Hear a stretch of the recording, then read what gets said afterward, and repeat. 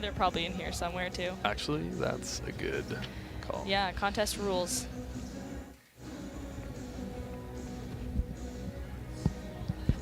Yeah. Oh, that's okay. It's fine, yeah. Yeah, that makes sense.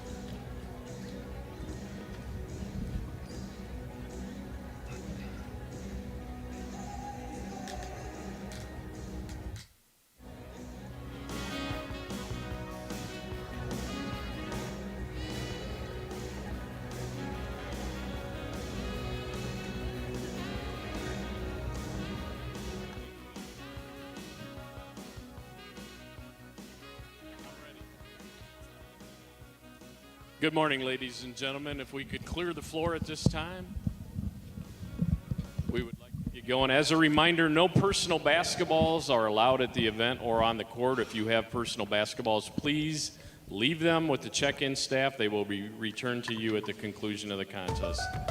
At this time, the 15-minute warm-up will now begin for our 8- and 9-year-old boys and girls. Can't hear anything. Okay,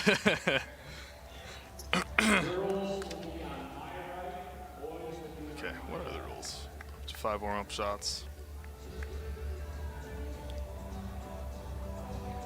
We can talk about how the 15-minute warm-up is underway. Yep. Once we're up there, or out there, wherever it is. Ooh, I'm gonna hit this so many times. Yep. The goal is to not. Nice, it works. 10 shots, 15 shots, 25 total. 8 to 9 shooters are just in front of the free throw line. Well, like, is it 2 11. feet? They're 4 feet. feet closer, so 11 feet from the basket. Okay, gotcha. I wrote it down. Thank you. That's pretty important, especially since they adjusted the tape earlier.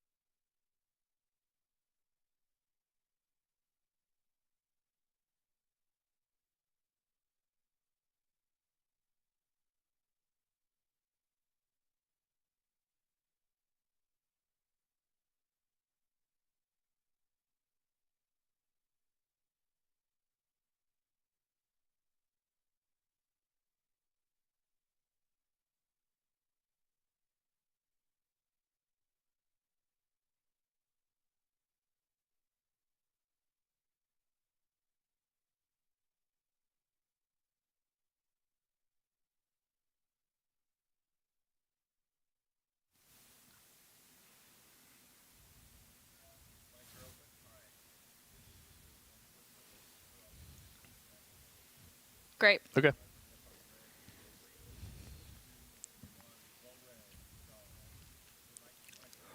Good morning and welcome to the 2024 Elks Hoop Shoot National Finals. We are live from Wintrust Arena in beautiful Chicago, Illinois. I'm Patrick Roloffs, and alongside me is a 2016 national finalist and member of the backboard, Chloe Fernstall. Hello, everybody. Today we're bringing you the national finals of the Hoop Shoot. Okay. Nice. Great. Who is shooting today? That's a great question. So today we got the 12 best girls 8 to 9 shooters in the nation. They've all made it past several rounds to get here. The lodge, district, state, regional levels. It's a long journey to get here. What are they thinking about as they're warming up today?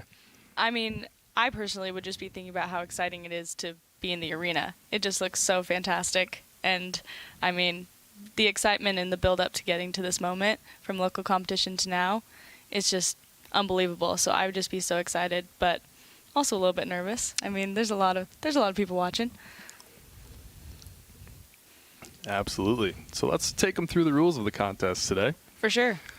So each competitor can shoot up to 5 warm-up shots, 1 through 5, however many they choose. Then they'll go immediately into their 10 official shots. They'll sit down. The rest of the competitors will shoot their 10. And then we'll go back, and each competitor will shoot 15. And I've heard the 11th shot is the toughest of them all. Oh, really? That's what I've heard. Yeah. I mean, it's a long way to that point. I mean, once you've gotten to the first 10, you wait there for a minute, quite a few minutes, and then you're back. And once you get past that last hump of 10 into that 5, I'm sure that's a little bit nerve-wracking. That's right. So the girls 8 to 9 division, again, is what we're watching today. And you'll notice they're warming up from a little bit in front of the normal free throw line. They are 4 feet in front of it, shooting from 11 feet. And then next year they'll move back to the normal free throw line.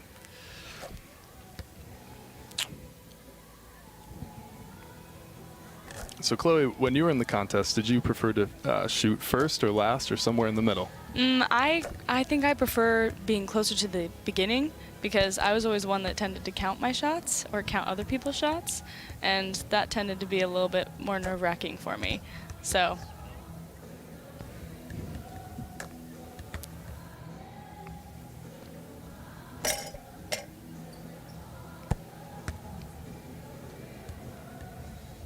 great. Okay, I just started to think that was real. I was like, I know. Are we going? Okay, great. Oh boy.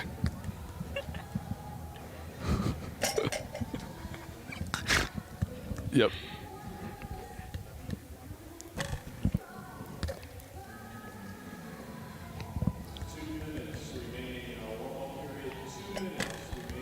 Okay, great.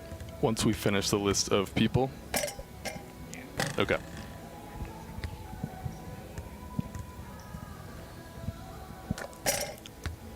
Oh.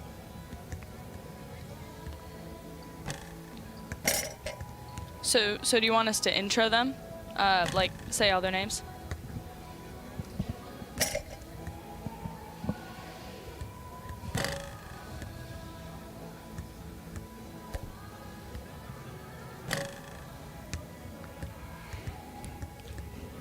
Okay.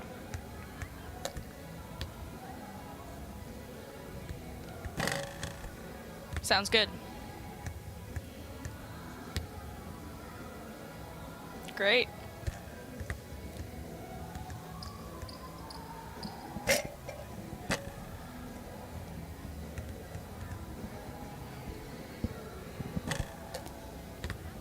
I really did think that we were doing it. I was like, oh, so this is it. Because we had said rehearsal, but I was like, oh my gosh, I think we're still going. Okay. Okay.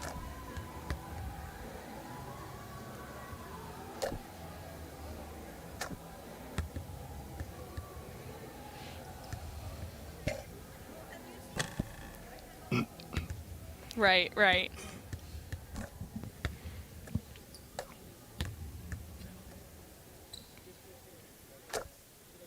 Regional directors and finalists, at this time, I ask you to please leave your Okay. Sounds good.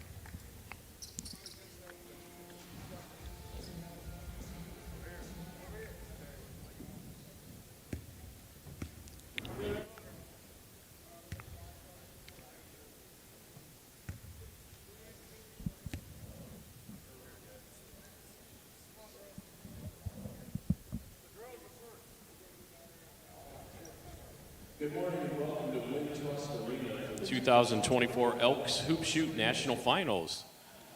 I am Dennis. Great. Former Regional Director Russell Scott. We're your announcers today for the Elks Hoop Shoot.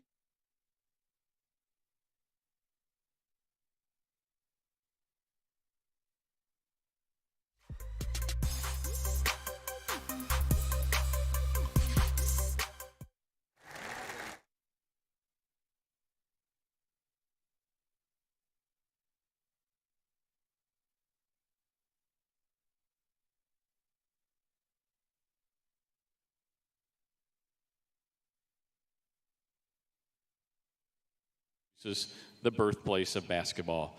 And now let me turn it over to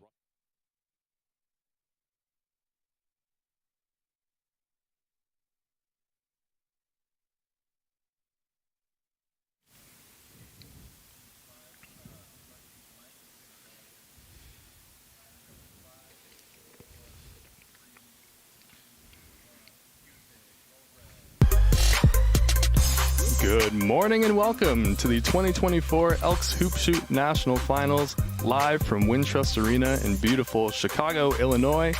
Today we're bringing you all the action from the 12 best free throw shooters, girls 8 to 9 division.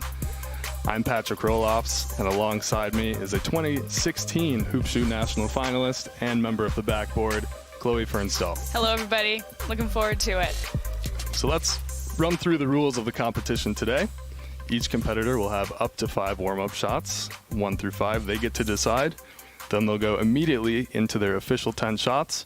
They'll sit down, the rest of the competitors will go through, then we'll start over again. They'll shoot 15 straight into it, no warm-up.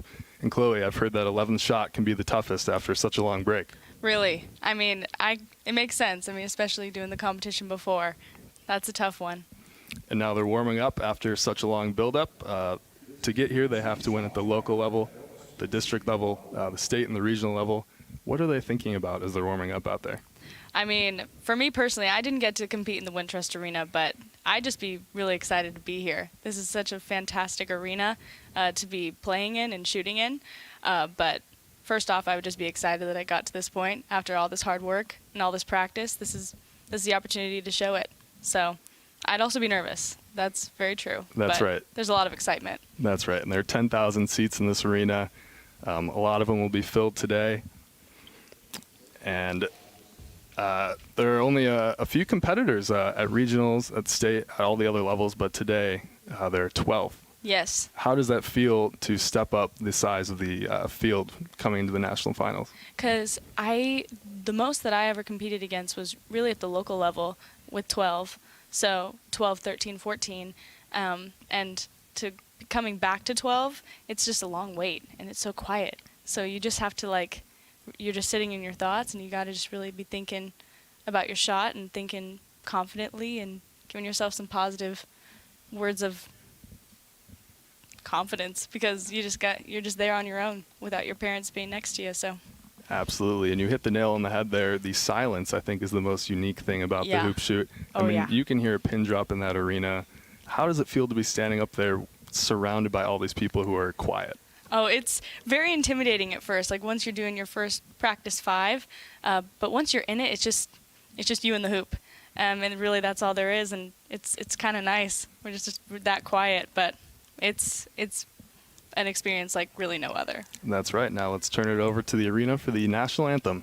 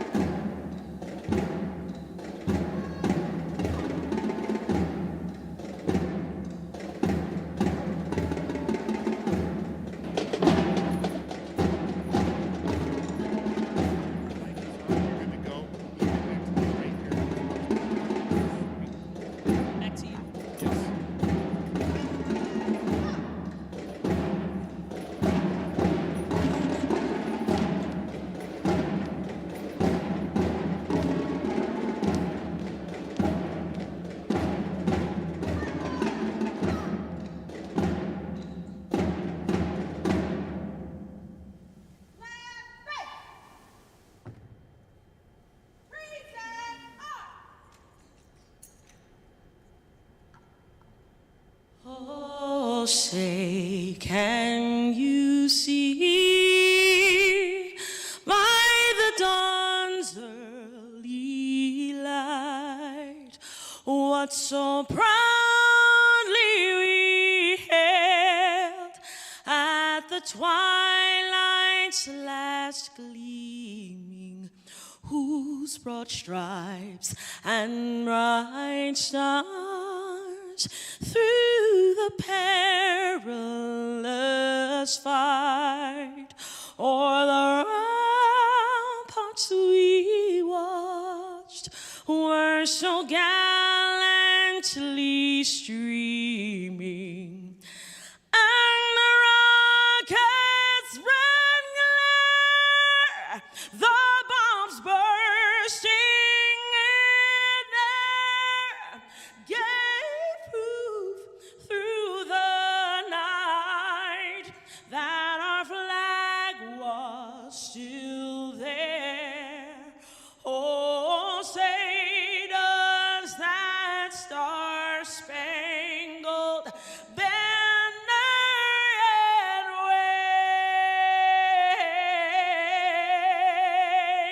wave o'er the land of the free and the home of the brave.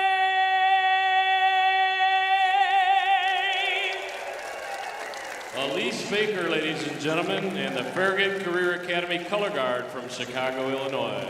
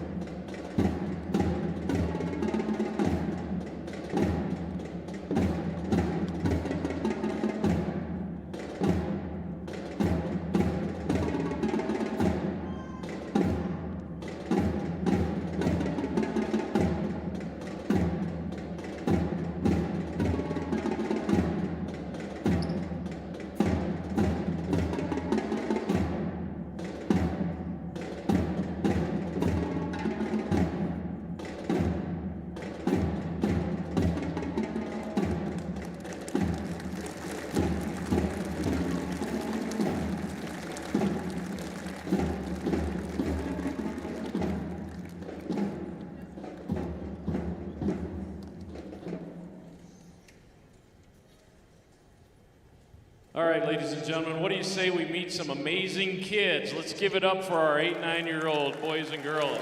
We're going to introduce them to you right now, starting with the 8, 9 girls, and leading us off from Arcadia Valley, Missouri, lodge number 2330. Give it up for Hallie Middleton.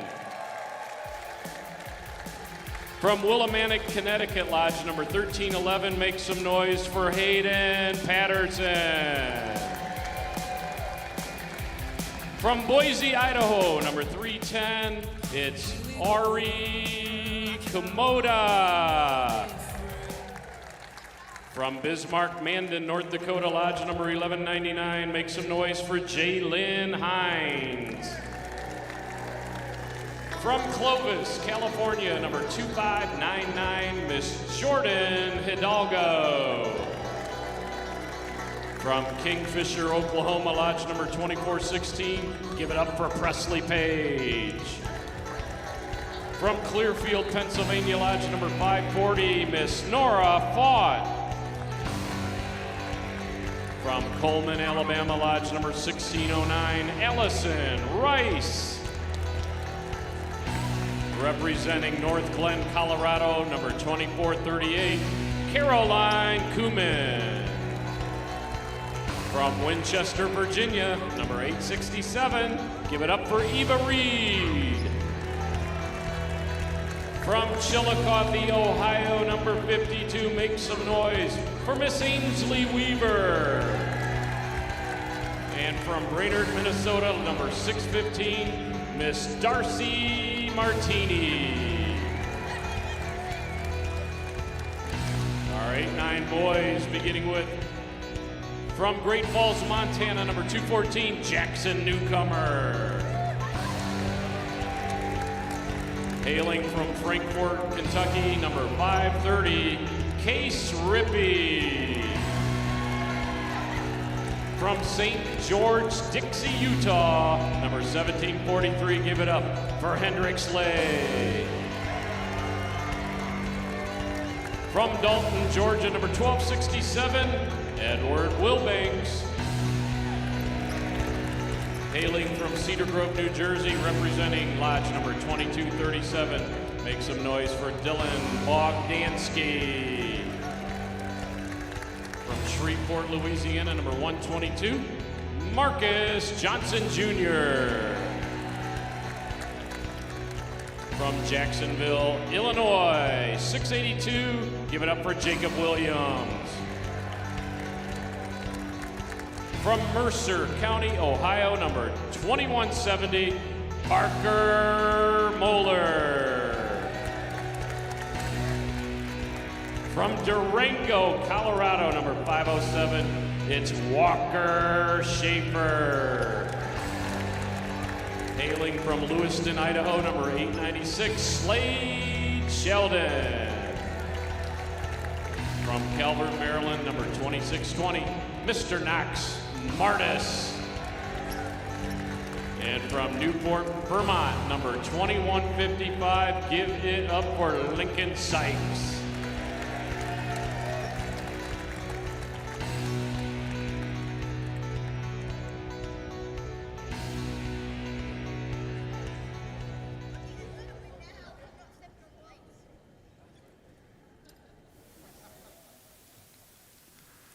Once again, we are broadcasting the girls 8 to 9 division here. If you're looking for the boys, you're in the wrong place. Go back to our YouTube channel, find the boys 8 to 9 stream. Chloe, let's talk about the girls 8 to 9 division a little bit. All right. Over the last 38 years, this division has taken a 22 or better to win. Wow. If you miss 4 shots, you're done. In the Chicago era, it's been even tougher. The past 3 contests, it's taken a 24 or better to win. Wow. 2 shots, and you're out. The average national finalist score here has been 18.6. Those are some tough numbers. Oh, If you yeah. see those coming in, I mean, what's going through your head? I mean, just looking at some of these percentages, these kids don't get them on their trading cards like they did anymore, like they used to in the past. But just seeing how impressive these kids are and their percentages, I mean, that would make me a little bit nervous. But I mean, we got some tough competition and some tough shooters out here. So I'm looking forward to seeing what they're going to bring out today. That's right, me too. The last time a champion missed 4 or more in this division was in 1985, long Wow. before any of us were alive. I'm excited. You're excited. The competitors are excited. We're all excited. Let's get into it. Here's Hallie Middleton with her warm-up shots.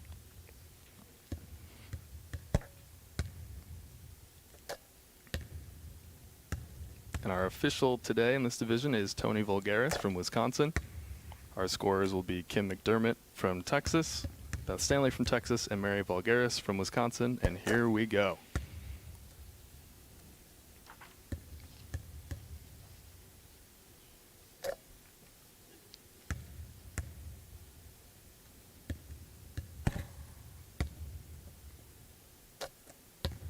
That's a sweet stroke early on, 3 for 3. Mm-hmm. I remember seeing her in practice. She did an excellent job. Nothing but net for most of hers.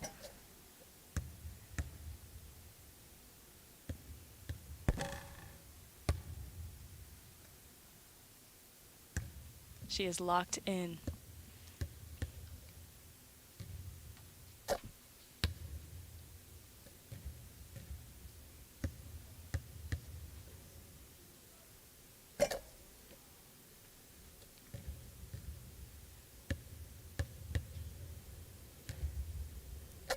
Like we had said earlier, in that arena, you could hear a pin drop. That's right. Nothing but the basketball. Nothing but net right now for Hallie. Oh, yes. She's making the rebounder's job easy.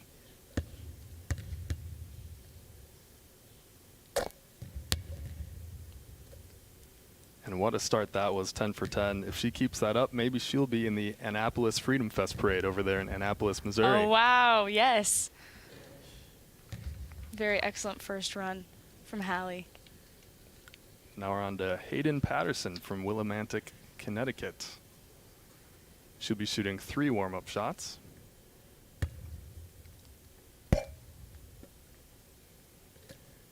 And of course, she's wearing her Lucky Charm, her one-sleeve basketball shirt.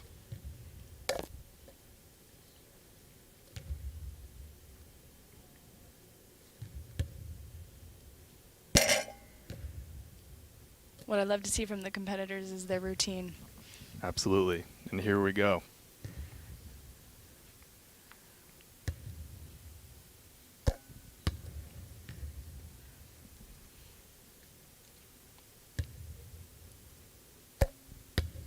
I had the pleasure of talking to Hayden and her family a couple days ago. Wonderful family. And even better, they're Bears fans. Bear down.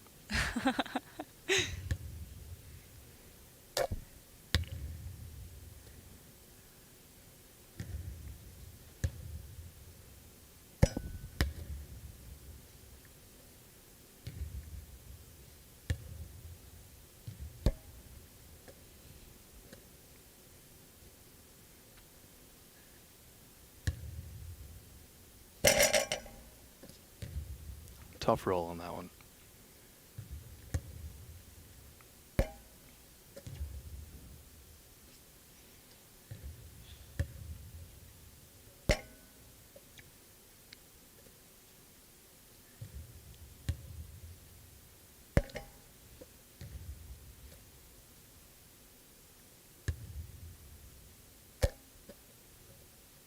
Great way to finish. Absolutely. That's a 6 out of 10 to start it off for Hayden. And a reminder, the scores on the bottom right of the screen are not the official scores.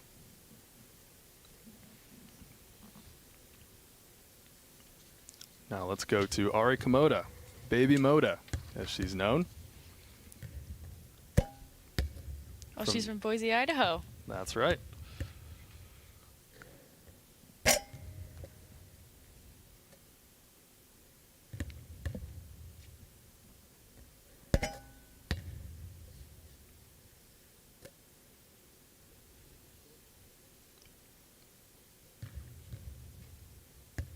And here we go.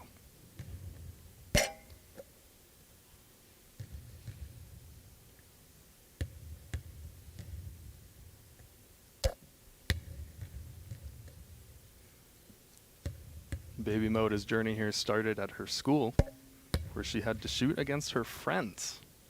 Wow. That's got to be tough. Absolutely. I went into a tiebreaker, too. Oh, wow. She had a shoot-off. Imagine seeing them at school the next day.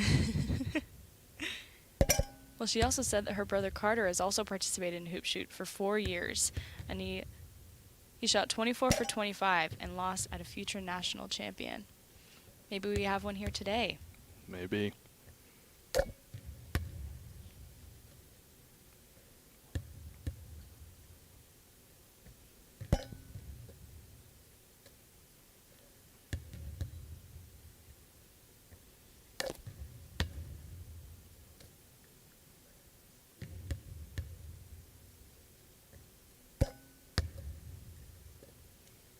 Great start there for Baby Moda with a 9 out of 10.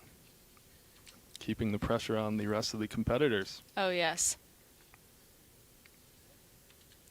Now to Jalen Hines from Bismarck, North Dakota, the capital of North Dakota.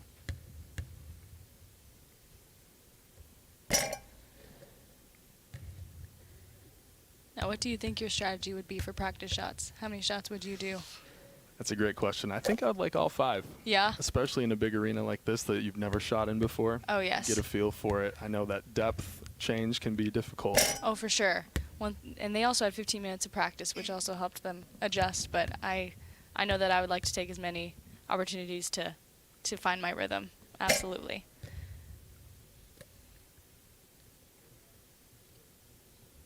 All right, they're about to begin.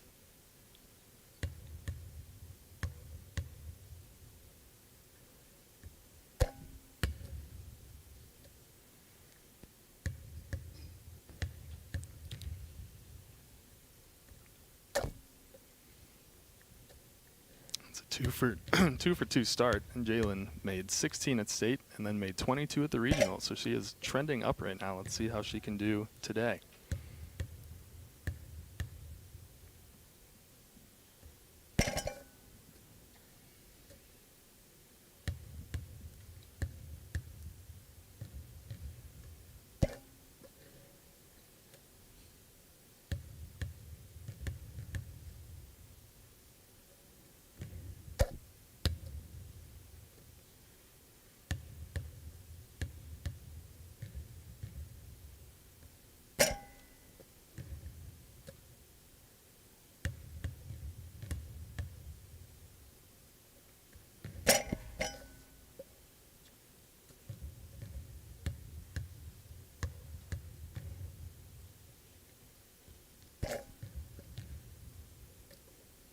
Jalen's biggest fans are her parents. Shout out to mom and dad. I'm sure they're proud watching her today.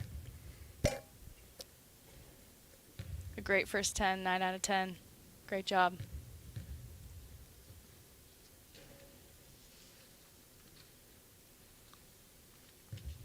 Now to Jordan Hidalgo, representing the Clovis, California Lodge. She's from Fresno, California, home of Brooke and Robin Lopez, and of course, music legend Warren Zevon.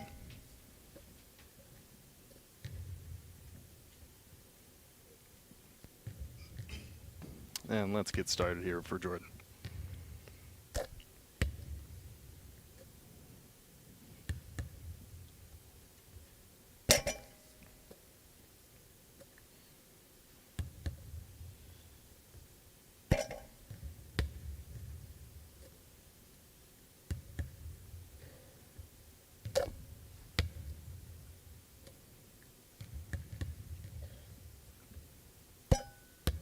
Jordan has been remarkably consistent on her journey here to the national finals. She made 22 at the lodge level, 20 at the district level, 21 at both the state and regional level, and so far today she's looking just as consistent.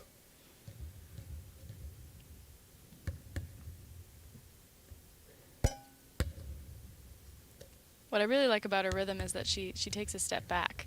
So she goes back from the line, takes a minute, and then comes back. It's a nice restart. Great job, Jordan.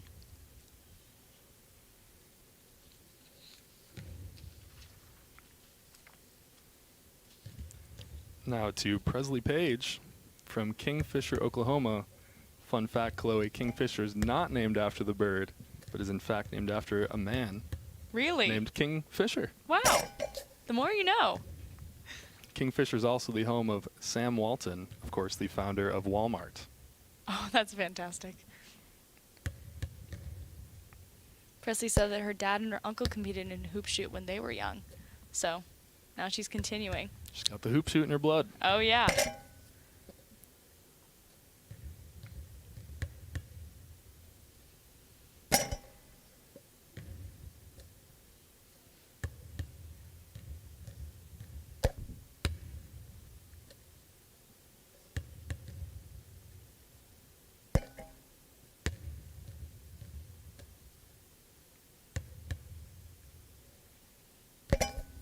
And she's right up on that line. No run up for Presley.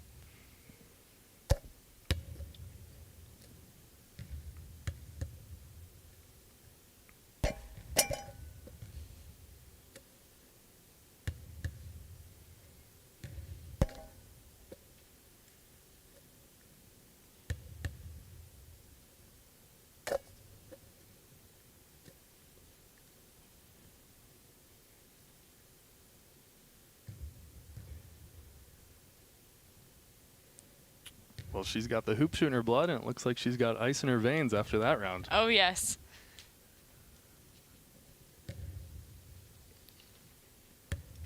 We are about halfway through now. Our finalists. Now into Nora Fott, and I have to give a shout out to her lucky charm, her crocheted chicken called Chicky Moo Moo. I wonder where Chicky Moo Moo is right now. Hopefully tuning in today. Yes.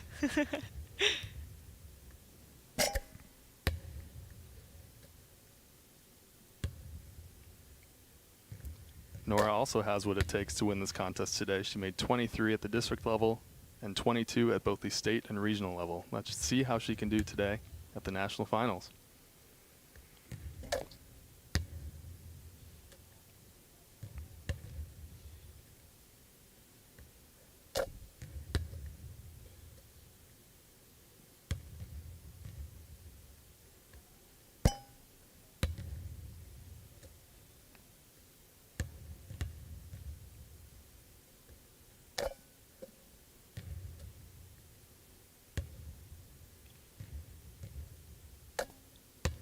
It is safe to say these finalists are making the rebounders' job very easy today.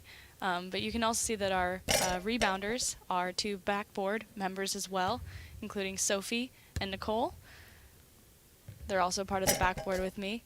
This is their first year with backboard as former Hoop Shoot alumni. And what is the role of the backboard, Chloe? I've been a part of it for 2 years. I was able to interview for the opportunity to come back and experience Hoop Shoot again as a mentor for the Hoop Shoot finalists and give them some words of encouragement and also help them out rebounding at the practice gym, spending time with them at the fan zone. It's been a great couple of days leading up to the finals. Speaking of great, that start by Nora Fott, 9 out of 10. Wow.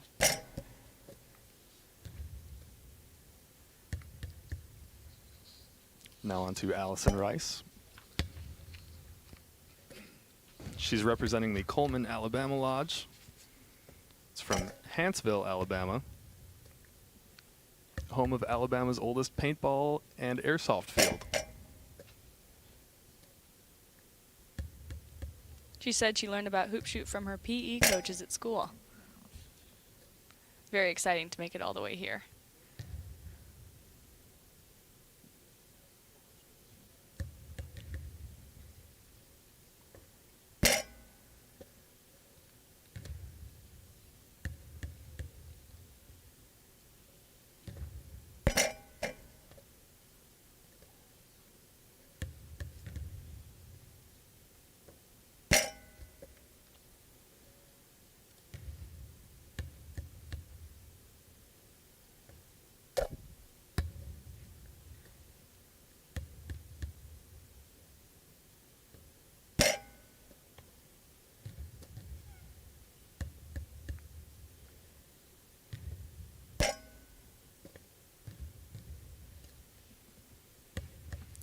Allison's favorite book, Picture Perfect. Oh.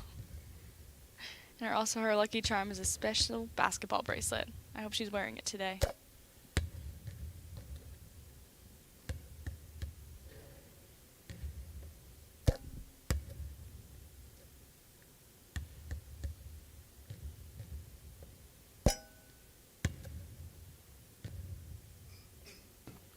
Well, I'm sure that was not the start she envisioned, but she still has 15 more shots to prove herself here at the national finals.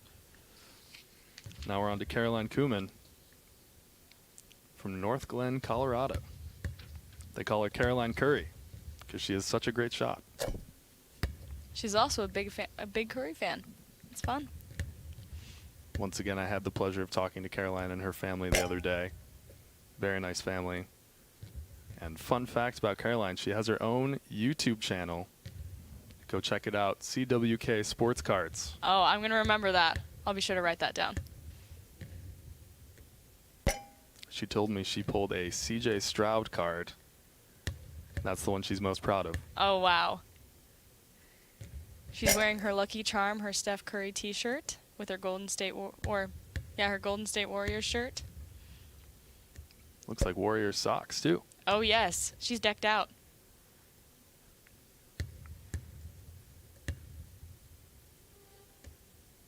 And her dream vacation, you guessed it, San Francisco to see a Warriors game.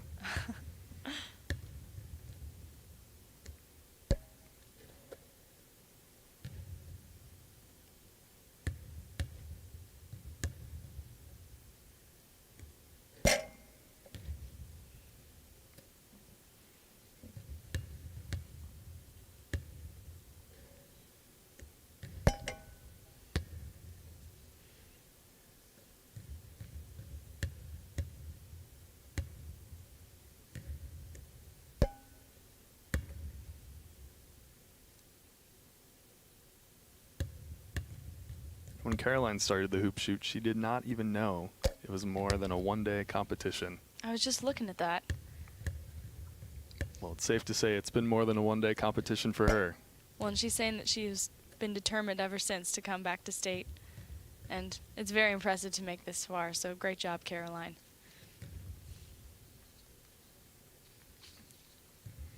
Now to Eva Reed from Winchester, Virginia. Eva Dactyl is her nickname. That might be the best of the bunch. Her description is unique, intense, and independent for Eva Dactyl. So, let's see what she's got for this competition.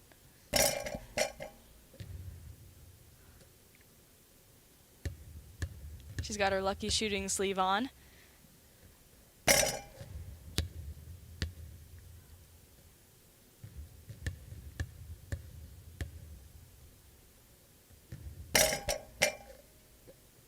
She's got an interesting, unique talent that is getting run over by bigger kids and popping back up. You don't take charges in the hoop shoot, but still a good talent to have. Hey, that's just a demonstration of the gritty kids. I'm part of Elks Club, that's for sure. Absolutely.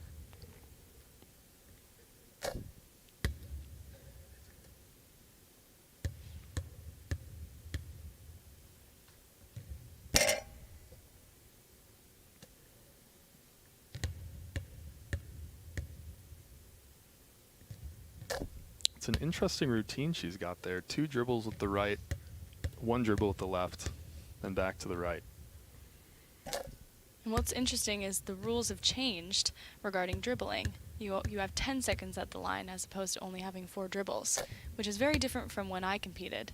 I remember there were only 4 dribbles, and that just changed this year. Very interesting.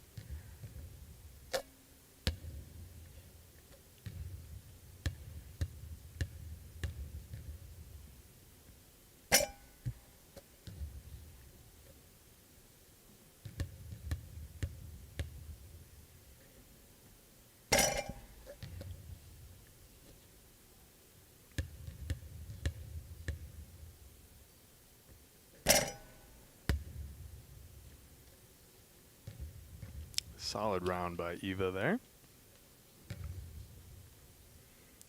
Now let's go to Ainsley Weaver, the hottest shooter of the division coming in. She's coming off of a field best 23 at regionals, and at the state level, she was perfect, 25 for 25. She's been shooting 92% on the year, averaging a 23. It's safe to say she has what it takes to win this competition today.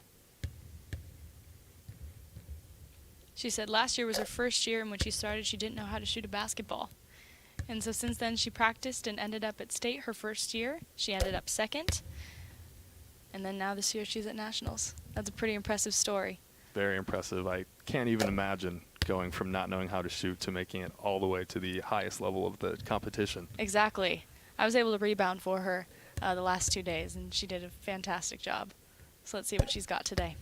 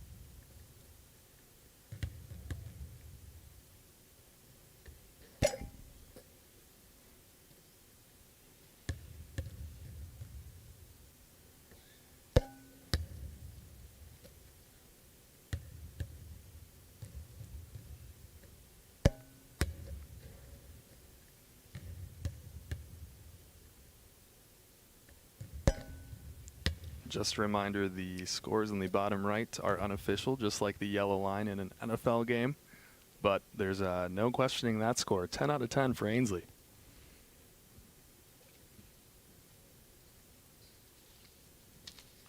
Now to Darcy Martini from Brainerd, Minnesota. She'll be finishing off our first round of 10.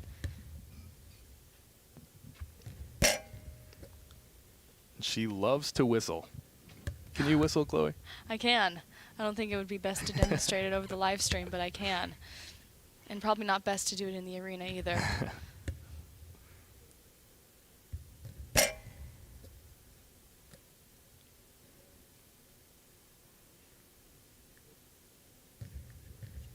All right, and here we go.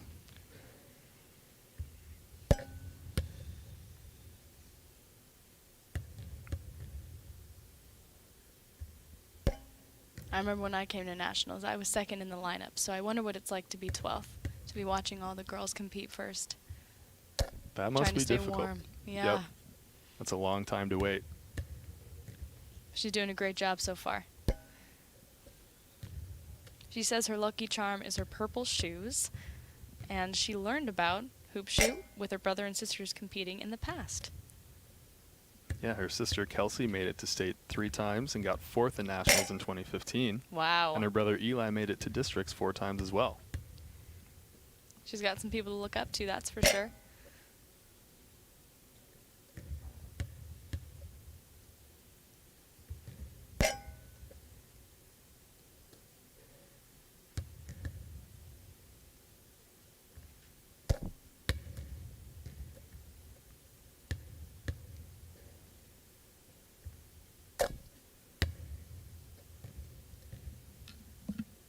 All right, so that's it for the round of 10. Now we'll go back to the very beginning. Very good place to start with Hallie Middleton. Now they'll be shooting 15 free throws. As we said at the top of the broadcast, this 11th shot can be the most difficult. They have no warm-up shots going into these 15, straight into the actual shots. Let's see if she can make it. She seemed really excited to get started. She couldn't wait.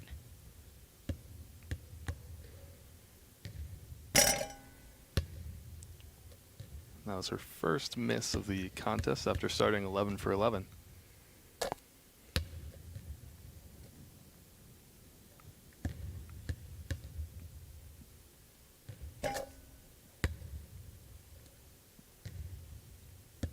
Hallie's favorite team, Chicago Bulls.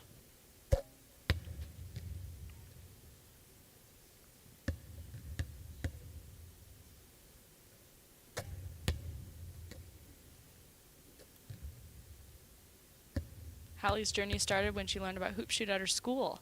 And she won the local competition last year and lost at districts by 1 and was motivated to not lose again. Once again, these Elks are creating some gritty kids. Excited to be back, excited to compete. We love to see it.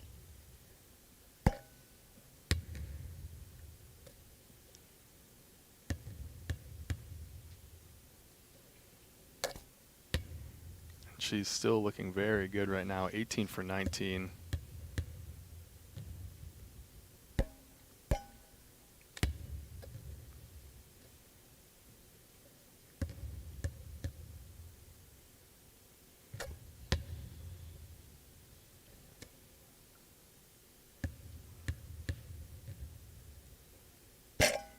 And you talk about rhythm, she's got that rhythm down. Very nice yes. pace on her shot.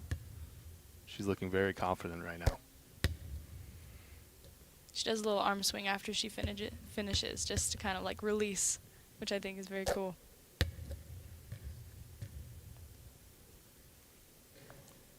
Excellent job there by Hallie.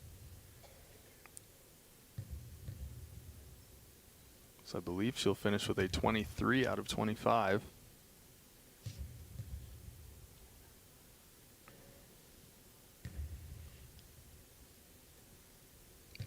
Now back to Hayden.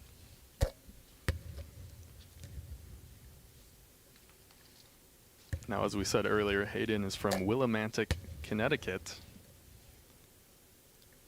Over in Willimantic, they have something known as the Frog Bridge. Really? Have you ever heard of the Frog Bridge, Chloe? I have not. Well, in 1754, thousands of frogs awoke the residents of Willimantic with loud croaking sounds, and the residents thought they were being attacked. Oh my gosh. And now it has been known as the Battle of the Frogs. So they made a bridge with 4 big frog statues on it, known as the Frog Bridge. Wow, very interesting. I wonder if she knows about that. Love to tell her about it after. See, these are the things you can only learn from watching these hoop shoot broadcasts. Exactly.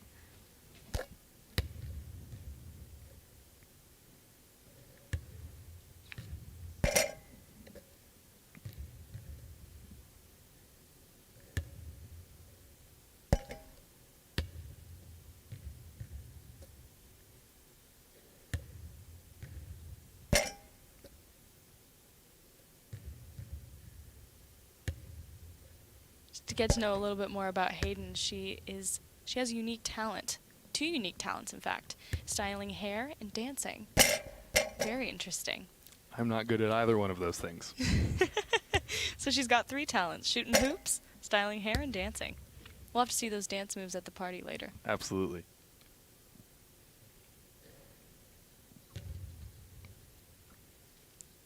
We'll get Hayden's score to you in a second. Now back to Ari Komoda, Baby Moda.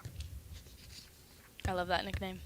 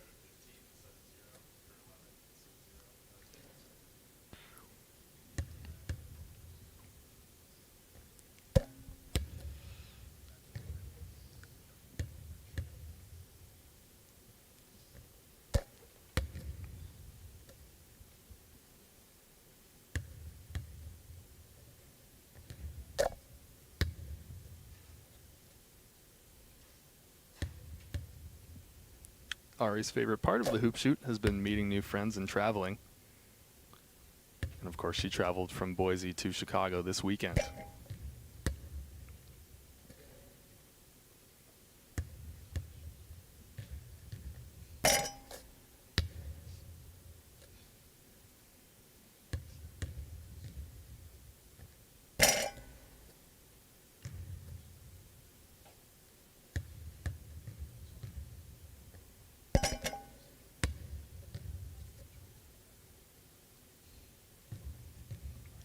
And 9 out of 15 there for Baby Moda.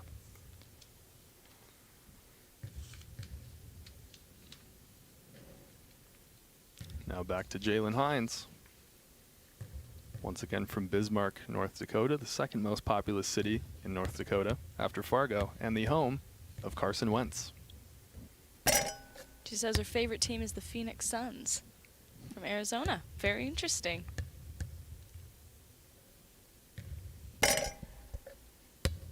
Oh, and she says her lucky charm is her dad. Wow. I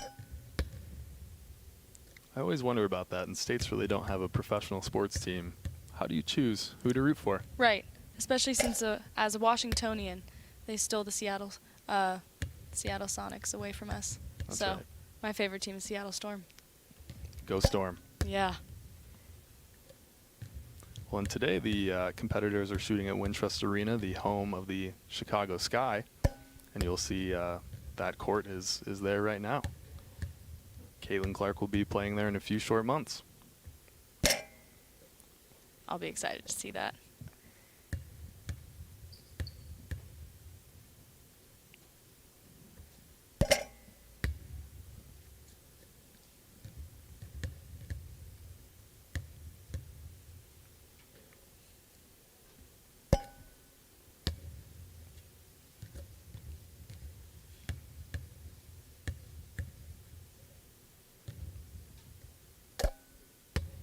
Her dream vacations are either Florida or Hawaii. I know North Dakota can get a little chilly So that makes sense.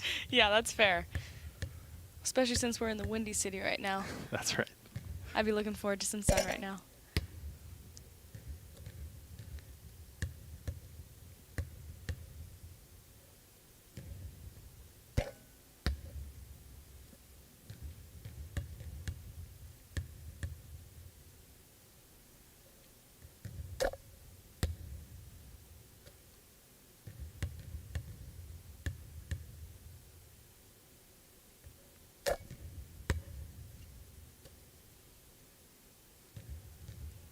Very strong round there from Jalen. Great finish.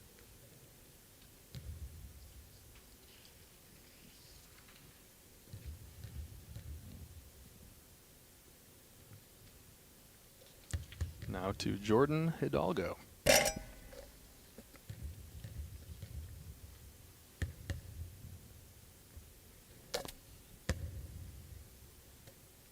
She also said that her lucky charm was her dad, as well as her basketball. Favorite book? Charlotte's Web.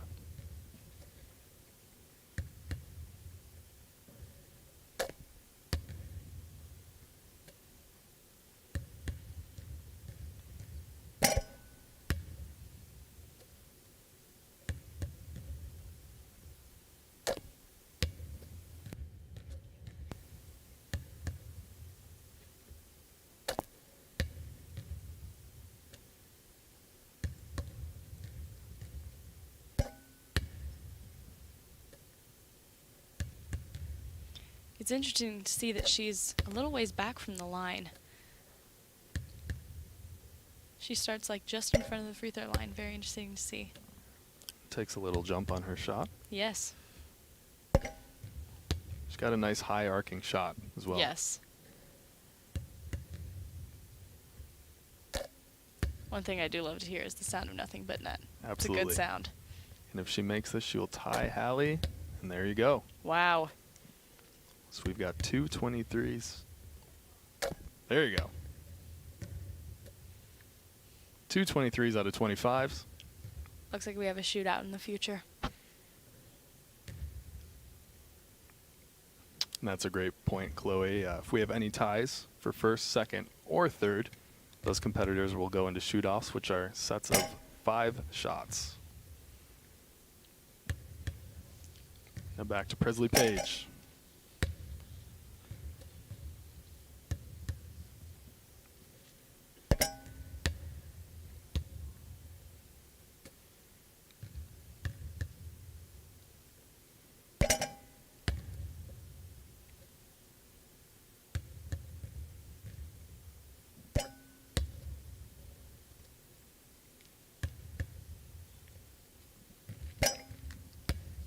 Her favorite team is the Oklahoma City Thunder, which, of course, were the Seattle Supersonics. Exactly.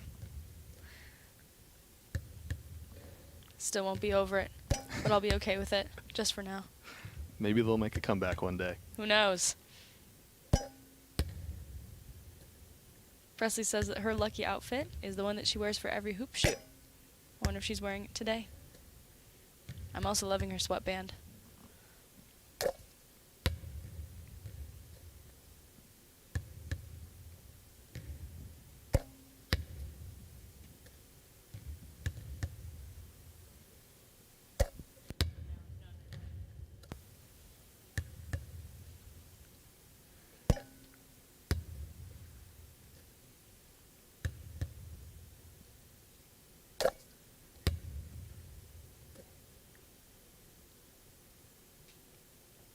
Very strong round there from Presley.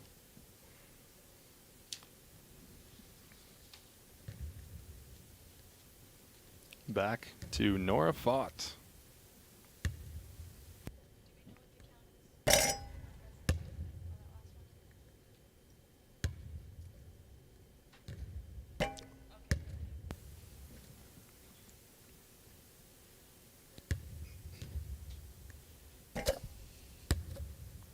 And Presley made 24 out of 25. I believe that puts her into first place for now. Wow.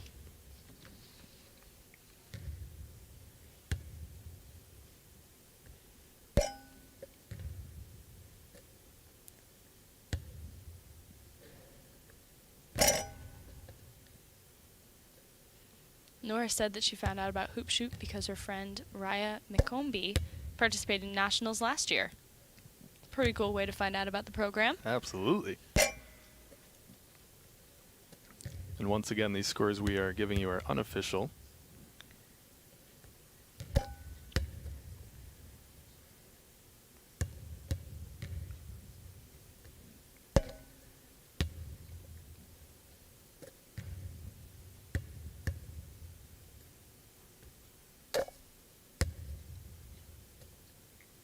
Nora's favorite book, I Survived the Great Chicago Fire of 1871. Very interesting. Maybe she read up on it before she came to Chicago. Maybe.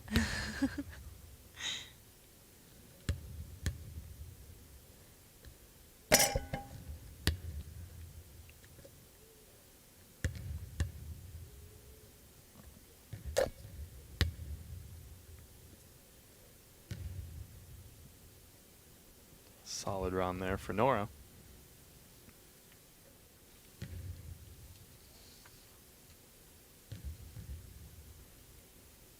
Now to Allison Rice, representing Coleman, Alabama, Lodge number 1609.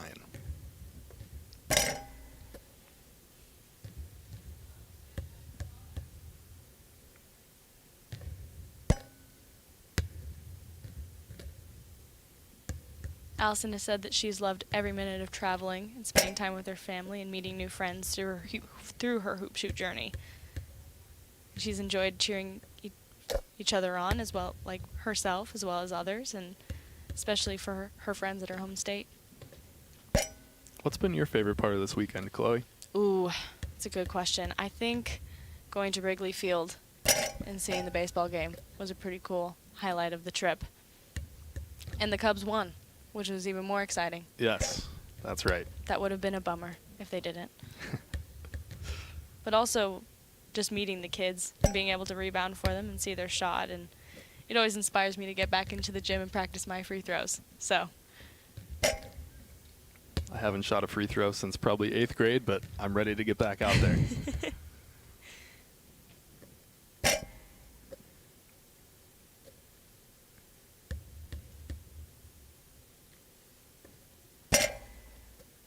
And once again, Allison dreams of going to Hawaii. That's a popular one. that's a good one. It's a good choice. Warm weather's always nice, especially as we're getting towards summer.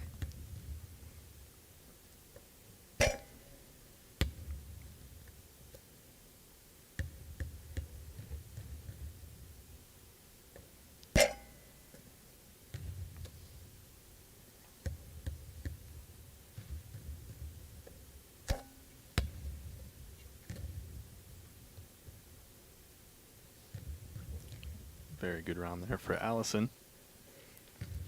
Now to the 9th competitor, Caroline Kuhlman. Once again, CWK Sports Cards on YouTube. Check it out.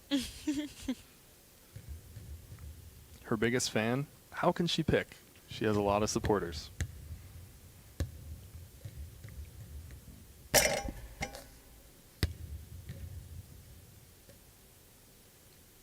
She learned about the hoop shoot through a Facebook post. So to everybody out there, go check out our Facebook posts, Elks National Foundation on Facebook, for plenty of hoop shoot content.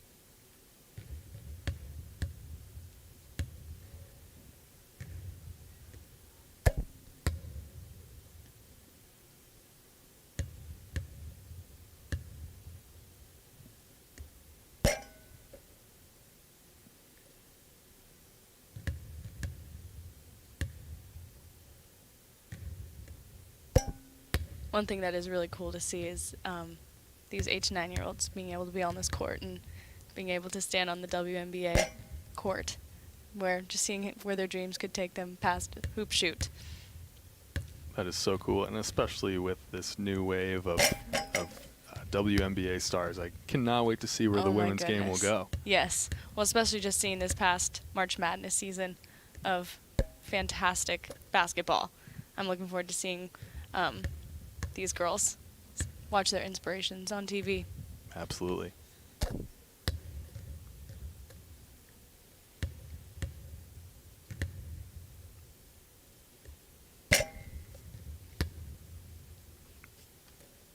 And as we noted earlier, that silence in the arena, that can be deafening sometimes. It's a lot of pressure, especially seeing all these people in the stands, but these 8 to 9 girls are handling the pressure very well.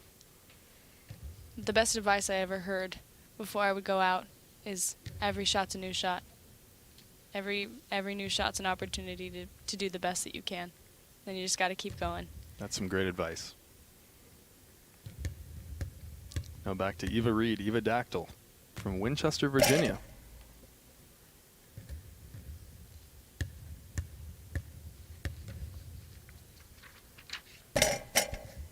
Her biggest fans are her mom, Coach Charles, and Coach Chris.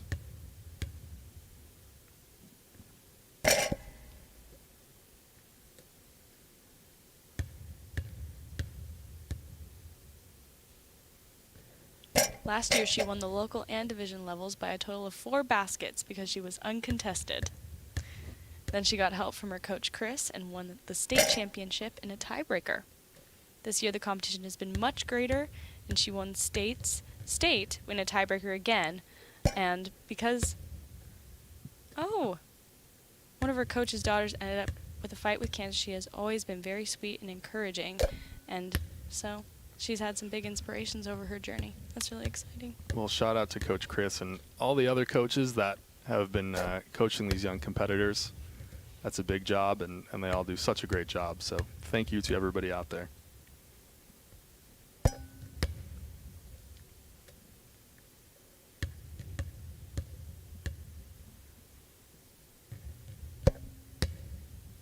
Her biggest fans are her mom, Coach Charles, and Coach Chris.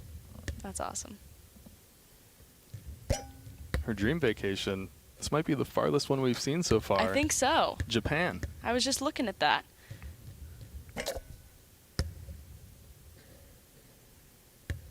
Well, I hear it's beautiful this time of year with those cherry blossoms. Oh, really? Mm-hmm.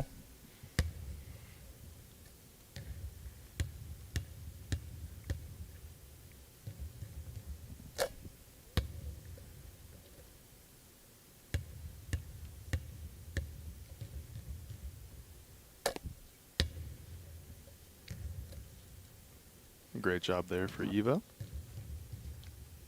Now, to Ainsley Weaver. She started 10 for 10. Let's see how she can finish. Once again, this 11th shot can tell us how this round might go.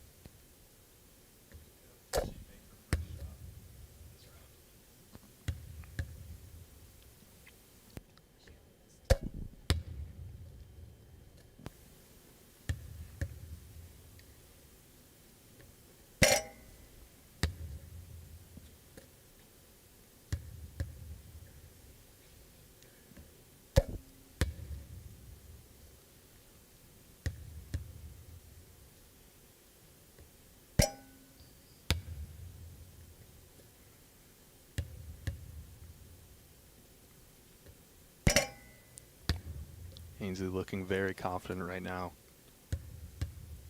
She'll have to sink the remainder of the shots to tie Presley Page.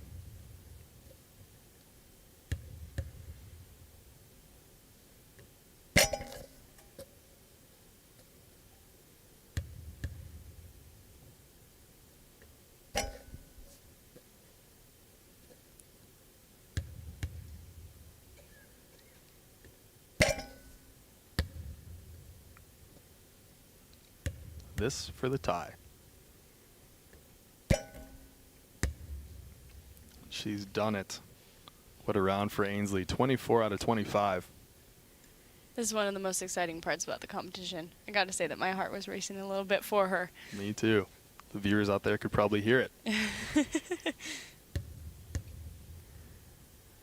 All right, finishing out the competition, Darcy Martini.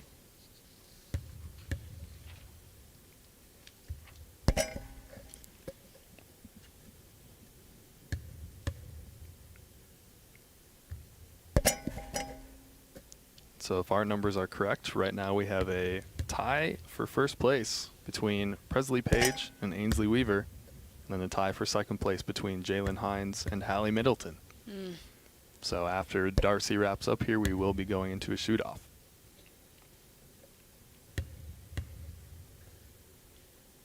Darcy says her favorite part of the hoop shoot is the Elks, making the competitors feel very special.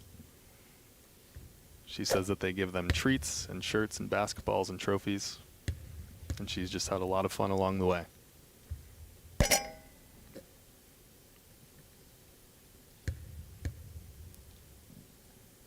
Now, Darcy's from Minnesota. Her dream vacation is not Hawaii or Florida or Japan. It's Alaska. Wow, she's going somewhere even colder. Wow.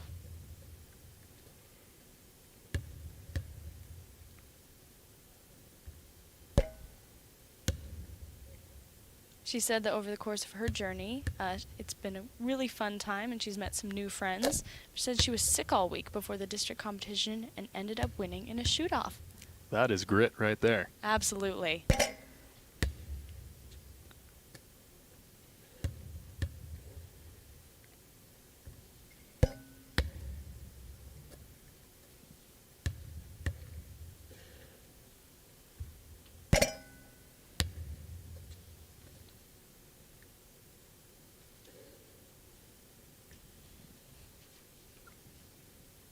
And that is the end of the official 25 shots for each of our finalists, and we're going to get into some shoot-offs pretty soon. Bring it on. I'm ready. Wow.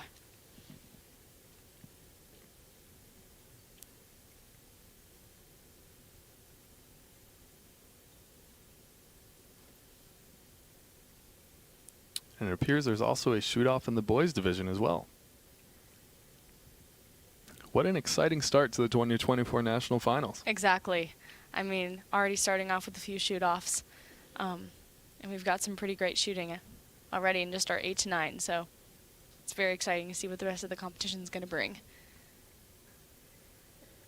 And as we said, the shoot-off will be sets of 5. Yes.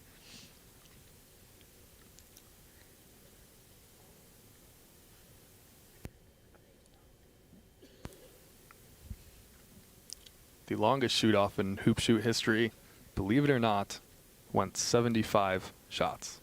What year was that? I believe it was 2009. Wow. That's very impressive. Zeb Alford, and he had to make 74 of the 75 to take home the title. Wow. Was that in the 12-13 category? I believe so. Wow.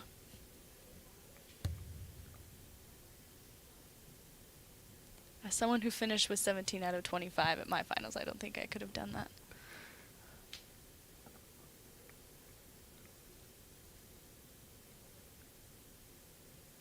And you shot 200 free throws a day I did. to prepare. I Can we did. just talk about more of the preparation that goes into all of this? I did it for 4 years. I started in the 10 to 11 category, and it was just a great time. I'd always loved shooting. I love three-pointers. They're my favorite shot, but free throws are just as fun. And thanks to Hoop Shoot, I was always the one that was chosen to shoot all the free throws for technicals or anything at my high school. And the journey to nationals was such a fun one, but it really taught me determination and hard work, and that practice doesn't make it perfect, but it's permanent. So when you're practicing your routine and you're practicing your form and your rhythm, you just got to make sure it's down to a science, because once you get there, anything can happen. Absolutely. And as I said, the boys also have a shoot-off, but there are multiple shoot-offs on the boys' side. So same for our girls, correct? That's correct.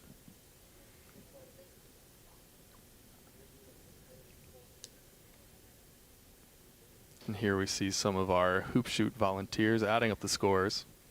Some of our regional directors, Larry Torres and Lynn Rutherford Snow. And take a look at that trophy. That's a big trophy. I think that's taller than some of the competitors we have today.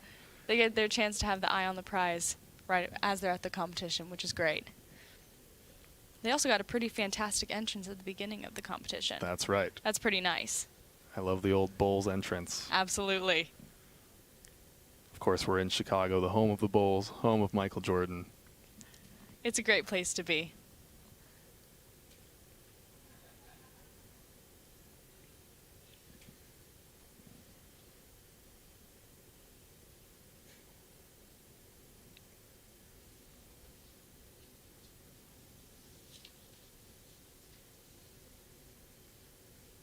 And so Presley and Ainsley will be shooting for first and second place.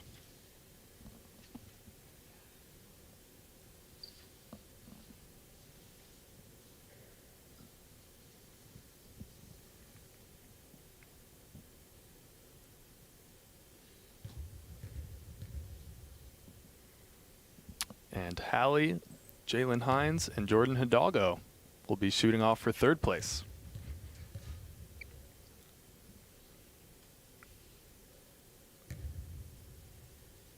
And I believe our boys have already begun their shoot-off on the other side, from what I'm seeing.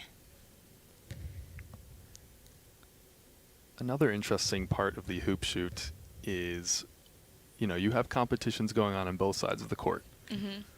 When you go into a shoot-off, oftentimes there's no other shots on the other side of the court. Yeah. It's only you. The boys are in a shoot-off, but they've already started. They'll wrap up before the girls are done. Yes. So eyes are going to be only on you. All the eyes are on you, and it's truly silent. Yeah. Well, and especially when these ladies are shooting off for second and third, that's got to be nerve-wracking. Absolutely. Especially when they know it themselves after they've been counting the shots, I'm sure. Yeah. Did you like to count the shots when you were at the line, or were you just going until they told you to stop? I usually counted out and did the math in my head. I was like, okay, I'm 8 out of 9 or 10 out of 11 or something. I'd make sure that I knew what I was doing, or else I'd get lost. And here we go with Hallie Middleton. So once again, these will just be sets of 5.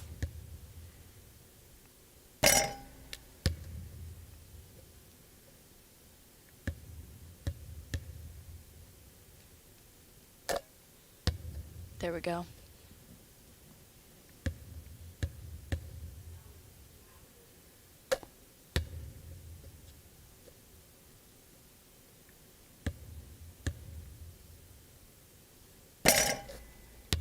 All right, a nice roll there. That is 3 for Hallie.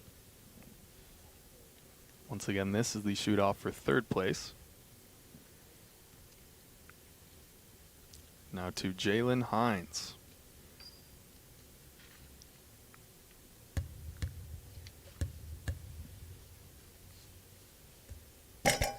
Starting back on that WNBA logo. She sinks her first.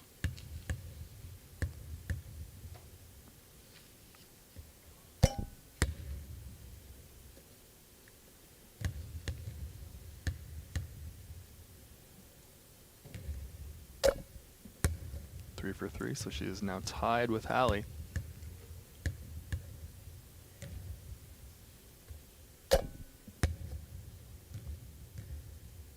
There's number 4. Can she make it a perfect 5?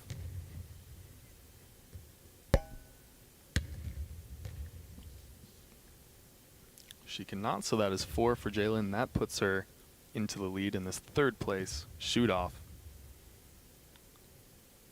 Now it's down to Jordan Hidalgo.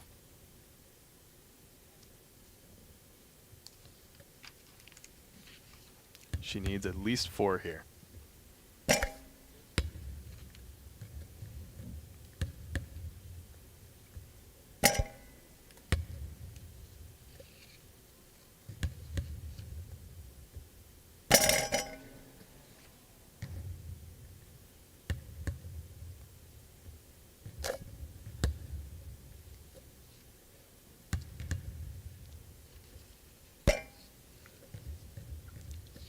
And she misses the final shot, so that means Jalen Hines is our third place winner in the girls 8 to 9 division.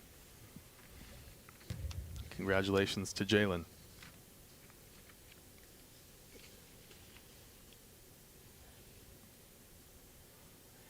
As much as I love seeing their routine, I love seeing their game face. They got nerves of steel, it seems like. Absolutely. I mean, for being only 8 to 9 years old, they really have fantastic composure out there. Exactly. They're all just locked in. It's so fantastic to see. And so now we're going to have our shoot off for number 1. Absolutely. Between Hallie and Ainsley. Whew. I was on the edge of my seat for that shoot off.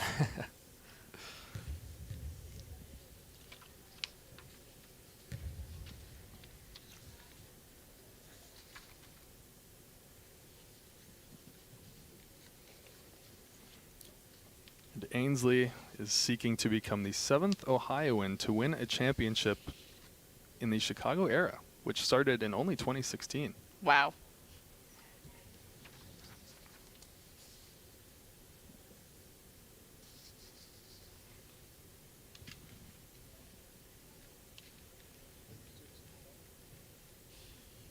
Presley looks like she's ready to go. Already standing.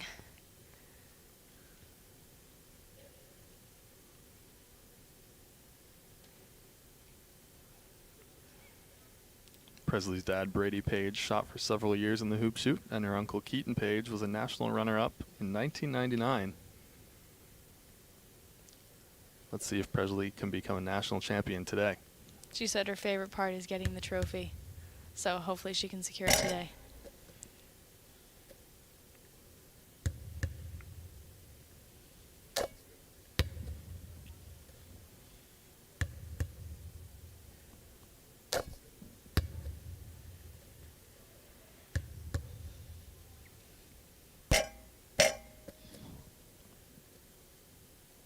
Here's the 5th and final shot. She sinks it. So that's 3 for Presley. Now on to Ainsley Weaver.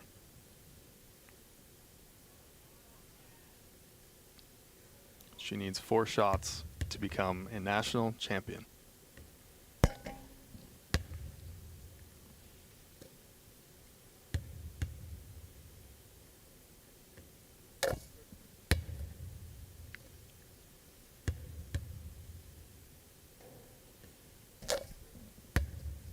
Three for 3. This for the title.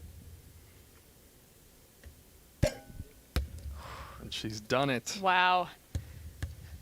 Ainsley Weaver, national champion. The 7th Ohioan to win a championship in the Chicago era. Congratulations to Ainsley, and of course, congratulations to Presley as well.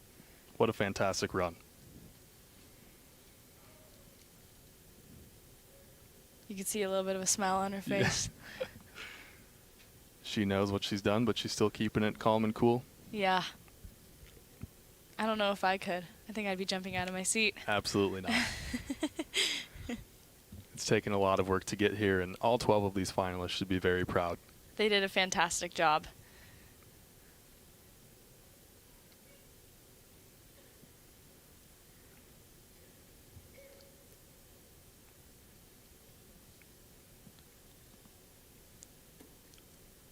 They're just tallying the final numbers here.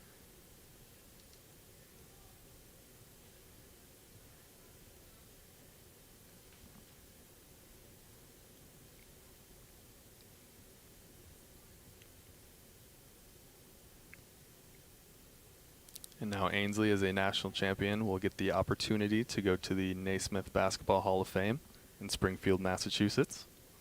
And with her 24 out of 25, she has a shot at winning the Getty Powell Award, Yes. awarded to the top shooters in both the girls and boys divisions. She's also going to get a pretty cool hat that says National Champion 2024. I'm jealous of those hats for sure.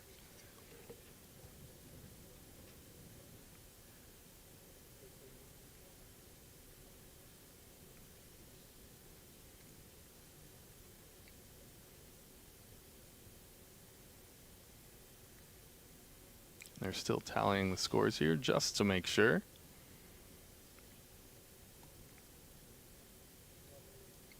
But once again, Ainsley Weaver, your girls 8 to 9 national champion.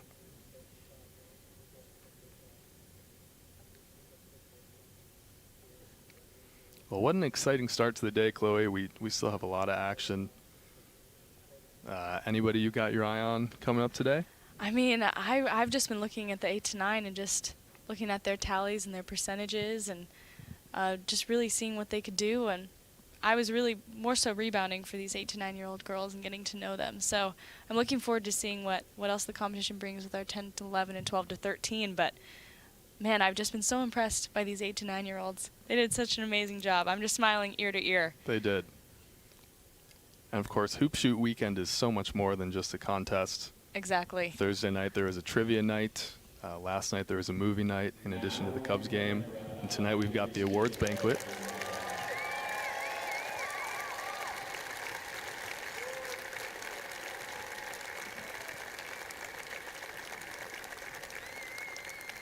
What an amazing performance at both ends of the court. To our 8 and 9-year-old contestants, unbelievable shooting from top to bottom. Congratulations, kids.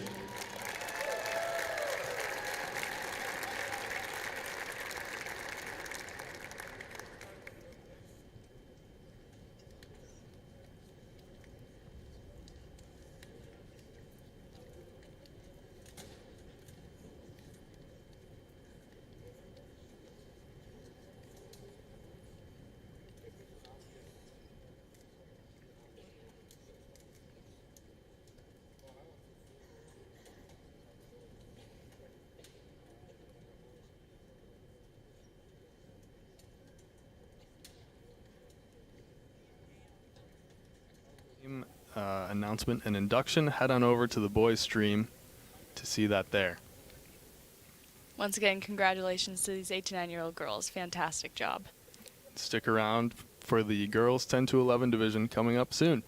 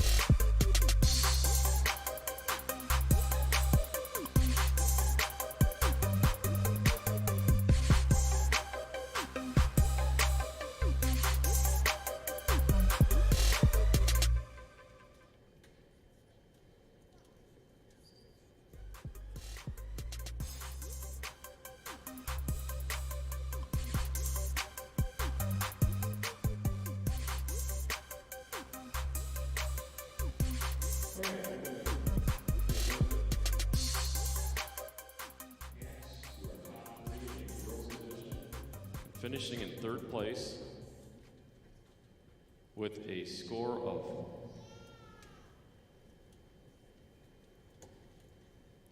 1 second here. with a score of 14 out of 25 and representing Bismarck, Mandan, North Dakota Lodge, number 1199, Jalen Hines. Excuse me, it was 23 of 25. Jalen Hines, 23 of 25. 23 of 25, Jalen Hines.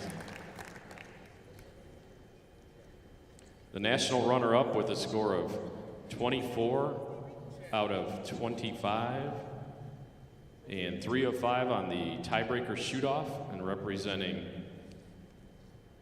Kingfisher, Oklahoma, number 2416, Presley Page.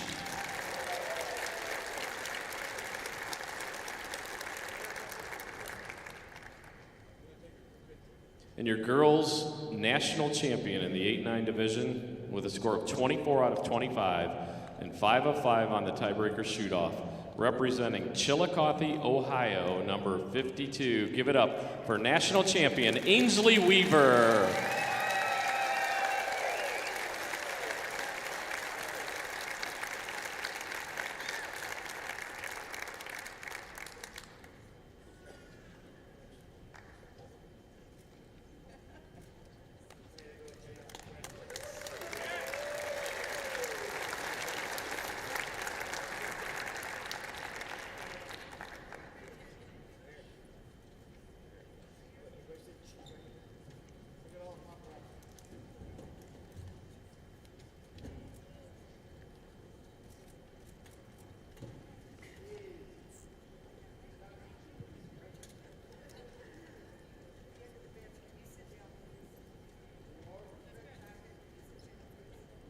All right, give it up for your top 3 in the girls 8-9.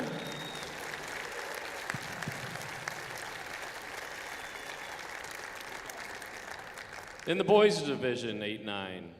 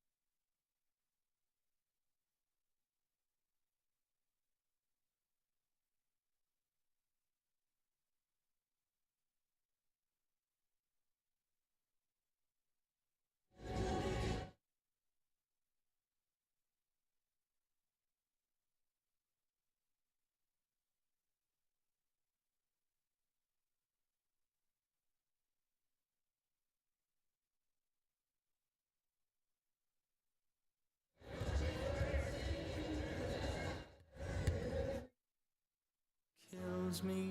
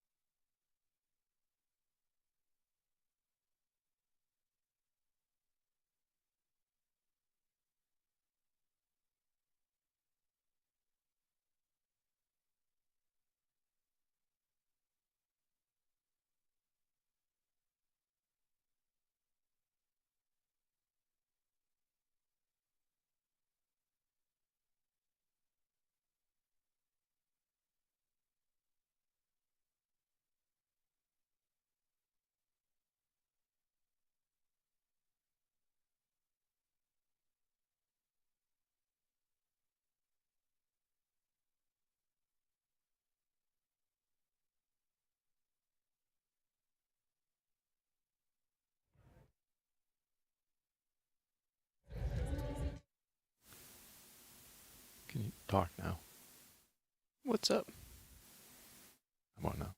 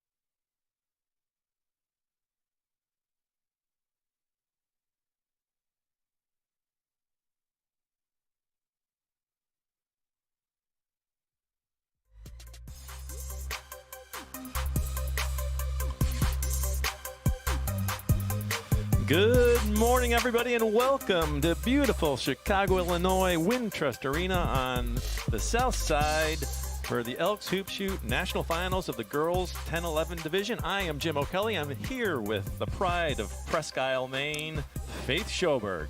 Hello, guys. Thank you for joining us. Faith is a three-time national finalist. First time was in 2016 as one of these 10-11 girls. Yeah, I know what it's like. It's very intense competition, but we're going to see a lot of good stuff this morning. Faith, you were here 3 straight years, 2016, and then 17 and 18 in the 12-13 division. Third place your final year, right? Yeah, third place was my best, but I feel like it really depends, like each day, who's going to have their best shot out there. So I was happy to make it here. 3 times was really a treat, but the Elks treated me well over the years. Well, the magic number we're looking for today is a 22 or better to win. Typically, that's what it takes in this division. Another magic number we're hoping to see this year for the first time since 2006 is a perfect 25. Only been done 3 times ever in this division. 2006 by Carly Samuelson, in 2002 Allison Johnson did it, and then in 1986 Jennifer Howard. All 3 of those girls, women now, were inducted into the Elks Hoop Shoot Hall of Fame. Let's go to the public dress announcer for some introductions. Smith Memorial Basketball Hall of Fame in Springfield, Massachusetts, the birthplace of basketball. Now let me turn the microphone over to my partner, Russell Scott, for a refresher on our contest rules. Thanks, Dennis. And now a quick refresh of the rules. To make the contest enjoyable for everyone, we ask that all Hoop Shoot fans follow these rules. Rule number 1, phones should be put to silent. Rule number 2, please respect the finalists. No exiting the gym, no moving while contestants are shooting, and please try to make as little noise as possible. Rule number 3, no flash photos. And lastly, withhold all applause until all finalists have finished at both ends of the court, especially in the event of shoot-offs. If you didn't get all that, please refer to pages 2 and 3 of your contest scoring booklet for a complete list of rules. To follow the unofficial results and commentary using your smartphone or tablet, visit the Hoop Shoot Shot Tracker at elkshoopshoot.org. You can find that link on the back cover of your contest scoring booklet. But please be patient with our shot tracker as we're having a little bit of technical difficulties, but we're working on it. Thank you for your cooperation. Now for those who may come in late, please your attention to center court where Regional Directors Kelly McDermott and John Morford will demonstrate the official signals used to indicate made or missed shots during the hoop shoot. When a free throw counts, referees will indicate the shot is good by this signal. When a shot does not count due to a miss, referees will indicate no score by this signal. When a shot does not count due to a violation, referees will indicate no score by this signal. You'll find a complete list of contest officials on page 10 of your contest scoring booklet. Thank you. And now, ladies and gentlemen, your 10-11-year-old 2024 Hoop Shoot National Finalists, starting with the girls. From Des Moines, Iowa, Lodge number 98, let's hear it for Lauren Kielman. From South Haven, Michigan, number 1509, it's Blake Ensfeld. From Manchester, Connecticut, number 1893, give it up for Diksha Reddy. From Kearney, Nebraska, number 984, it's Ayla Seba. Hailing from Denton, Texas, number 2446, Emma McKenzie. All the way from Thousand Oaks, California, Lodge number 2477, give it up for Allie Marilos. From Ballston Spa, New York, Lodge number 2619, it's Sophie Keller. Representing Cleveland, Tennessee, number 1944, Layla Mason. From Biloxi, Mississippi, number 606. Give it up for Philomene Kirk. From Jamestown, North Dakota, number 995. Make some noise for Michaela Newmiller. From Newport, Oregon, number 2105. Put your hands together for Meredith Limbrunner. And from Reidsville, North Carolina, number 1723, it's Kaylin Strader. Now for our boys 10-11 in the order that they will be competing. From Burlington, Vermont, Lodge number 916, Cade Barcombe. From Henderson, Green Valley, Nevada, number 2802, give it up for Duncan Walker. From right here in Illinois, Macomb Lodge, number 1009, Bryden Bainter. From Linden, Kentucky, 2052, give it up for David Bowling, ladies and gentlemen. From Hoxie, Kansas, number 2415, it's Beckett Jilka. From Bedford, Virginia, number 2844, put your hands together for Mr. Ty Willard. Representing Coleman, Alabama, number 1609, Trey Thompson. From Bloomsburg, Pennsylvania, number 436, it's Tanner Calarco. Representing New Albany, Indiana, number 270, give it up for Cole Pittman. From Ballard, Seattle, Washington, number 827, it's Harry Siska. Representing Las Vegas, New Mexico, number 408, E.J. Aragon. And from Brookings, South Dakota, number 1490, give it up for Camden Cadwell.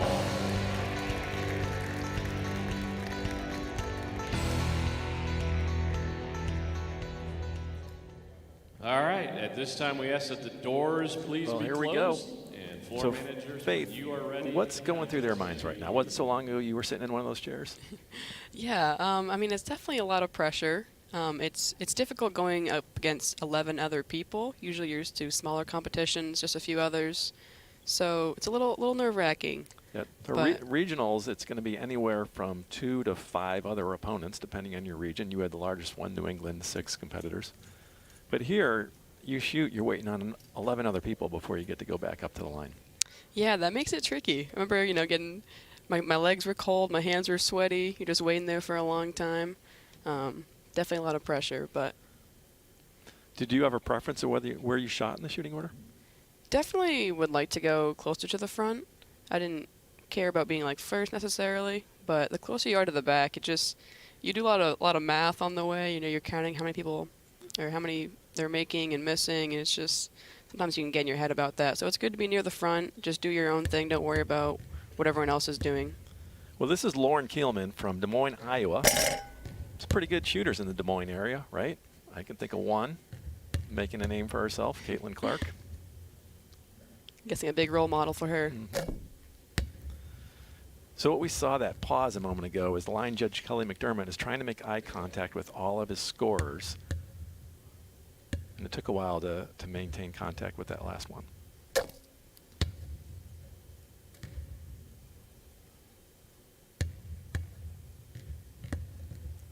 Got fellow members of the back board, the Alumni Advisory Board for the Hoop Shoot, rebounding today. Love to see it. We'll see how they do. They try to get no bounces on each rebound. It's a tricky task. Yeah. We want to get the ball back in the hands of the shooter to keep them hot and in rhythm. It's a good start for Lauren here. Lauren hit 21 at regionals to get here.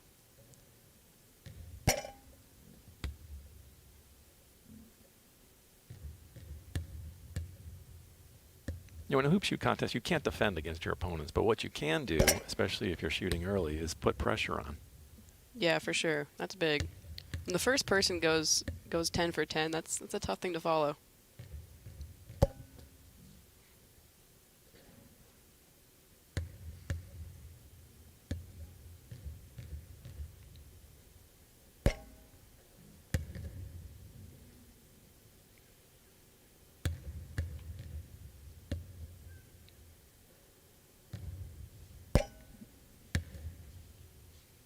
This is going to be contagious.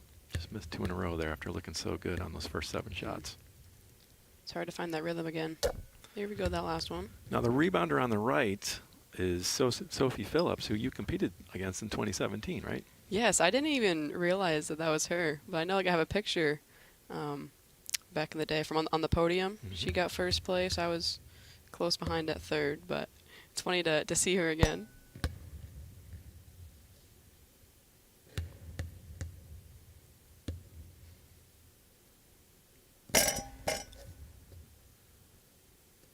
Each shooter can choose between 0 and 5 warm-up shots, and the line judge will signal how many.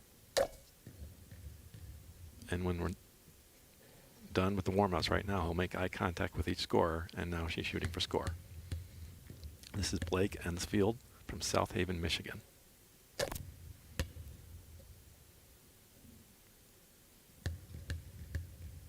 She's representing the Great Lakes region, which is off to a hot start today. They swept the 8-9 championships. Oh, man.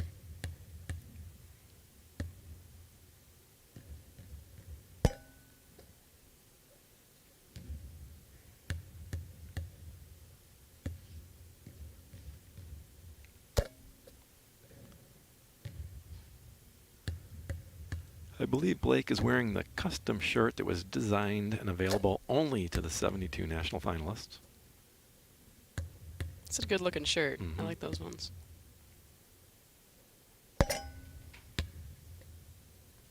She said her lucky charm are her black Nike shorts too. So looks like she's got those on.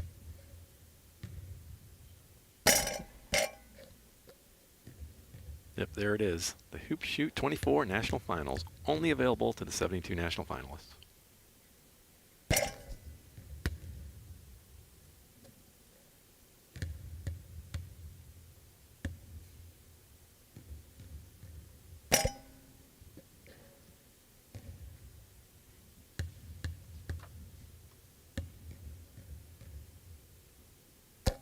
That's a good start for Blake. 10 for 10. That's going to put the pressure on after Lauren sank 8. This is Diksha Reddy from Manchester, Connecticut, your old region. Let's see how she represents us, New England folks.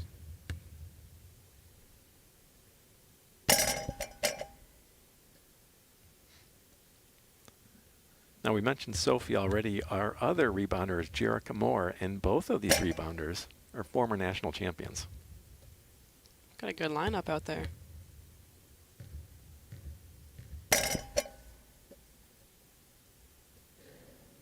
They're not used to rebounding, though. You know, usually they're ones at the line.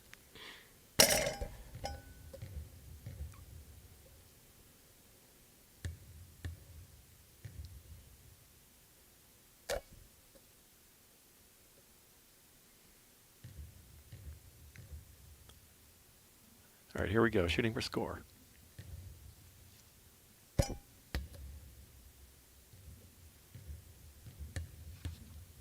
All 3 girls have made their first shots, which is it's a big relief. Once it starts to count, you're like, oh no, can we get this one? But it's been good so far. She missed that one. How hard is it to rebound from a miss? It's definitely a lot trickier, especially as they back up to the real line. The ball can go in some unpredictable places, but. And that's a good call. At the 10, 11-year-old age group, the shooters shoot from the actual charity stripe. The 8, 9-year-olds shoot 4 feet up. So it's a big adjustment. Yeah, for sure. It's a tough transition, switching from the 8 and 9 division to the 10 and 11. You got to change your whole shot from where you're used to. If you practice a lot that closer line, you're like, oh no, man, can I do it from back here? But so the scores tend to be a little bit lower in this division just because you're still kind of adjusting to the new line.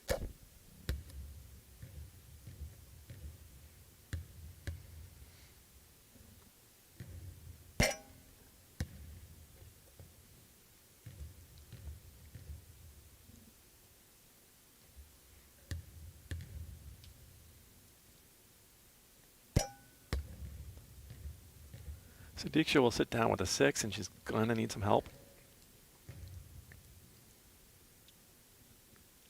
This is her first year in the Elks Hoop Shoot program as well, which is pretty impressive. First year, going right to finals.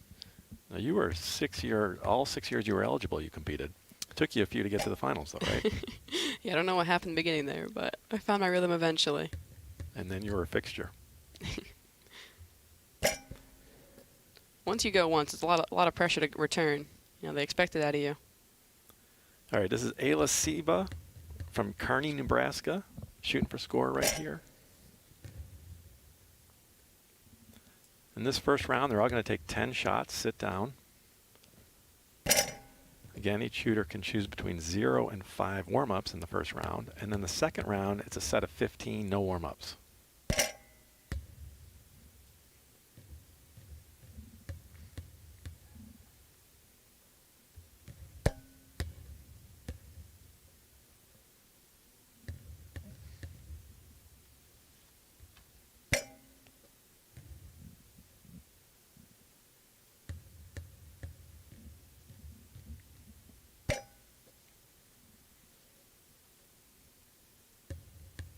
Ayla said that she learned about the program from her dad, who was the physical education teacher at her school. So she had an in with the program. Mm-hmm.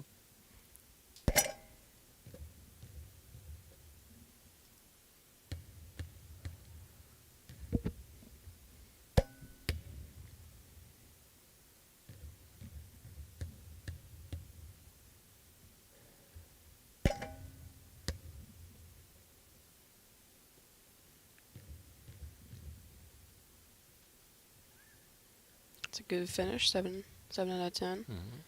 Blake's still in the lead with the 10 for 10. Here comes Emma McKenzie from Denton, Texas.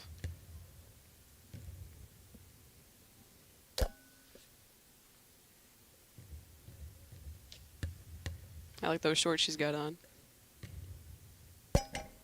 Emma's best rounds so far were 21s at district and regional.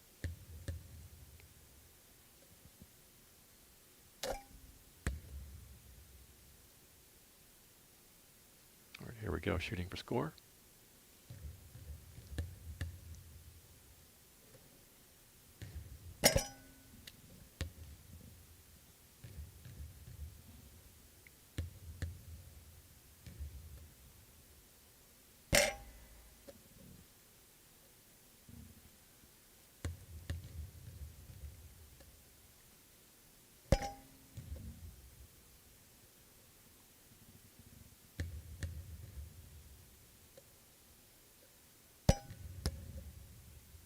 Now she's from Texas, but her favorite sports team are the Denver Nuggets.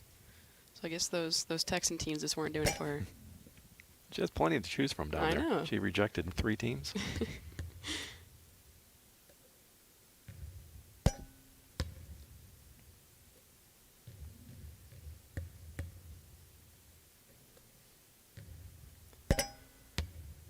And I suspect that after all the attention that the women's collegiate game got this year, that we'll start to see a shift in those favorite teams on the girls' side, especially to some WNBA teams in the future.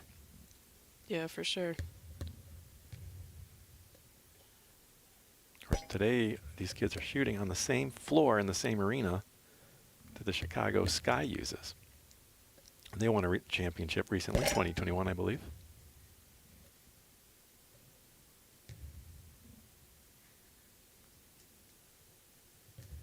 That's an impressive fact to tell your friends you played on a WNBA court. Yep. It's actually 1 of 2 courts that are used here because the DePaul Blue Demons also play here, college team, and they have a different floor. Last year we had the DePaul floor. This is the Sky's floor.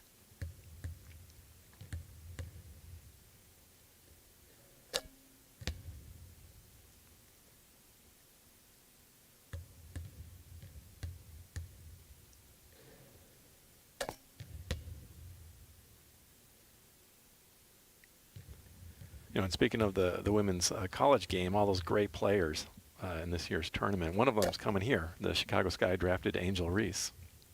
It's a good So we're pickup. excited about that, yeah.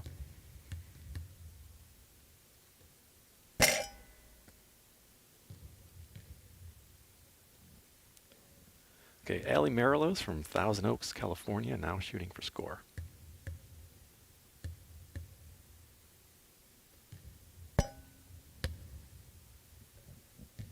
I'm still impressed that all these girls so far have hit their first shot for score.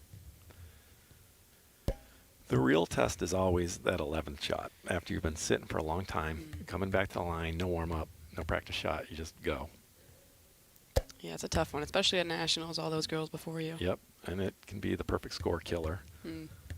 Again, we're still looking for our first perfect score since 2006, and first half of the field here, there's one who has that in play, Blake Ensfield. We'll be watching her 11th shot carefully. Now Allie's taking a deep breath, gathering herself after that miss.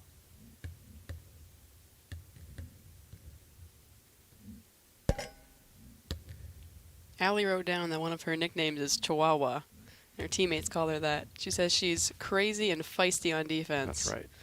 I love that nickname. Mm-hmm.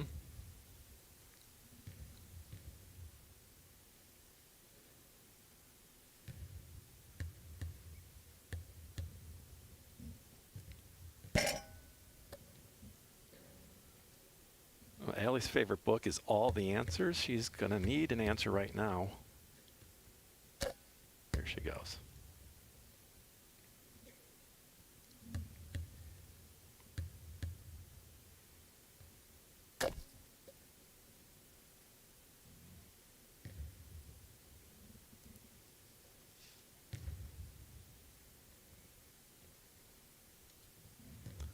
This is Sophie Keller from Ballston Spa, New York.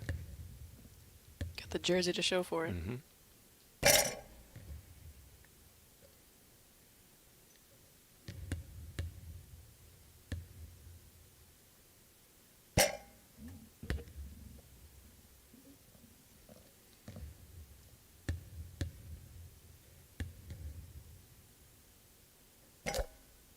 I would usually use up all 5 of my practice shots, just because, especially at the finals, where you're kind of cold for a bit, you're sitting for a while. Yeah.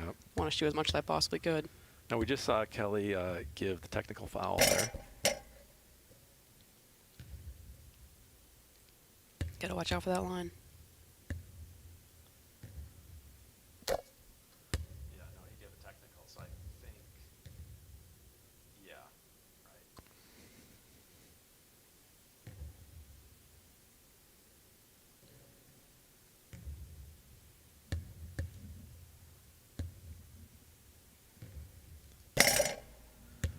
And there, Sophie's the first one to miss that first shot that we were watching. Let's see if she can recover here. Oh, it's a tough I bounce. thought she was going to get a friendly bounce there, yeah.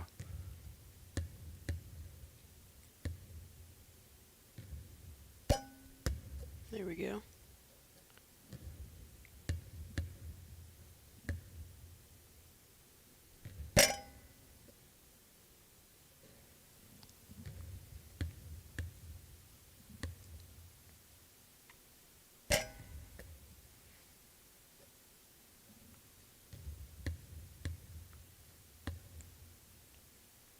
Sophie said that her lucky charm is a lucky lollipop wrapper. I don't know if she keeps that on her or where that goes, in the gym bag maybe, but Right. Or if it's a new lollipop each time, or Oh, the man. same wrapper for years and years. We don't know. These are things we'd like to know. would love to hear the story behind that. Yeah. We'll sit in the mystery.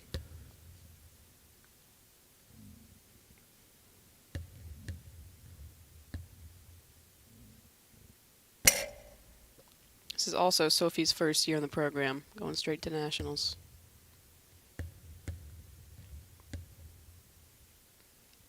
It was a tough first round. She's going to have to think about that for a little while. Waits her next round, and it can be hard. But you want to keep standing and firing and shooting, because even if your own chances slip away from landing on the podium, you're still in play for the team award, the Kronk Award, which goes to the best shooting region.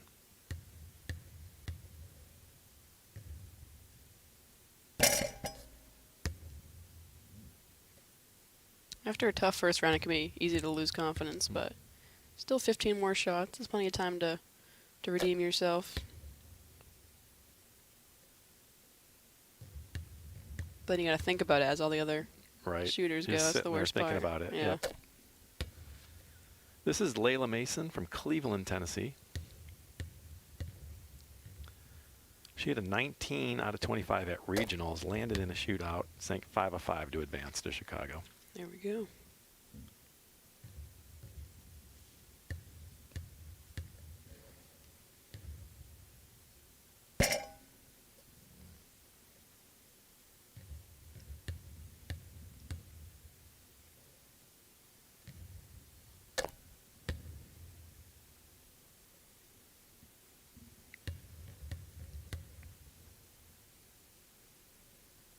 Layla said that before her district shootout, she got the flu for the whole week. So she was feeling weak and wasn't doing well, but she made it through that round all the way here. Yeah, the hoop shoot can be about not shooting your best on your best day, but shooting your best on your worst day. And on that day, an 18 was good enough for her to advance.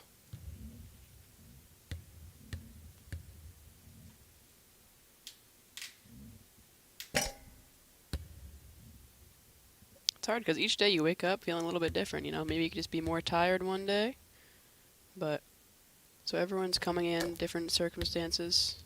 Just who has a good day when you come in.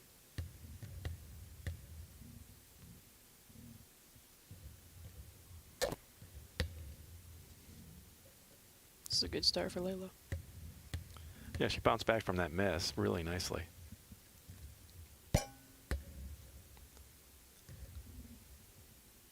Sometimes one miss can really get in your head, but she definitely recovered well. There we go.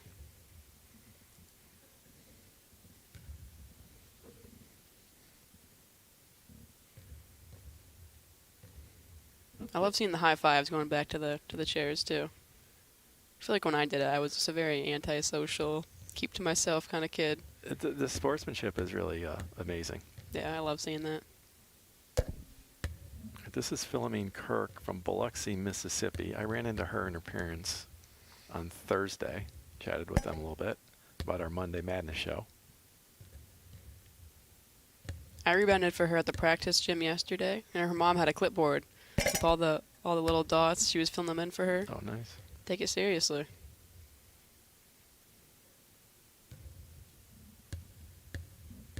Shooting for score here. Her shirt matches the scorekeepers too.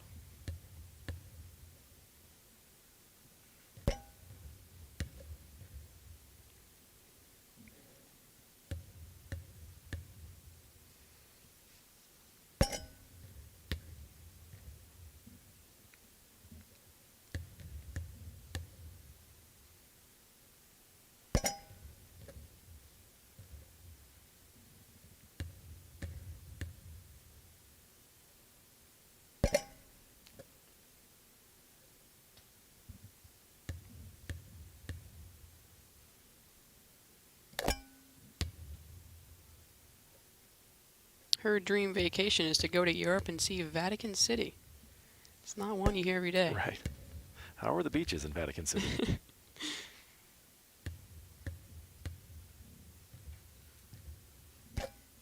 See a lot of Hawaii, maybe a Florida, Alaska, but Vatican City.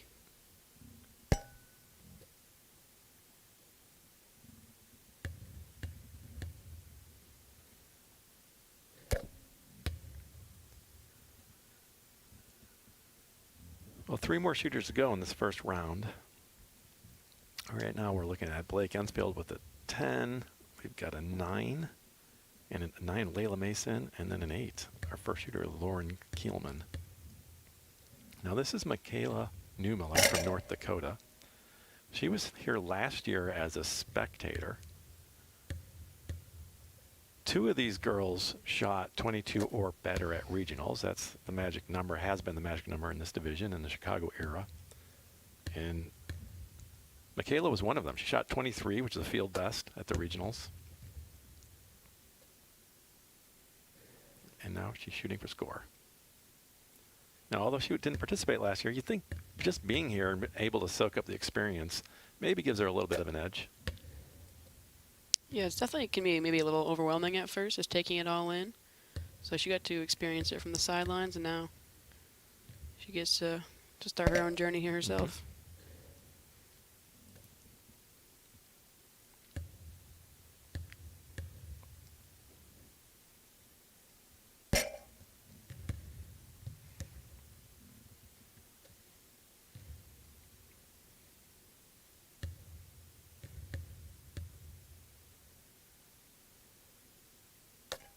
Nice recovery. It was a nice sounding swish there. Yeah, it was. And you figure maybe you have 3 misses to play with. She's just burned one of them. She wants the safe one for that number 11, right? Of course. It's a throwaway.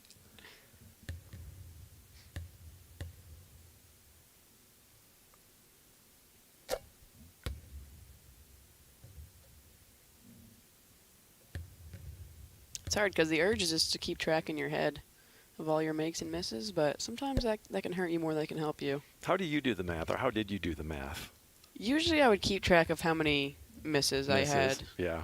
I didn't want to do like all the, like 9 for 10, all Yeah. that sort of stuff, but just so I had an idea of where I was at.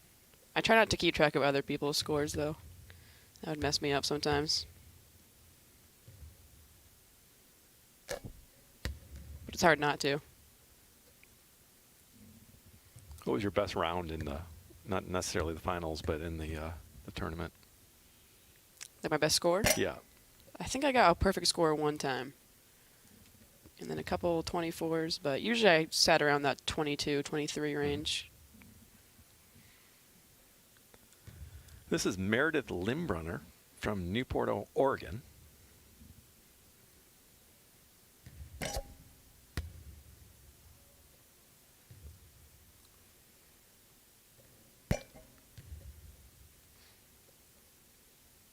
All right, I think it's just two warm-ups. practice. Yeah, 2 practice shots, and here we go. It's a bold move. Yep. It worked out for her. Starting off strong. And she's not even putting the ball on the ground. Look, get it? She's getting it from Kelly and shooting. Maybe she'll take a little bit more time after that miss. I have 1 for 2.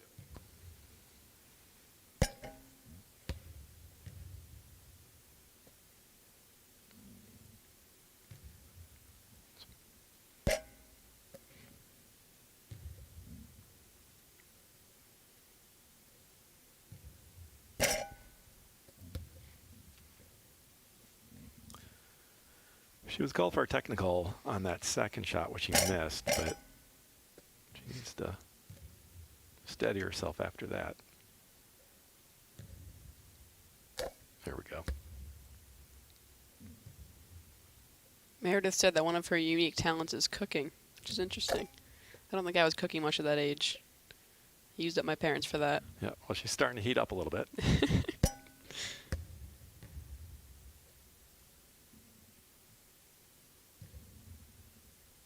There we go. That's a nice recovery. Finished off Salvage the well. round, yeah. Sometimes the nerves can get to you those first couple, but she got into a rhythm there at the end.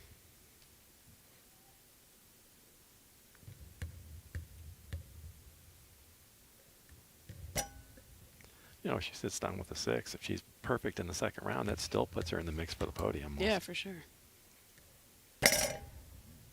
This is Kaylin Strader from Reedsville, North Carolina.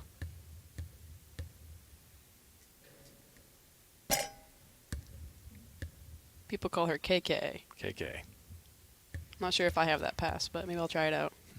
See if she responds.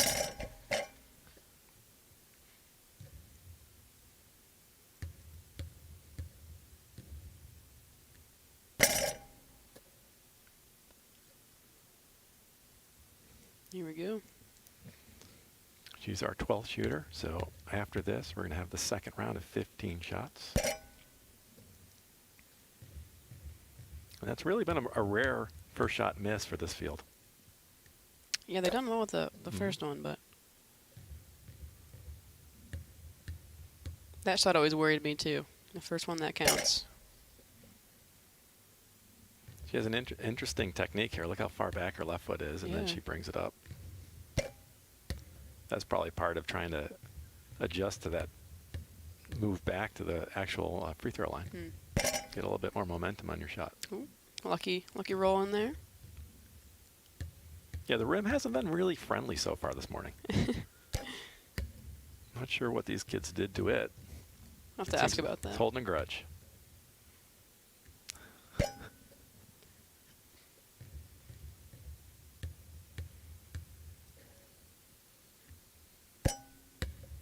She's on a roll right now.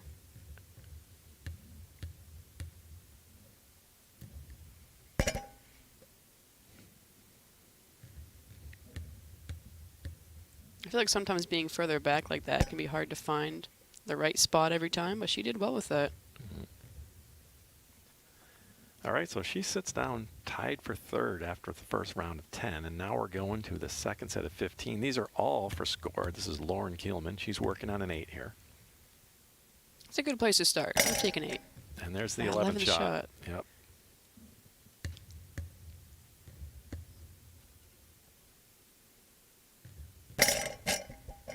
There we go.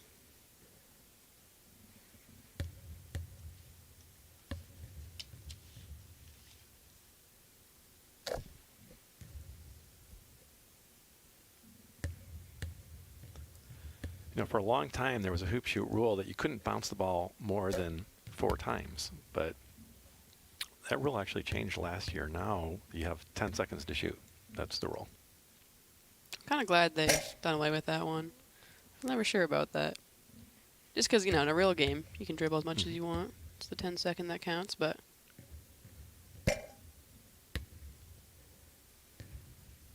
No one takes nearly 10 seconds, though.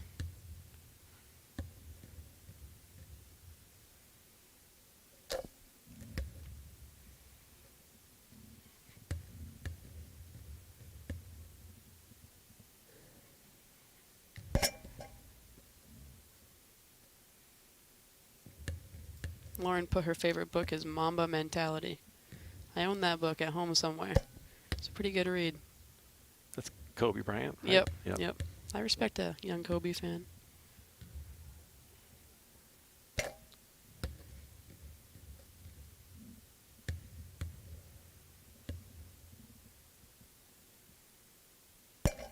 Favorite sports team is the Chicago Cubs as well. So yesterday was a treat for her.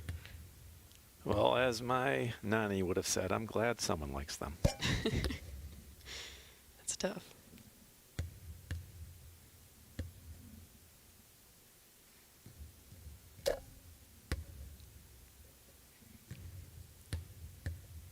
Really would like these last two to sit down with a 20 and wait. Hope that's good enough. Yeah.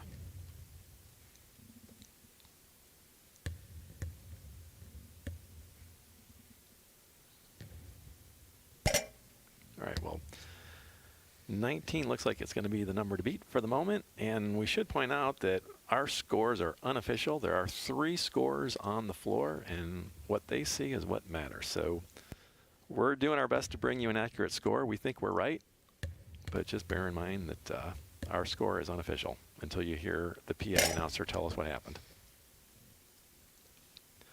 Now that's Blake Ensfield. She's working on a perfect score. She just sank her 11th. That's big. That's what I was worried about for her.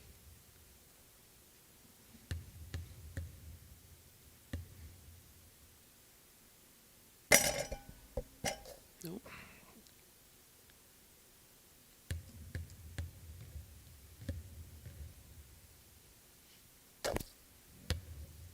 Still going strong. I would love to see another perfect score.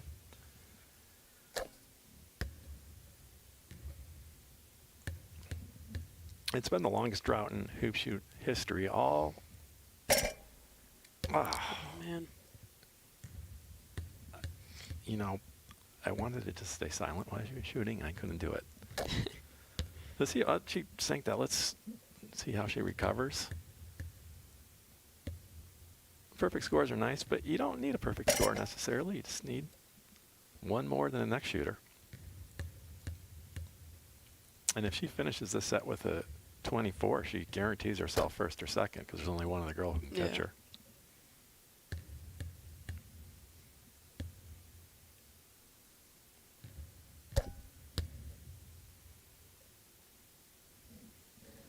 Sometimes one miss can bring about a few more, but she was good to keep it just to the one. Exactly. She put it behind her. Yeah, for sure.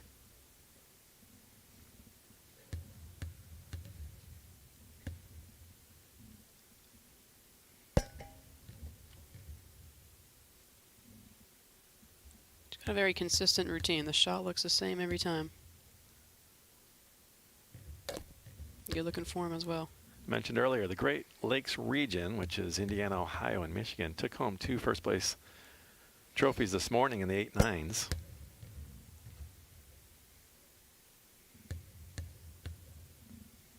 she has a good chance to help him out there, too. Blake wants to make it at least half of the 6 trophies we'll be giving out today. 6 first-place trophies.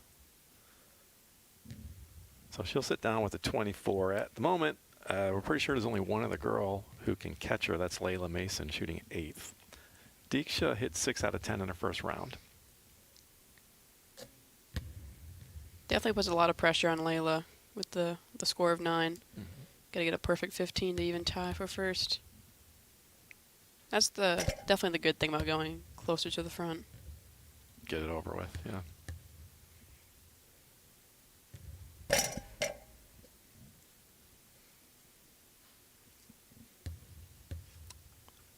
Deeksha Reddy from Manchester, Connecticut here. When asked what her lucky charm was, she said, "It's a secret." I like that. Good. I respect that for sure. Maybe she doesn't even know either.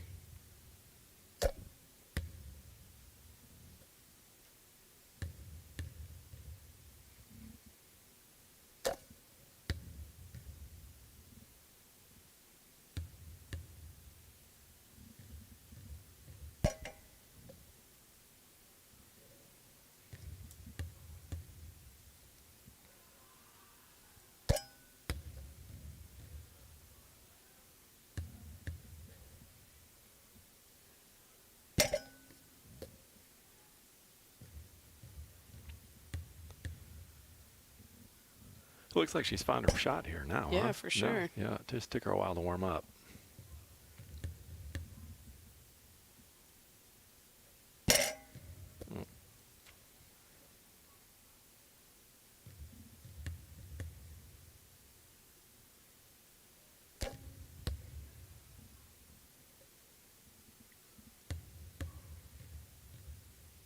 She put her favorite team to be the Golden State Warriors. Popular choice, Steph yeah, Curry. for sure. I remember that was on a lot of my trading cards back in the day as well. So Deeksha will sit down with a 17. Was what she got at regionals. Her best round was an 18 at state, so she's been pretty consistent. That was good enough to get her this far, but won't be good enough today. Another 11th shot miss there. This is Ayla Seba. Her friends call her A.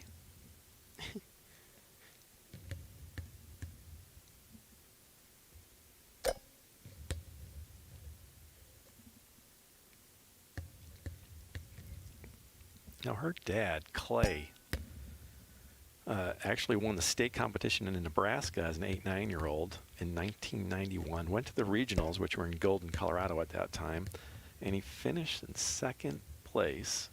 The boy who beat him, a kid named Ryan Shriver from Kansas, went on to Springfield, Massachusetts, where the finals were back then, and won it all.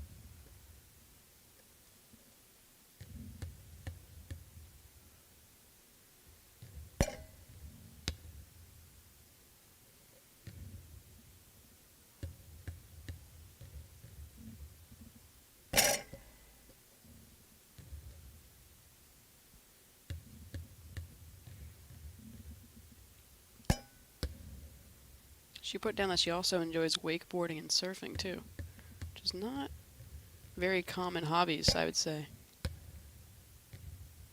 Well, she's hoping to ride this wave right into a temporary tie for 2nd place by hitting these last 2 shots. You're good at that transition. Yeah, my transitions keep leading to jinxing these girls, though, unfortunately.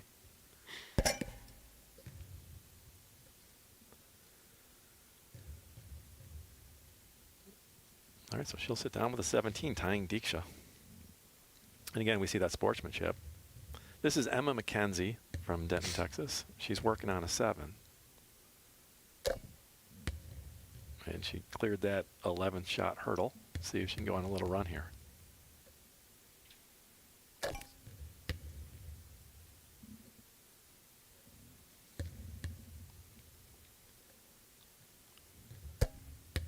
You can see Kelly behind his back there doing the count on the 10 seconds. It's a good start for Emma. He's not getting very high on that count right here with her, right?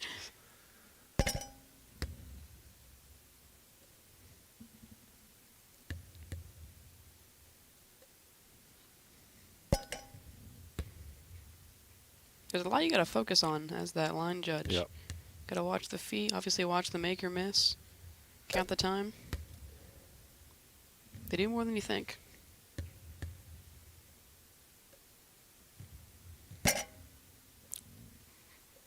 First miss of the 15.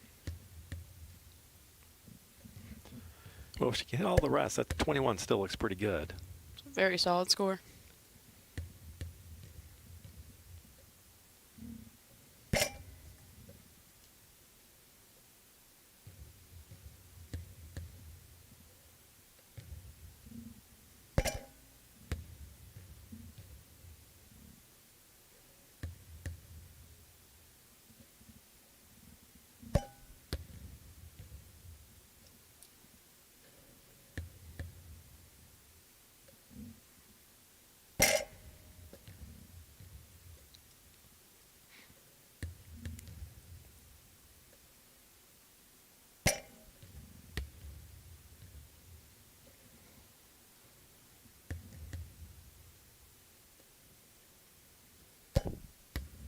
Be happy with the 20. Yeah, well, right now that's good enough for second place, and she knocks Diksha and Ayla off the podium.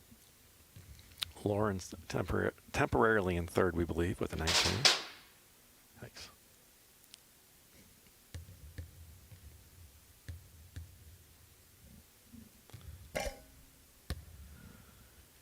Yep, Ellie Marilos hits the 11th shot. She's going to need all 15 of these to give herself a shot at 20.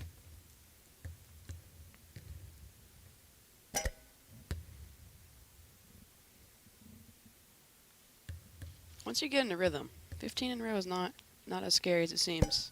I think for a lot of these girls it's very doable.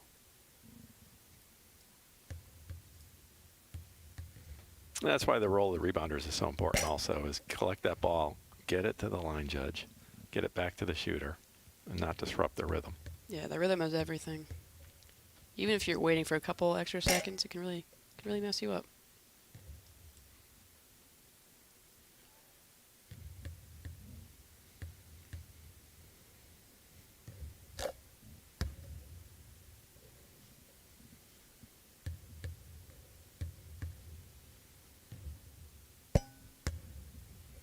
It's a very crisp shot.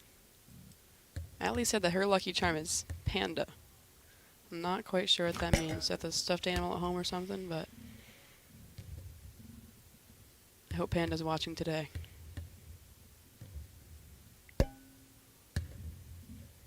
Grabbed her own rebound right there, the Chihuahua, as her teammates call her. It's an easy temptation too to just want to grab the ball and shoot it again, Yep. but they're very official with getting it back to the judge. Back to you.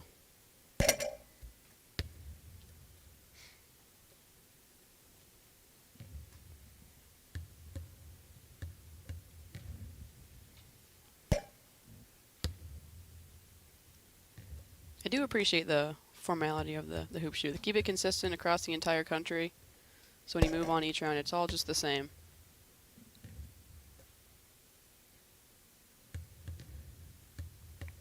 It's been largely the same for 52 years also. Yeah.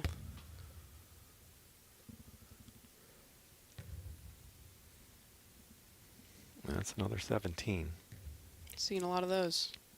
Here comes Sophie Keller.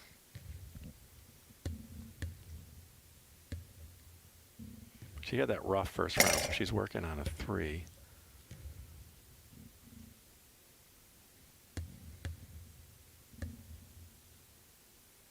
Just a little short with that shot. Some days you can just feel that you're a little bit off. It's tough. Not much you can do about that sometimes.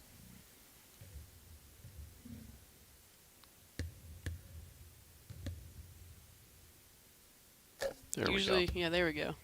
Usually when you practice, if you have a bad round, you just like to redo it, but the real thing, you can't just restart. It can be heartbreaking to see a... Oh, she just got called for a technical. That's Oh, tough right there. And it can be hard to watch somebody struggle at the line like that and not go her way. But some of the best lessons that the hoop shoot teaches is you know, confronting failure and how do you respond. And it says a lot about their character. yep. Because it can be easy to go sit back down and sulk and, you know, get mad, but it's another thing to go back there and keep your head up, cheer for their competitors. That's why this program is so helpful for the kids. Learn a lot of good lessons from it, win or lose.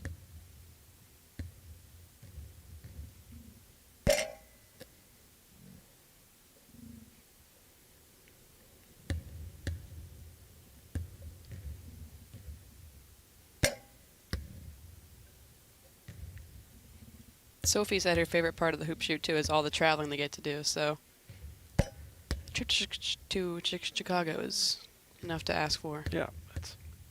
She'll always have that. Got a few more years left too.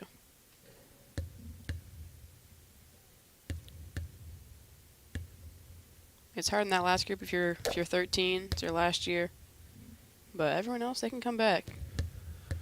Well, that's one of my favorite things that we do at the awards banquet near the end is we recognize all the finalists who are aging out of the program.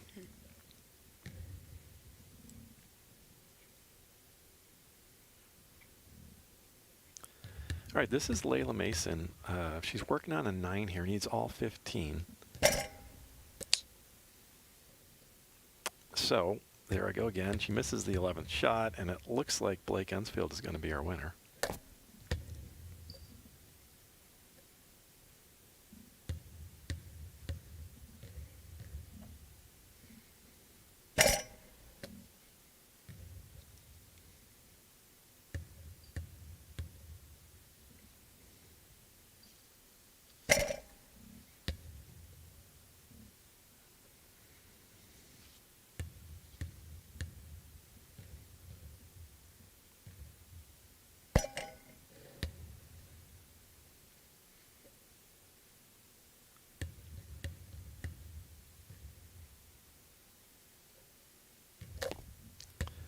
She's slowing it down. She gets all these.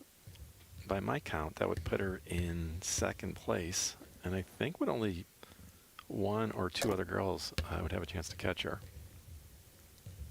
Yeah, she's still in a good spot. Walking away with any trophy is a very impressive feat here, Nationals. 12 girls, top 3.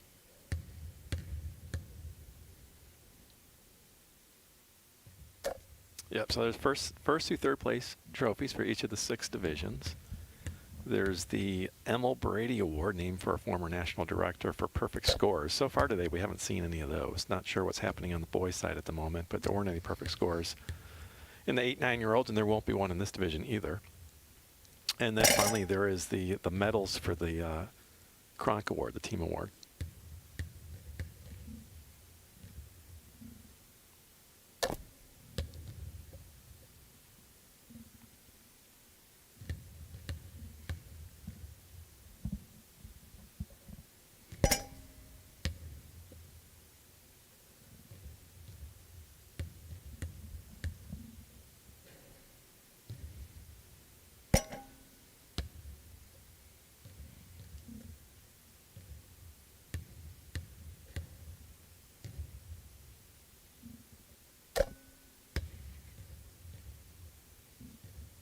It's a solid ending. Yep. If that number is right, she's sitting in second place, just knocked off Lauren Kielman.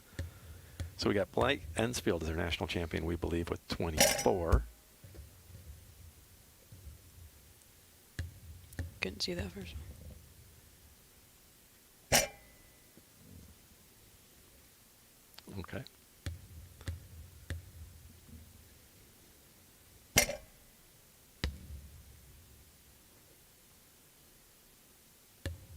This is Philomene Kirk from Biloxi, Mississippi.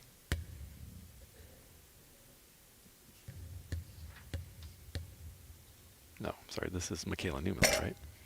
No, this is Philomene. Philomene? All right. Yep.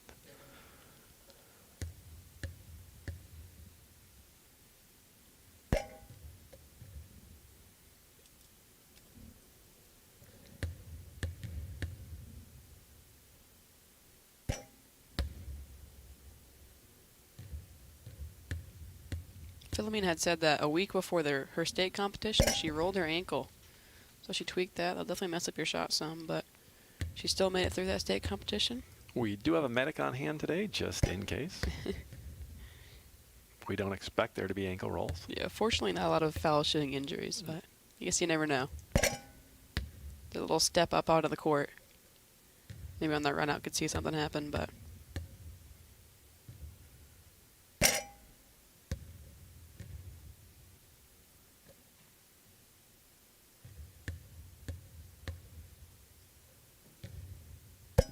Our first year here in 2022, we did the run in, and it was like the beach landing scene in Saving Private Ryan. Have you ever seen that? Because Yeah. contestants kept stumbling over that step up onto the court. We've made adjustments since then. Now we start them all on the court, so they don't have to run. probably make the way that- to go. Yep. even with the warning, you just forget about it. You know, you Yep. get the rush out Yep, there and you just exactly. You're excited to do your don't see thing, it. and then boom, they kept going down one after another. Any actual trips or just stumbles? Oh no, boom, headers. Oh no. It's a good way to start.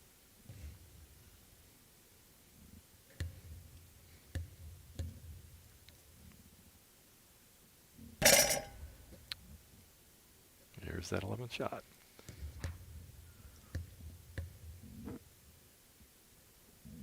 All right. Meredith Limbrunner, she needs all 14 of these shots here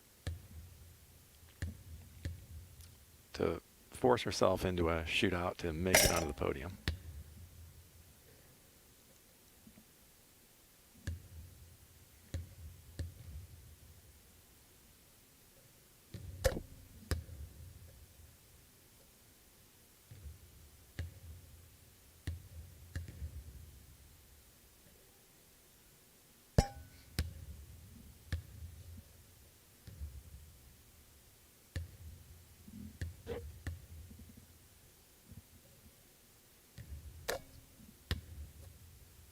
She's got the WNBA shirt on too, so that's her lucky shirt. Wears it for every competition. It's fitting for this gym we're into.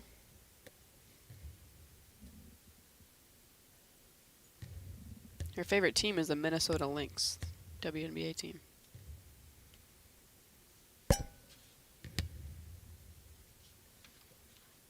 It's good to see the young girls watching the professional basketball teams. It's not publicized as much, but it's good to keep up with.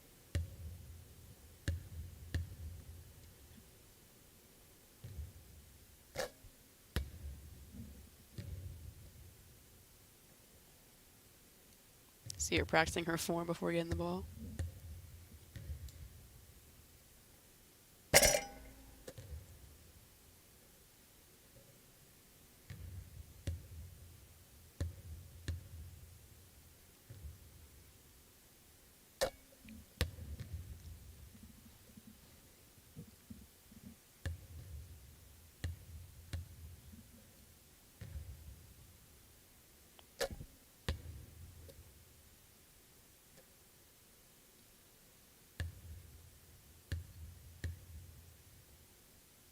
Michaela said she participated the past couple years, but just got very nervous for the competitions. But you can tell she's a lot more calm this year. She said it's helped her to make more baskets. Because that's a lot. Usually the biggest competition is just in your head. Having confidence for each next shot.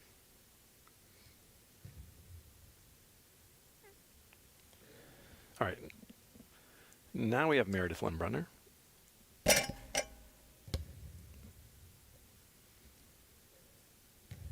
Yep.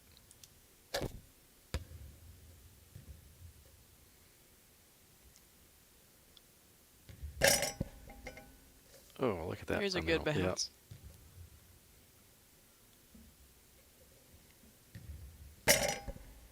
Another one. Test your limits on that basket.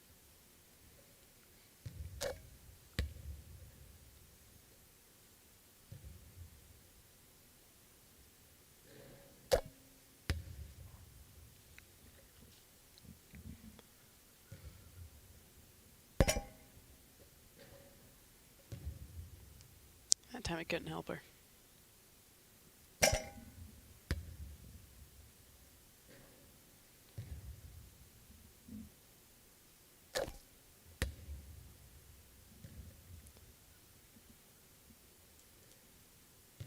So if my math is right, Kaylin Strader has something to say about the podium.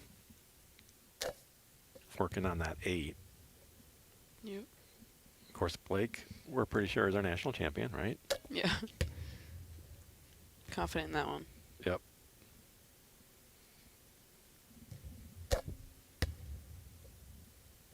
Layla Mason's up there with score 21. 21 in second, and then is it Emma McKenzie in third with a 20? Yes. that what you have? Yep, Yeah. I believe so.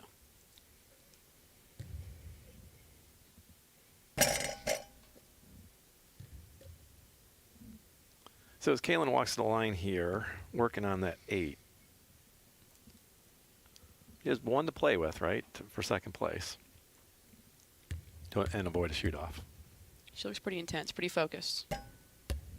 See, your legs get tired after waiting Yep, that long. and that's the First one that she had to play with.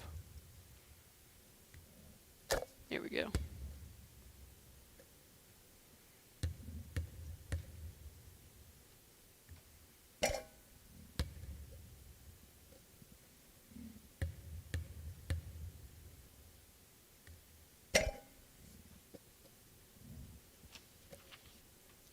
Again, very consistent routine she has. You can tell she's done it so many times before.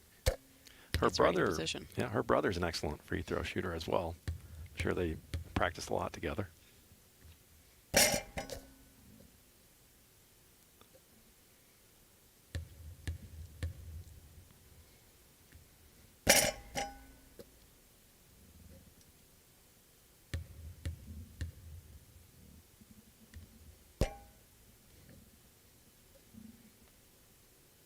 All right, now she needs all 7 of these to force a shoot off for third.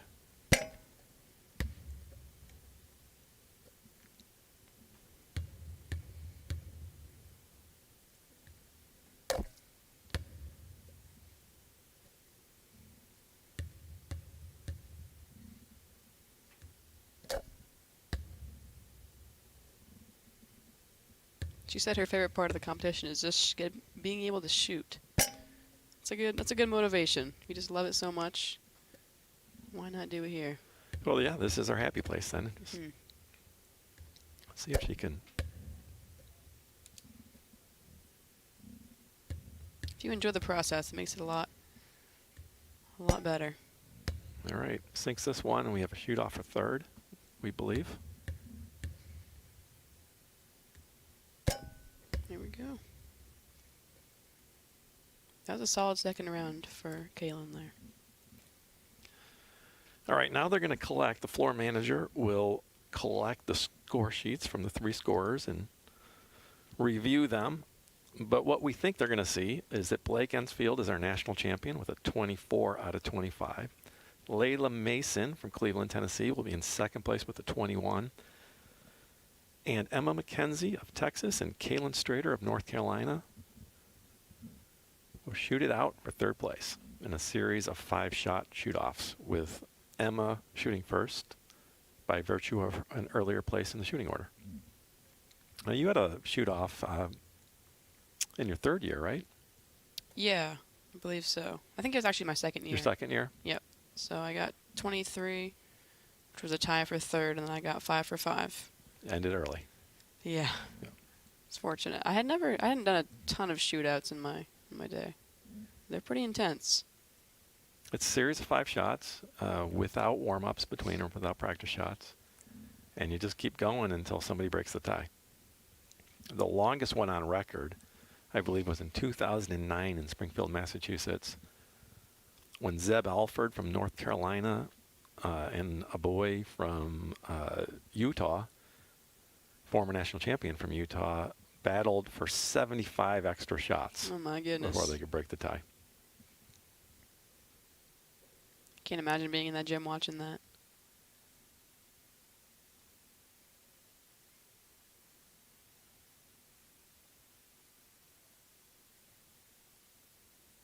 This one is spot on the podium up for grabs too. So you Yep. get the medal, the trophy. Then that's the rough. I mean, any shoot-off's gonna be rough, right? But you got two girls shooting for third place, which means one's gonna go home with a pretty sweet trophy, and the other one with just the memories. Yeah. That's Tony Vulgaris, longtime regional director from Wisconsin. Got the nice Elks hoop shoot tie on too. You see that? Yep. Tony's a sharp-dressed man. Takes pride in that.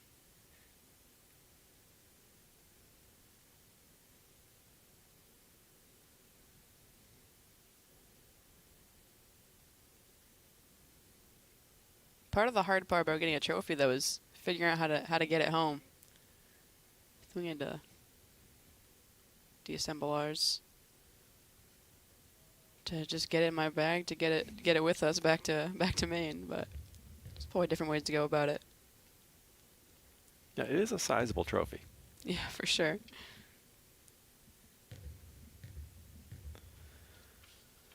So again, Kaylin Strader from Reedsville, North Carolina, battling Emma McKenzie from Denton, Texas. Should be a fun showdown. They are both 11 years old. Emma goes by EMAC, that's her nickname. And of course, Kaylin is KK. Battle the nicknames too. Yep. And they're, in the tournament prior to this round, Emma was shooting 80%, and Kaylin was right behind her at 79%. So they've been evenly matched in the tournament. They're evenly matched today, and now we need to break the tie.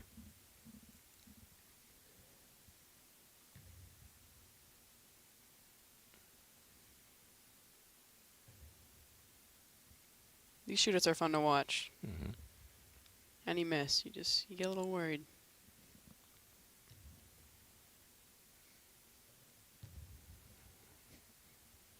A lot of times, even the competitors are not sure what's going on. Yep. If you're not keeping track in your head, you're just I mean, it's hard to know what's going on if you're not keeping score. Yeah, and even for if you're sure. keeping score, it's hard because it's so mesmerizing. It's quiet, and it's, you really need to pay attention to the line judge. Yeah. All right, here's Emma shooting first. Again, sitting so long. Kaylin has the advantage here, I'd say, after just Yeah. shooting her 15, but Yeah, and Emma just opened the door for her, too.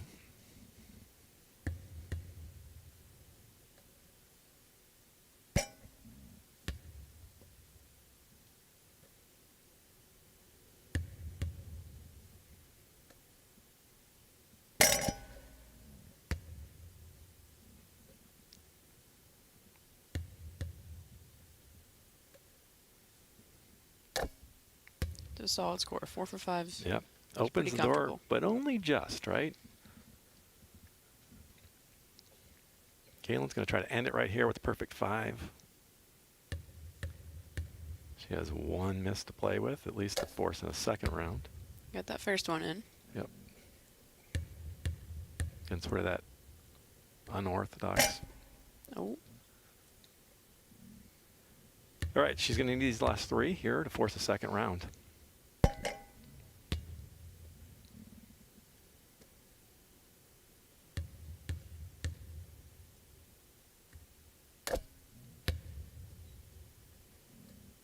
the shot can tie it. Or end it. Here we go. Yep. Here we go. And get comfortable, everybody. Round 2.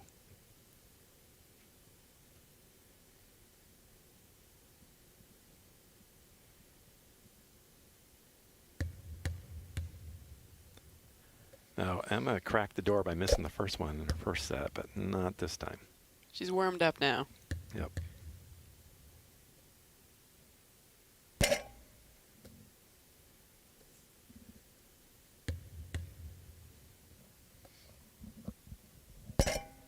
Uh-oh, that was a friendly bounce. I thought that was going to bounce out. Bet she did too. Nice.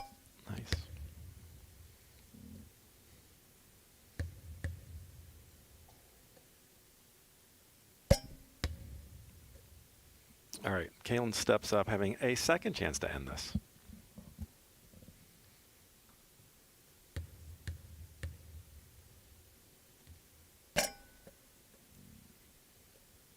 She did. She missed it. And now she needs again these 4 to stay alive and force a third round.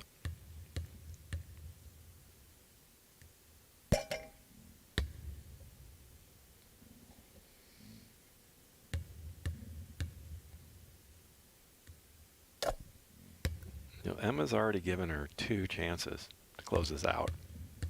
And I get the feeling she's going to about to get a little stingier. We'll see.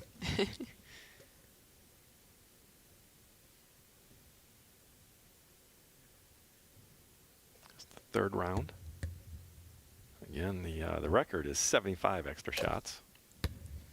Got a ways to go before we're rewriting the record book.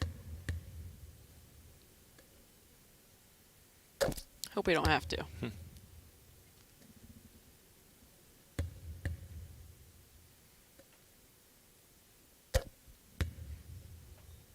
Yet to see a 5 for 5, but Yep. she could do it here.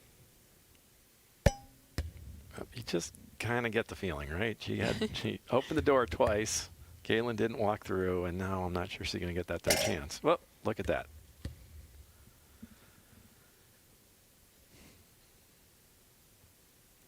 So once again, the door is open a crack.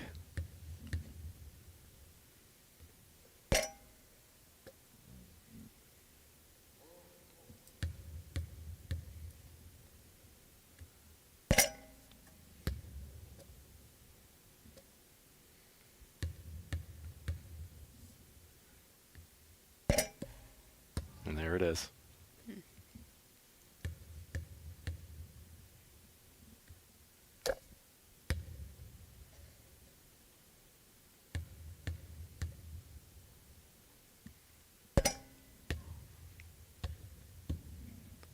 It's a good shoot up. Yep. Again, the high fives. I like to see that. So that's a 4th place finish for Kaylin. Emma McKenzie, we think, is in 3rd with a 20 out of 25 and 12 out of 15 in 3-round shoot-off. Layla Mason is 2nd with a 21, and in 1st place, our national champion, Blake Ensfield from South Haven, Michigan. At least our 3rd national championship on the day from the Great Lakes region with a 24 out of 25, and oh, so close to ending the drought. She hit her first 15 shots today before missing one. It's very impressive. She didn't even let anyone get close to her. So you've been on both sides at the end of these tournaments. You've been on that side where you've made it to the podium, where you fell short. What are these girls feeling right now? They relieved it's over? Are they disappointed? What's going through their heads? I'd say probably relieved. I mean, it depends on, you know, what your expectations were going into it. But I'm guessing a lot of them are just happy to be here. You know, it hits hard right at first, but once you sit back down, your parents give you a hug, you realize that it's not the end of the world.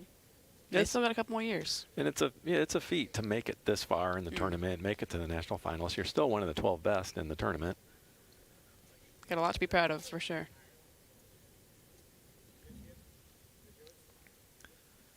It'll take a moment, we think, for the PA announcers to be ready to announce the winners. But again, we believe. Oh, yeah, that'd be great. We believe Emma McKenzie is our national champion. What a round she had. Wearing that custom hoop shoot national finalist shirt.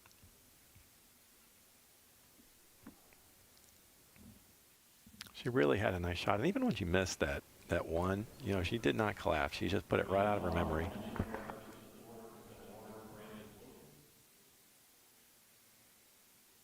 And couple bounces in the rim, but a lot of them were just straight through the net. Really found her rhythm there.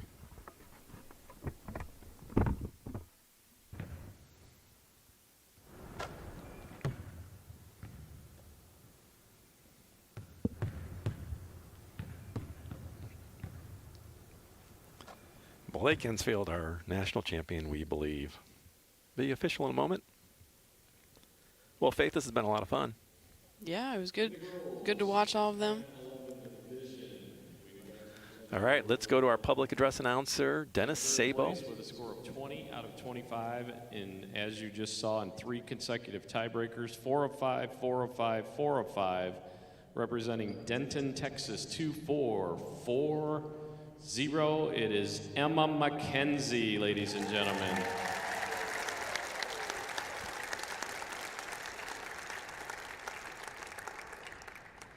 The national runner-up with a score of 21 out of 25, representing Cleveland, Tennessee, 1944. Let's hear it for Layla Mason.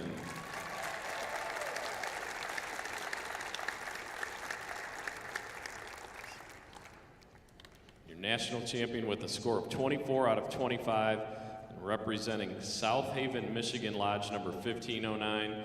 Congratulate your national champion, Miss Blake Ensfield.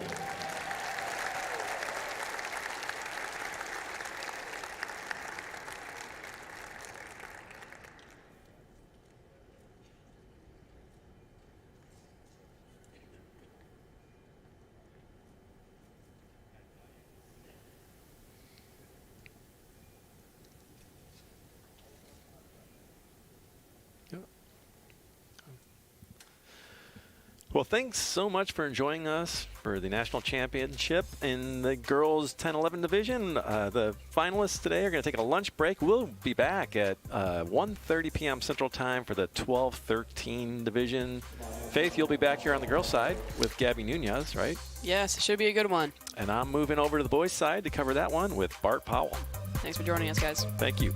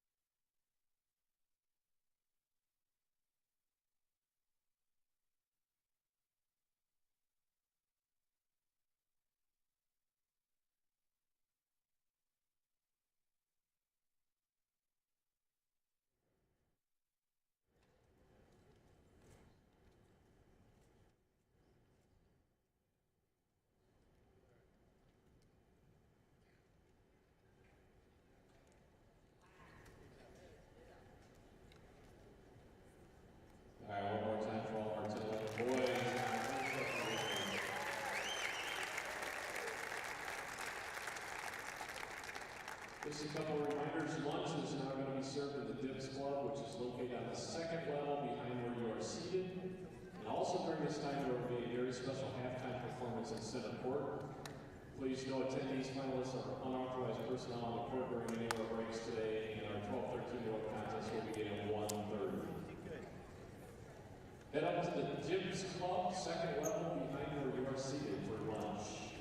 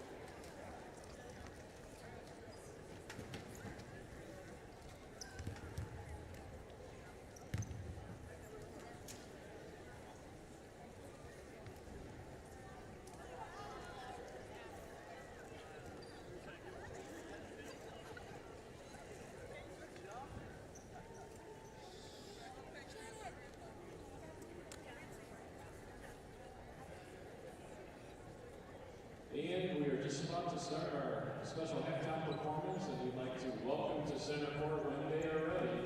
The DePaul Dance and Cheer Squad from DePaul University. When you are ready, you may take the floor.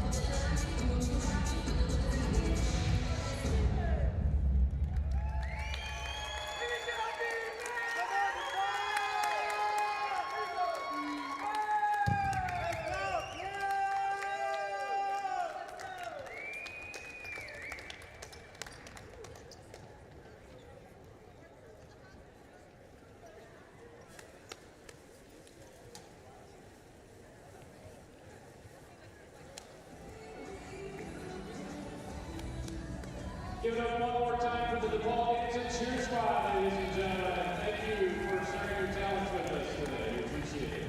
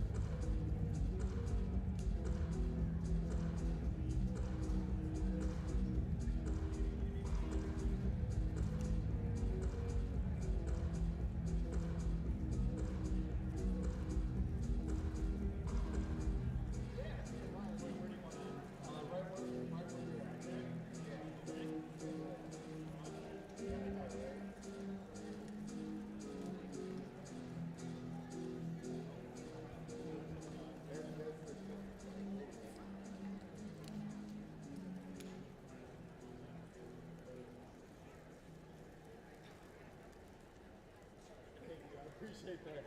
I was getting close. I would have got it. Thanks.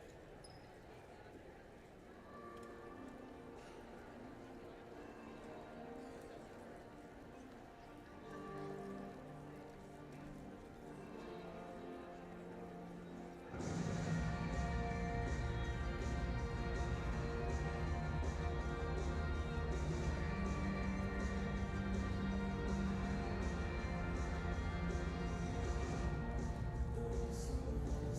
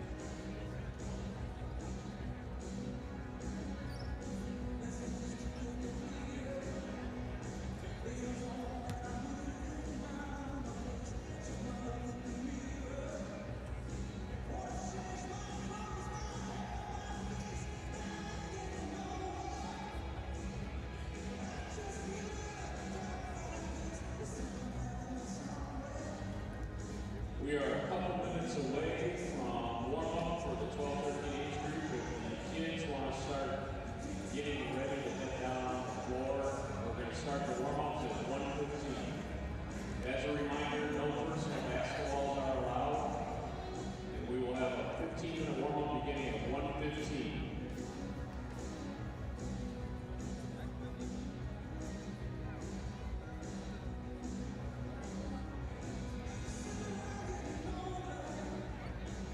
The 12-13 girls will meet on my right in the corner of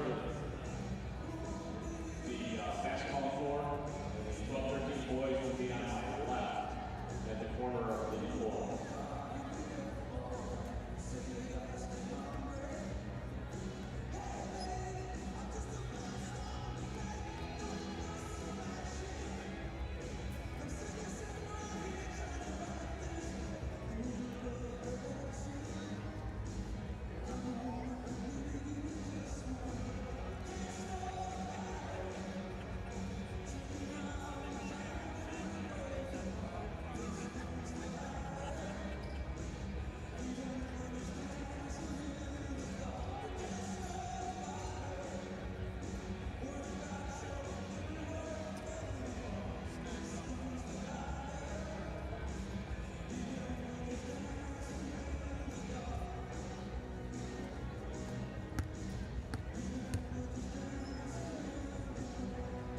All right, at this time, we invite the 12-13 boys and girls to the floor for the 15-minute warm-up.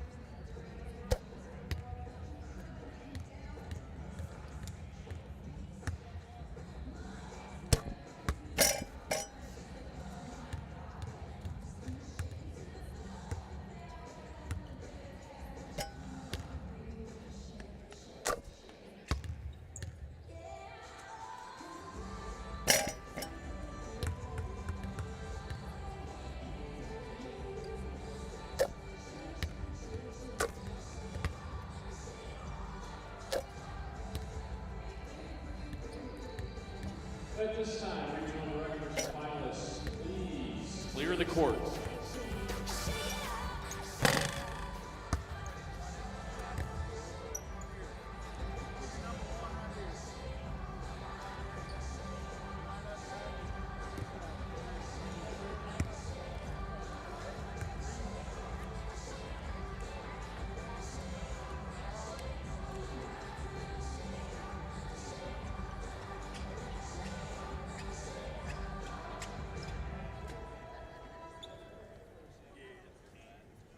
Good afternoon and welcome to the final contest of the 2024. Hello, everyone. Thank you for joining us today for the Elks Hoop Shoot National Finals. You're watching the 12 and 13 Girls Division live stream.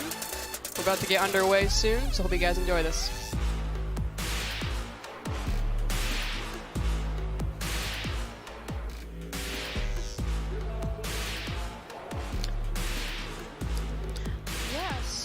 Hello everyone, I'm Gabriella Gaskins, two-time national finalist, and yeah, we're just gonna go over the rules a little bit. So they're gonna get up to 5 practice shots. They can go from 1 to 5 at the line. They cannot cross over the line only until after the shot, and they'll be shooting 10 shots straight for the first time, and then the second time they go around, it's gonna straight to 15 shots.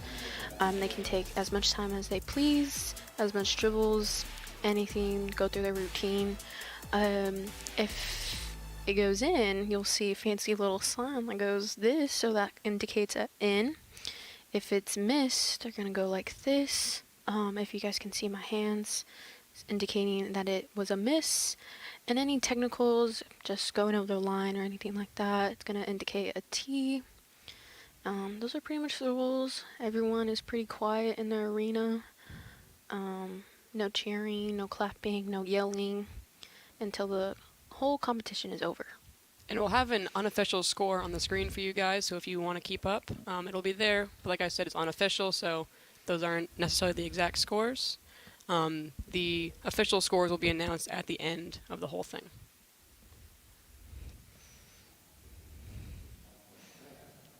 All right, so we're going to toss to the PA for player intros right now.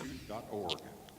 You can find that link on the back cover of your contest scoring booklet. Thank you for your cooperation. Now, please turn your attention to center court, where Regional Directors Brandon Wilkins and Steve Lucas will demonstrate the official signals used to indicate made or missed shots during the hoop shoot. When a free throw counts, referees will indicate the shot is good by this signal. When a shot does not count due to a miss, referees will indicate no score by this signal.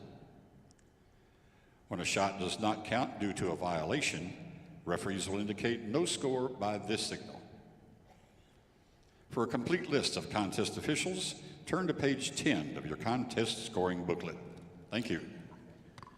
And now, your 12 and 13-year-old 2024 Hoop Shoot National finalists, ladies and gentlemen. Let's make some noise for them as they come out on the floor, starting with the girls. From Brattleboro, Vermont, Lodge number 1499, give it up for Olivia Rogers. From Sheridan, Wyoming, number 520, it's Olivia Brogdon. From Muskegon, Michigan, representing Lodge 274, give it up for Malia Delasco. From Harrison, Arkansas, number 2311, it's Delcy Lively. From Oneida, New York, number 767, make some noise for Riley Hodkinson. Representing Green Bay, Wisconsin, number 259, Ava Kumachak. Hailing from Dalton, Georgia, number 1267, it's Kamaria Burse. From Plano, Texas, representing Lodge 2485, Alexis Wong. From Green Valley, Arizona, Lodge number 2592, give it up for Gabriela Gonzalez.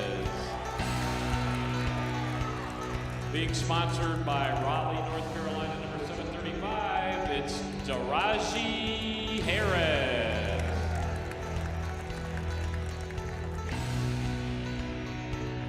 From Coquille Valley, Oregon, number 1935, give it up for Presley Petrie.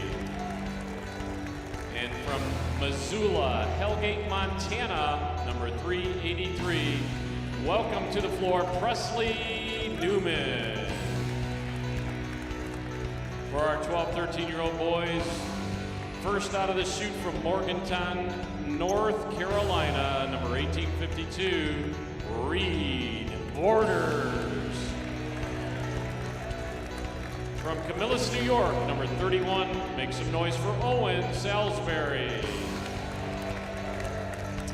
Hailing from Gillette, Wyoming, number 2825, it's Peyton Sorensen.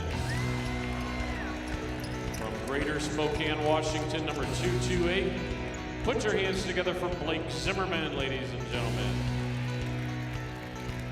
Representing Sheboygan, Wisconsin, number 299, it's Rylan Bird.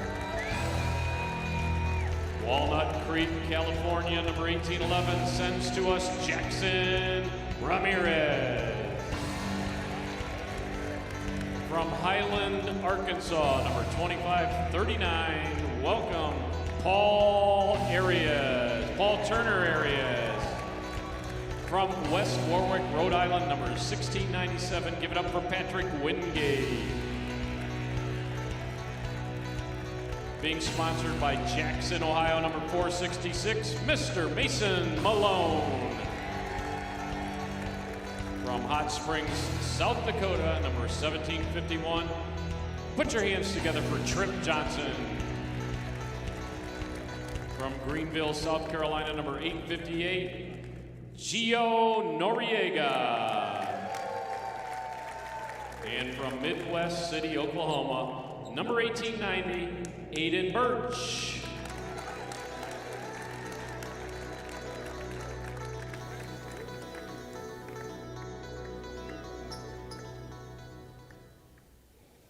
At this time, we ask that the doors please be closed. And floor managers, when you are ready, the contest may begin. All right, so there are our players for today, all 12 of them, representing different parts of the country.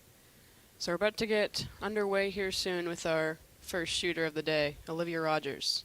She came in with the regional score of 22 out of 25. However, in this competition, you need a 23 or better to win. Perfect scores last year, and in 2016, in order to get first, second, and third place, you had to go in a shoot-off. We've had a couple shoot-offs today for 8 and 9, boys and girls, so very, very competitive today. 14 years ago, a 22 was good enough to win national championship, and just 37 years ago, a 21 would have worked. Another fun fact, so for this group here, there's 3 former finalists. So out of the 12 girls, 3 have already been to nationals before, so have a leg up with some extra experience there, but still, it's anyone's game. Yeah, I believe our first shooter, Olivia Rogers, she tied for 4th in the 10-11 in 2022, so her second time back. So she has a few warm-ups here. You'll see the official line judge will point each of the scores when they're officially starting, and by that point our score will pop up at the bottom right-hand corner. But as you can tell, very silent in the gym.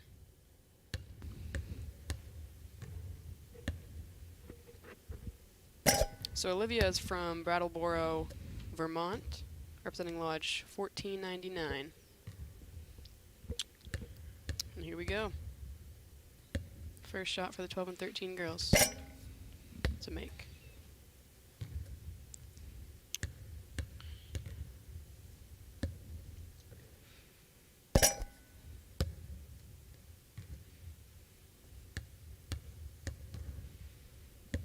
She's shooting about 83% average coming into nationals this year. Her regional score was actually 22 out of 25. Off to a good start here, going 4 for 4. Sometimes it's tough being the first one, but you also get to set the tone, set the pace for everyone behind you. Oh yeah, for sure. I mean, I wouldn't want to be first or last. It's hard at nationals how there's 12 girls. There's just a lot more sitting than you're used to. So it's just important to, you know, keep your hands warm, stay focused, keep your head in the game. Definitely. The cold sweat's getting there, the nerves, the shaking.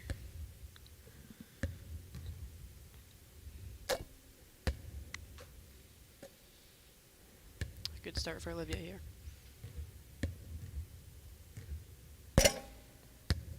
What was your score? Do you remember Faith winning your first, second, or third nationals? I think I got 20 out of 25 2 of my years, and then the year that I got third, I got 23 out of 25. The last year, my age out year, I got 23 out of 25, and I went into a shootout 5 for 5. Our second shooter at the line is Olivia Brockton. Her score, her regional, was 24 out of 25. Alright, so she's starting right now. Just one warm up, so that first one right there counts. You know,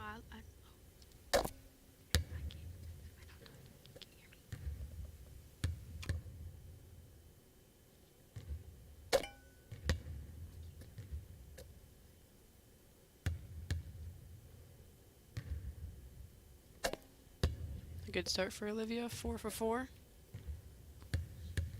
Can you hear me? Oh yeah, I think we're good. We're good. I know I was doing the 8 and 9-year-old boys earlier in the competition, and just wanted to mention different techniques, how many dribbles. A lot of them just go straight into it, so I love watching how they have their little technique going in the routine. So You can tell by the consistency that they've shot a lot of foul shots the past few weeks and just over the years. You won't see a lot of fumbling there. With Olivia right now, she is 9 for 9. Looking at her 10th shot here. Perfect 10. It's a good start for her. It's a very comfortable place to be. It's nice to set the tone that way.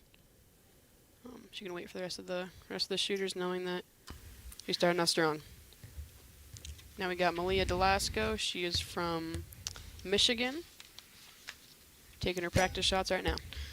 And out of all our competitors, say at least for our 12 and 13-year-old girls, she's the only one with the perfect score at regionals. So she is shooting 25 for 25.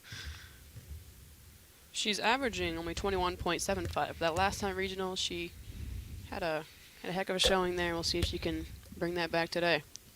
I never got a perfect score. Even though I won it, I never got a perfect score. I got 23 or 24, and I never got a perfect score. But that's okay. You don't need a perfect score to win. She's starting out perfect here, 3 for 3.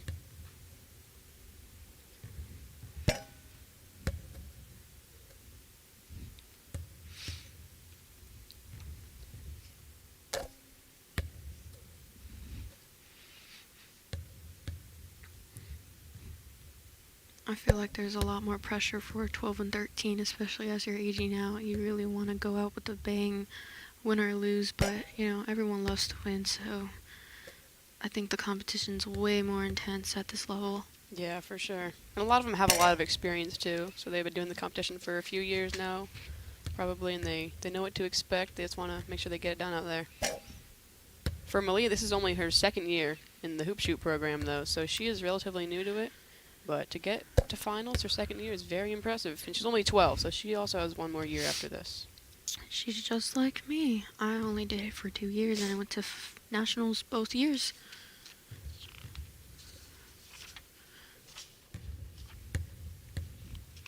So far we got a 9 out of 10, a 10 out of 10, and another 9 out of 10. So those are some solid scores to start off.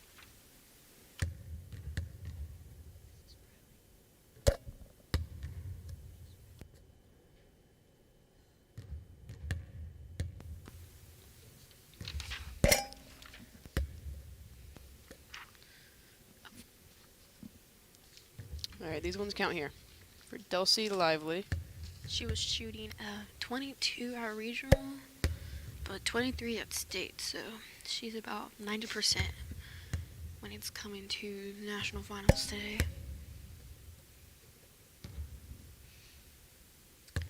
She said she doesn't have a lucky charm, but she does give all praise to the Lord, so that's good to see.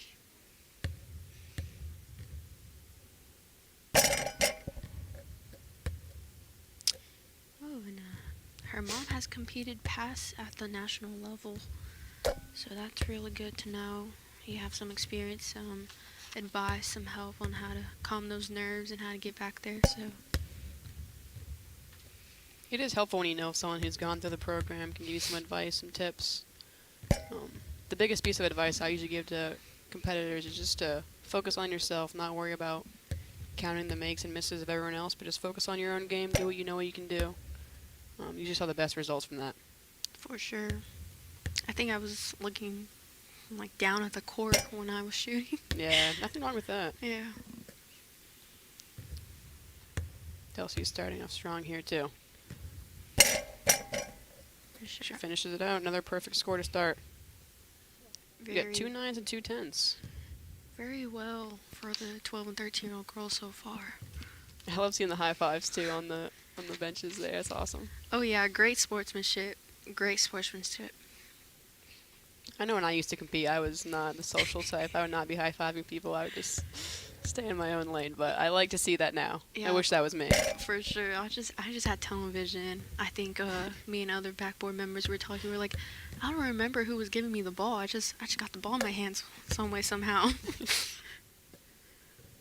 And we have Miss Riley Hodkinson at the line right now. She was shooting 24 at regionals, 23 at state. However, like we've said earlier, 23 or better is needed to win. Seems to be that way. Yeah, I mean, we have, 2 9s already and 2 perfect 10s?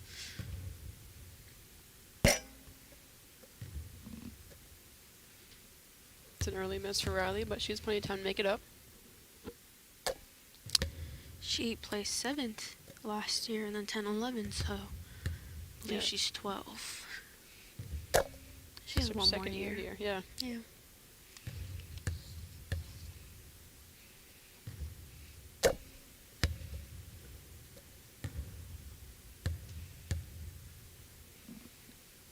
Riley is from New York State.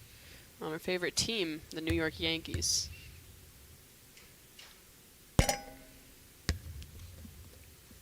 Usually people choose different basketball teams, but she's going baseball. Oh yeah, we had a lot of LA fans in the boys' side earlier. Oh, So yeah, hello Lakers.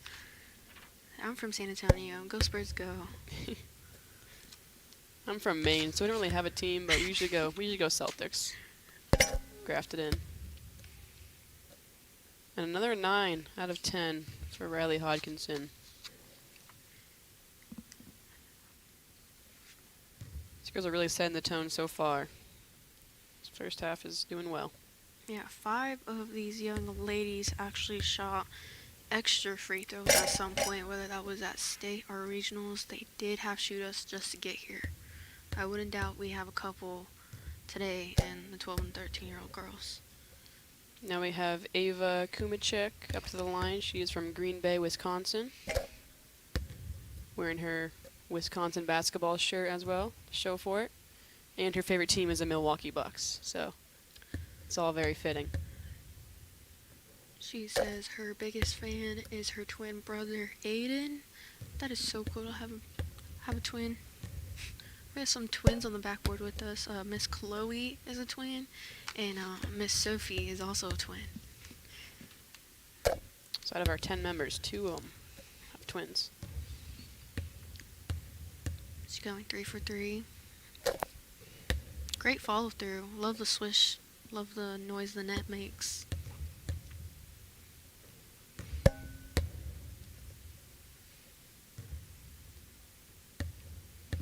Ava says that her lucky charm are Reese's peanut butter cups. She eats them before every game.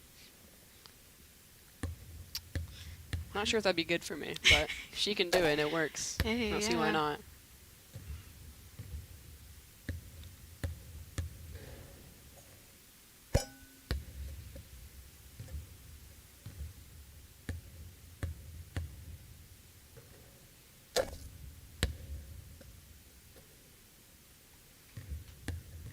You've noticed some competitors taking more dribbles than the other, but I always took about like 2 dribbles, spun it on my hand. I love touching the ball as much as possible. Yeah, It's good to make sure you have it in the right spot before you just chuck it up there. for sure. Also, just getting your hands wet off the ball too. I'm just like, I didn't know my hands could sweat like that.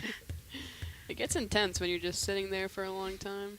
I remember just like rubbing my hands against my shorts constantly, trying to get them the sweat off of them. It's not that easy though. And, like cold sweat going because the arena is actually pretty cold too. So The nerves obviously tie into that too. We got Kamari Burse from Dalton, Georgia up here right now. Their Georgia Elks shirt on.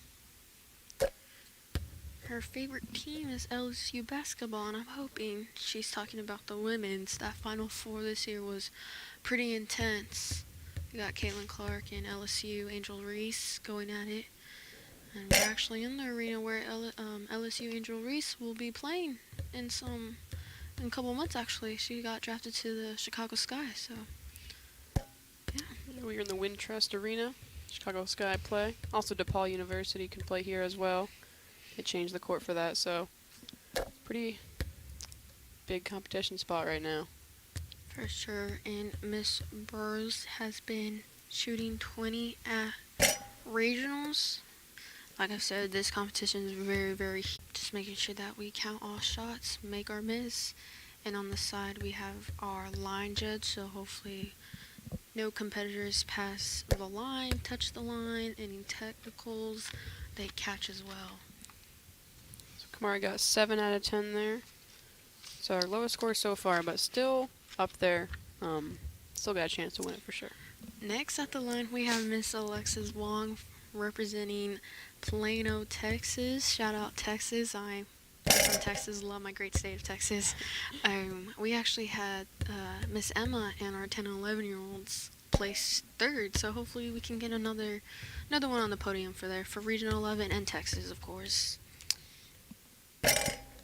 She has participated in the hoop shoot for 6 years. And she did finish 6th in the 8 and 9-year-old girls in 2020. And I know COVID hit.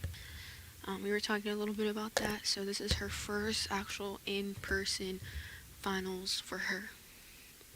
Okay, so these next ones count here. You can see Alexis wearing her blue heart-shaped necklace too. She says that's her lucky charm. Makes the first and one. Just a little harsh on the rim right there, but hey, we all need a little bit of luck. She got lucky. It's that blue heart-shaped necklace. For sure. Yeah, she was in her zone and told her, just be confident. That's all you can ask for, is be confident. I've noticed on these rims there's a lot of rolling and bouncing around. Yeah, very, very clinky, Yeah. I would say. Lots of noise. It might bother me a little bit, but it's been good to her so far. Pretty good. And she did miss her first shot out of the 10. I believe she has 4 more shots. Up to this point, we're still looking at only 2 perfect scores, 10 out of 10 so far. But we still got a couple more shooters left. For sure. And Miss Wong has been shooting 22 at regionals, so not that far off from 23, 24, and of course her perfect score. And I may have jinxed her just right now, so.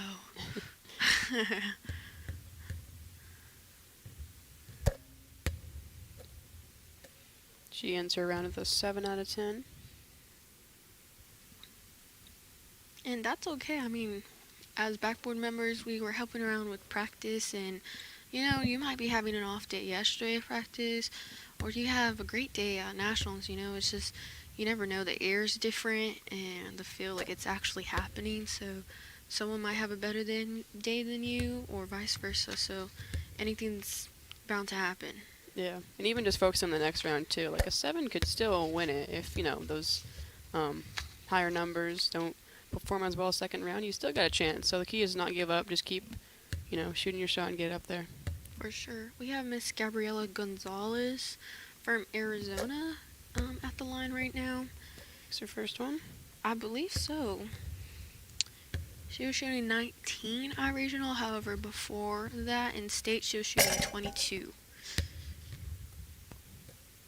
She also goes by the nickname Gabby. My nickname's Gabby.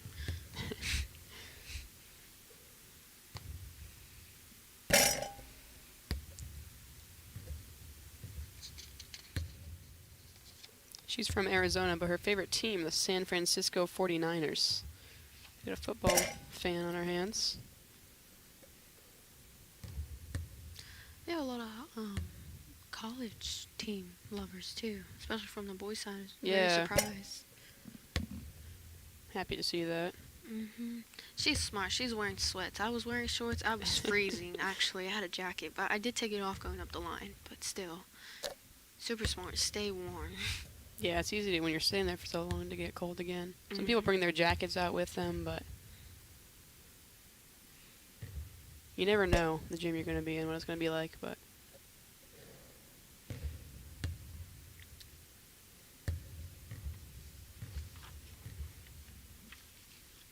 Gabby said that her lucky charms are her lamellos, her basketball sneakers, and her Beats headphones. I saw her at the practice gym yesterday. She had her headphones in. She was locked in. She's on a mission. Someone also mentioned earlier their J's. A lot of us didn't know what J's were, and I'm like, oh, they're just shoes. Nothing to it. Awesome. And Miss Gabriella finishes with a 6 out of 10 unofficially. Like I said, I would like to reiterate that we are unofficial scorekeepers. They will be tallying up at the end and hopefully take care of any shoot-offs that we may have. Daraji Harris is up right now. She's from Raleigh, North Carolina. She was shooting 21 at regionals.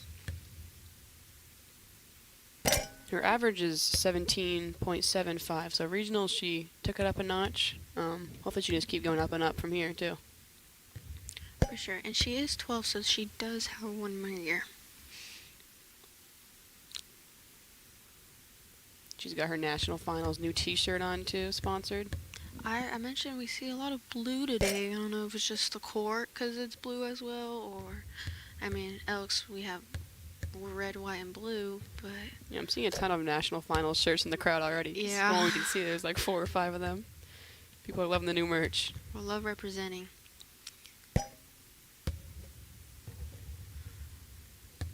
Starting off at 2 for 3.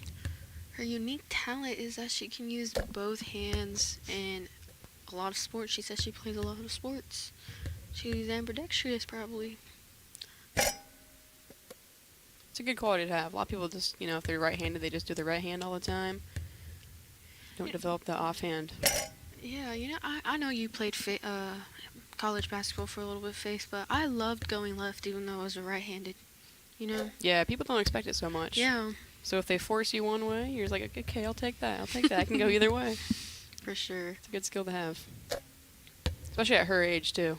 For sure. It's really important.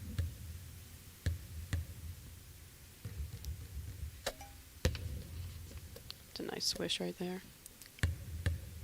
It's one of the best feelings, especially in these competitions. You hear that nice, crisp swish. And leave your follow through up there and you just know that it's going in. She did finish 6 out of 10 unofficially, so the nerves are probably just kicking in, especially towards the end. Next at the line we have Miss Presley Petrie. She's from Oregon. And she is 12, so she does have another year. I was helping her rebound at practice, and her dad was wonderful. She was wonderful. Very focused, very sweet girl. All of our competitors are very funny, very sweet. They're a bunch of characters. I love meeting all of them. She was shooting 17 at regional. But hey, like I said, you can have a better day, you can have a worse day. So hopefully she practiced enough and she has a better day today. Yeah, for sure. She says that her journey started last minute when she just signed up to do her local hoop shoot. So she hadn't even really known about it. Then happened to sign up. She came in jeans and a sweatshirt and she won. So then she just kept moving on. The rest is history. Yeah. That's great. She says her favorite part of the hoop shoot is just traveling. I bet just getting up and going and jeans and a sweatshirt, be like, yeah, I can actually focus and get my attire going. A lot of our competitors, they wear the same stuff, same shirt, same shorts for every competition. So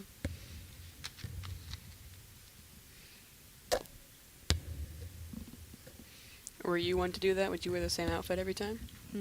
I don't think so. I think I did wear any of like my regional or like my lodge shirt. Like I said, I'm always representing Texas, so You have to. as much as I could, I had something Texas on me. So, but I think my lucky charm was my bun. I had this big bun That's that I what did would it wear. for you. Yep. Yeah, so if my hair wasn't right, my shot wasn't right. So that's my lucky charm. Presley ended with a 9 out of 10, putting her up there near the top. So now our other Presley Newman, is going to finish us out, our 12th competitor of the day. She's from Montana. And she was shooting 23 from regionals. Before that, she was shooting 19. So pretty good progress over here. 23 is a solid score. Hey, I got 23, so I think it's perfect score. Of course. But in this competition so far, we've only had one perfect score. That was in our 10 and 11 boys. 24 won it for the girls 10 11. Right now in this 12 and 13, we only have 2 people so far with a perfect score going into the round of 15, but Presley could make it 3. And her favorite team is the Chicago Cubs. We went to a Chicago Cubs dream game come yesterday. true. Yeah.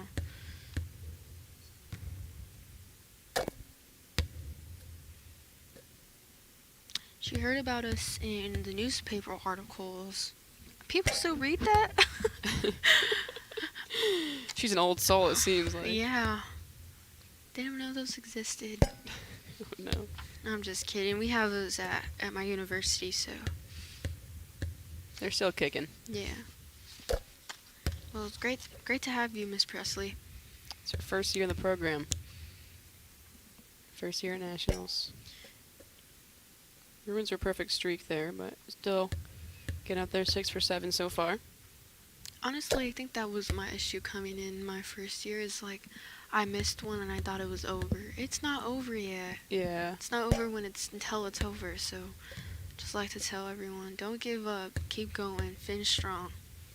It's easy to set too high expectations for yourself and just get mad at yourself if you don't meet those, but it's always time to come back. Exactly. And Miss Presley finishes with an 8 out of 10 for the first round, and we'll have Miss Olivia Rogers shooting first, and they're just going to go straight into it. They're not going to have any practice shots, so straight total of 15 shots.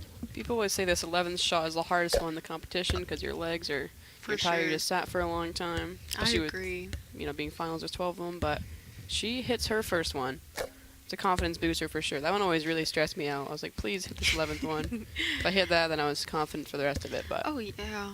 Because you have like a break, you have to go back and sit and probably be cold again, and it's all about just seeing that ball hit the net. All swishes so far for Miss 4 for 4 to start. Olivia.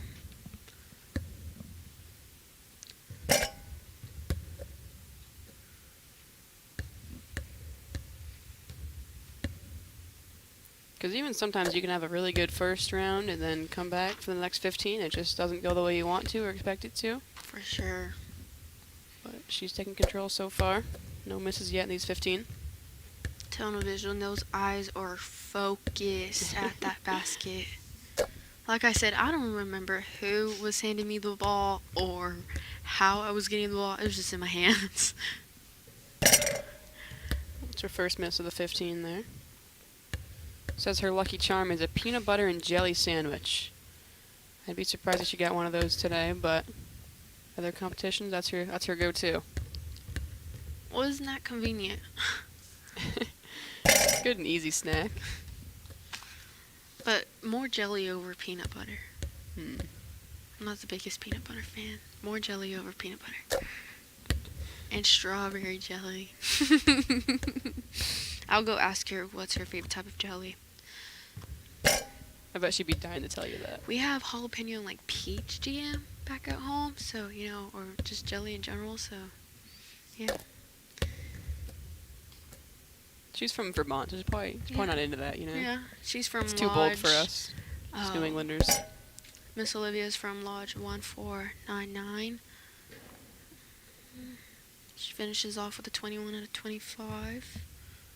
Maybe not the finish she was expecting, but Unofficially, I still want to reiterate that they will be tallying up at the end. So look forward to that. And we still have our other 11 shooters going on. so Olivia Brogdon has her first miss of the competition. The 11th shot will do it to you. She did come with a 24 out of 25 at regionals, so maybe that's just her. Oh, Oh, man. and I just spoke too Nice. soon. I feel like we do that a lot. Yeah. Miss them up from here. A lot of shots, though, today have been going in and out, in and out. Oh, and her favorite team is University of Texas. Ooh. I'm looking at law school over there, and I go to their sister school in San Antonio, so, yeah. A Longhorn fan.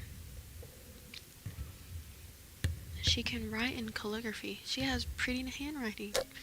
I want to see that. If she wins, she'll be giving out autographs. Oh, yeah. I bet she has pretty autograph. I bet she does.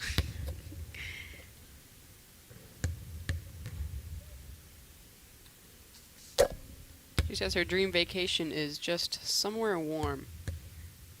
Guess that's enough for her. So she's from Wyoming. I've never been to Wyoming, so I guess it's cold.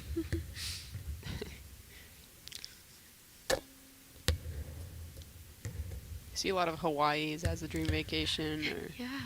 I did see a Things like Dubai, that. yeah, there are some interesting ones there. Jamaica. Alaska. Oh, that's I don't know who interesting. would want that, but some crazy kids out there in the world. I love Chicago. This is my fifth time being in Chicago. I feel like it's home away from home for Yeah. me right now. It's my 6th trip to Chicago with the Elks. Treated us well. For sure. I always look forward to coming to Chicago each year. The first year they had this competition, the finals in Chicago, was 2016. Before that, it was in Springfield, Massachusetts. Now, the Elks national headquarters is located in Chicago, so hence why. One reason why we have it in Chicago, too, if you just didn't know that. Fun fact. Yeah, much more centrally located, too. Probably more convenient for people. For sure. And here's our perfect score. Miss Malia, 25 at regionals.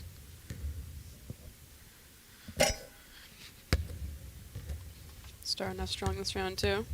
For Got sure. 9 out of 10 the first one.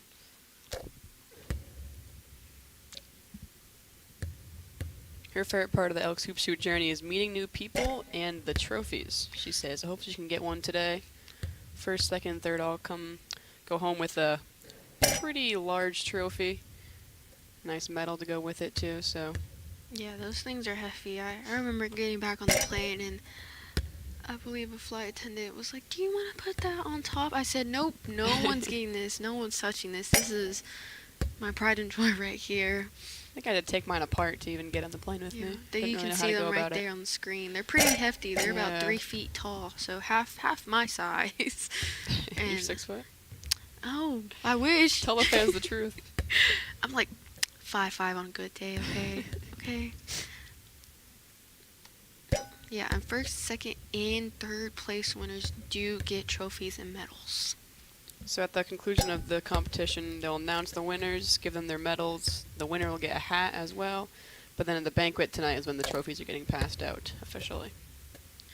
Everyone's a winner here, so True. her dream vacation is Tahiti. It's really beautiful. Awesome, and she finished with a 22 out of 25. So no perfect score yet for the girls. I don't think we can get a perfect score, actually. Am I wrong? Well, Delsey here could have gotten one, but after that miss, Yeah. we are left no more perfect scores possible, so we'll see what happens here.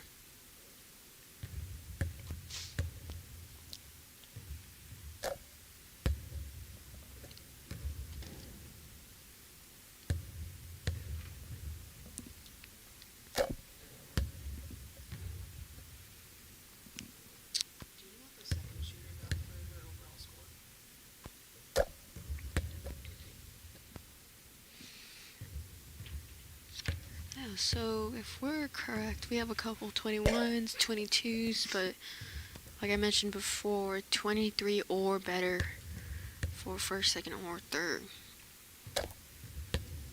The 10-11 girls were intense too. We had a shoot-off for third place, about 3 times going up, shooting 5 shots each. They both did 4 for 5, like 3 times until one of them missed 2.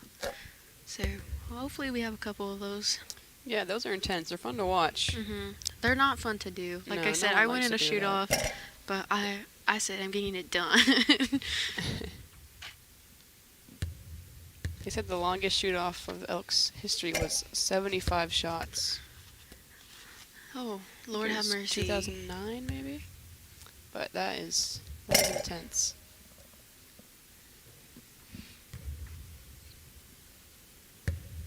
Fun to watch though.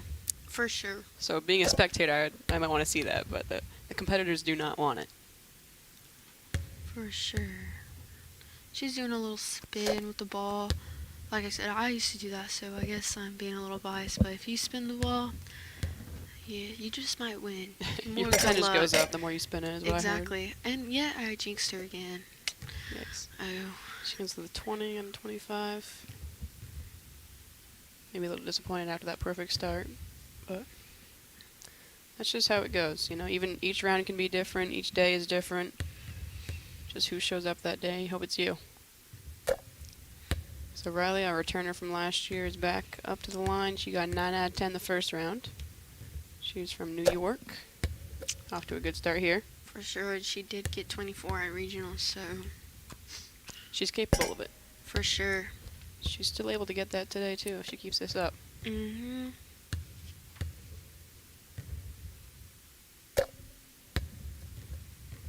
She says that she wears the same clothes for each competition, but her shirt looks like it's from this year, so I think she lied about that. So she got a national finals 20. Oh, it's 2023. Maybe she is Okay. right then. Just called her out for no reason. Sorry, Riley. I wonder how it feels to like get new clothes and like, do you get, the same ritual going with new Yeah. clothes, or That's is quite it, a flex if she pulls that up Yeah. to each competition, saying, "Hey, I went to finals last year, so good luck." Yeah. Maybe Kind of respect that though. Hopefully we see her next year and she wears a 2024 shirt. Ooh, that'd be crazy. Got her And second she is miss now. 12, so she does have another eligible year. That's really good. I felt like in our competition, so myself and Faith, as well as Miss Sophie, our backboard member, she's also rebounding on that girl's side. One with the ponytail. We all competed back in 2017, so it's good to see past competitors. So 2017, we were all 3 on the podium. I think We gotta find that picture. I man, don't that's think we awesome. were on the podium because 2017 I didn't do great. I You was were- 7th. 2018 is when you. Yeah, Okay. 2018 is when I took second place home. But I know Miss Sophie won first place. Got 3rd place that year. She Yeah. stood me up. For sure. Right. Riley ends with a 21. Next at the line we have Miss Ava.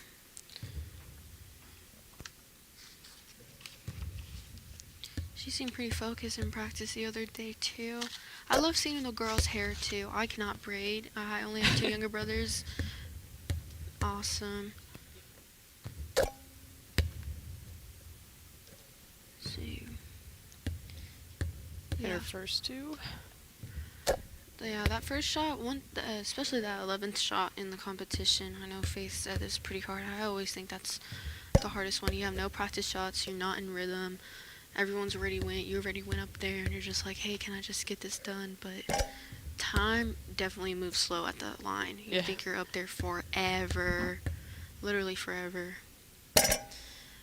Just missed that one.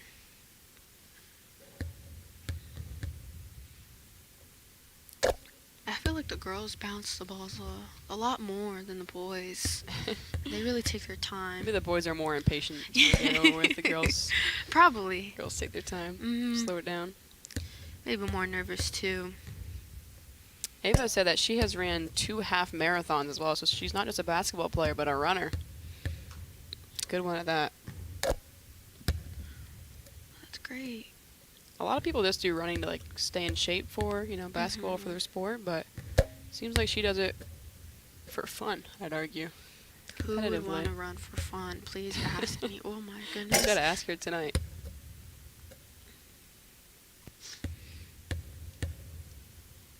Maybe she'll do a couple laps, you know? A victory lap if she wins. Yeah. Believe she has 2 more shots.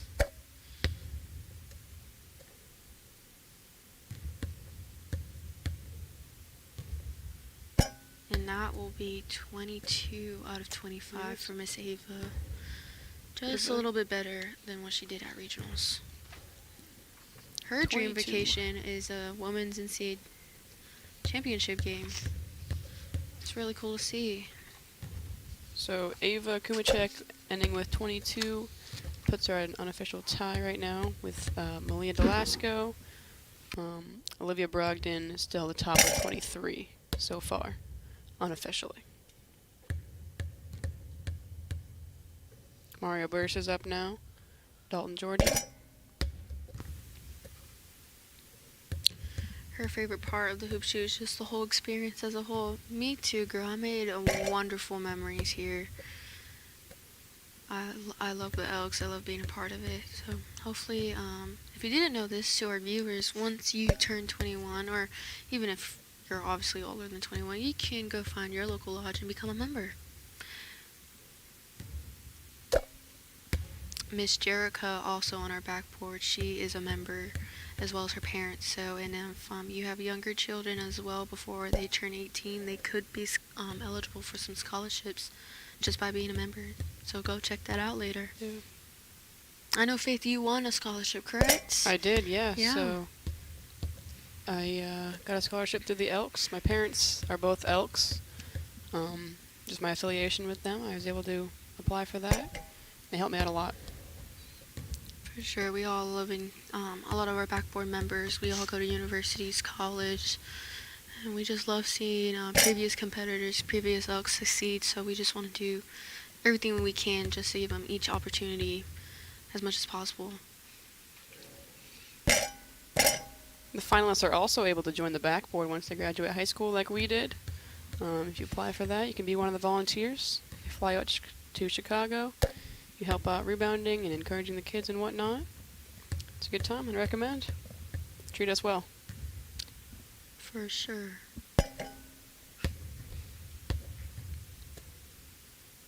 They put you to work, so be ready for that.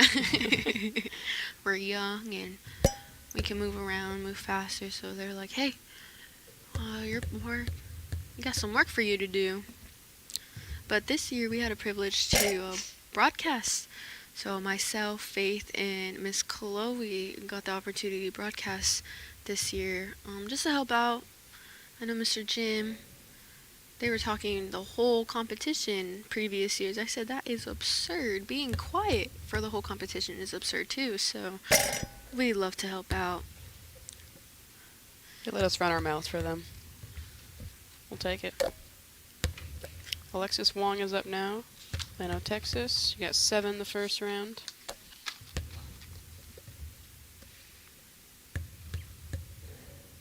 She got a pretty quick routine too. Just Very, quick very dribbles quick. and right into it. I feel like we're kind of speeding through the competition this year. I feel like we usually take our time and a little slower, kind of dragging out, but this year we're pretty fast, pretty quick. Yeah, this division especially seems to be going by very quickly. You're right too. I like that though. Yeah. You know, like, have you ever just missing that one shot if you didn't get a perfect score and like coming back from it? Like I said, I placed second, but I made 23, and you know, just coming back from that is like, can you regain your thoughts? Can you regain your rhythm? I think that's really prominent when we see older competitors is they miss one shot, they miss 2. Can you come back from that, and how well can you finish? Yeah, for sure. It's much more of a mental game than it is a physical even sometimes. For sure. Oh, okay. So just in, we have a new rule, so it's 10 seconds per shot. Maybe that's why we see a sense of urgency. Oh, that's pretty good. Yeah, like I said, I felt like it was forever at the line, and I felt like it was a really, really, really long competition. But yeah. They used to have it so you can only do 4 dribbles. Oh, So you yeah. hit 5 or more than that as a technical. Mm-hmm. But now they're doing the 10 seconds, which I think was probably a good call. For sure. More like a real game. Mm-hmm. If you're playing a real basketball game, they're not going to say, oh, 5 dribbles, you're out. So I think it makes sense. Good call. Officially, Miss Alexis finishes with an 18 out of 25. Not her best performance, but it's nerves, and that's okay. Glad you made it, Alexis. Gabriela Gonzalez up to the line now. Green Valley, Arizona. She hit 6 first round. Hits her 11th one, though, which is a good start for her. Going back to the hair and hairstyles, I think as girls, you can really express yourself with your hair. She has obviously really long hair, as well as other competitors. We have a couple braids, a couple ponytails. I haven't seen a bun yet, so... That's your thing. You own that. Yeah, I guess. Just a little tap in the rim right there.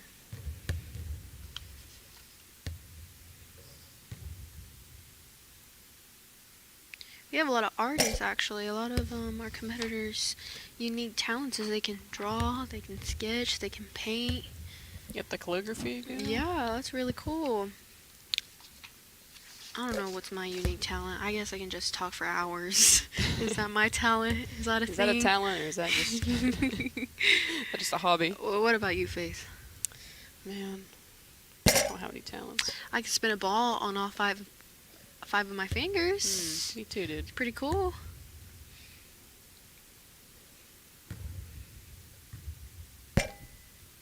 You can see Gabriella taking just a little longer, regaining her rhythm, her composition, and her shot. Just really pausing before she releases. She's got really nice form, too. Notice Yeah. that. Just good flick of the wrist. She takes her time. For sure. The shooting pocket every time. The follow through is nice.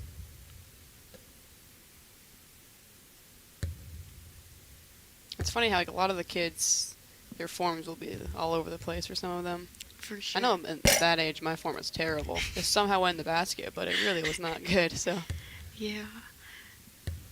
Yeah, I know. if it ain't broke, don't fix it. But I don't know. I mean, I think I should have fixed it. Hey, I know a lot of our competitors actually don't play basketball outside of the hoop shoot. They just do the hoop shoot specifically and independently from the sport. So we do have some non-basketball Very interesting. players here. Hey, but you don't have to be a basketball player to shoot some hoops. Yeah, it's just a seriously. free throw.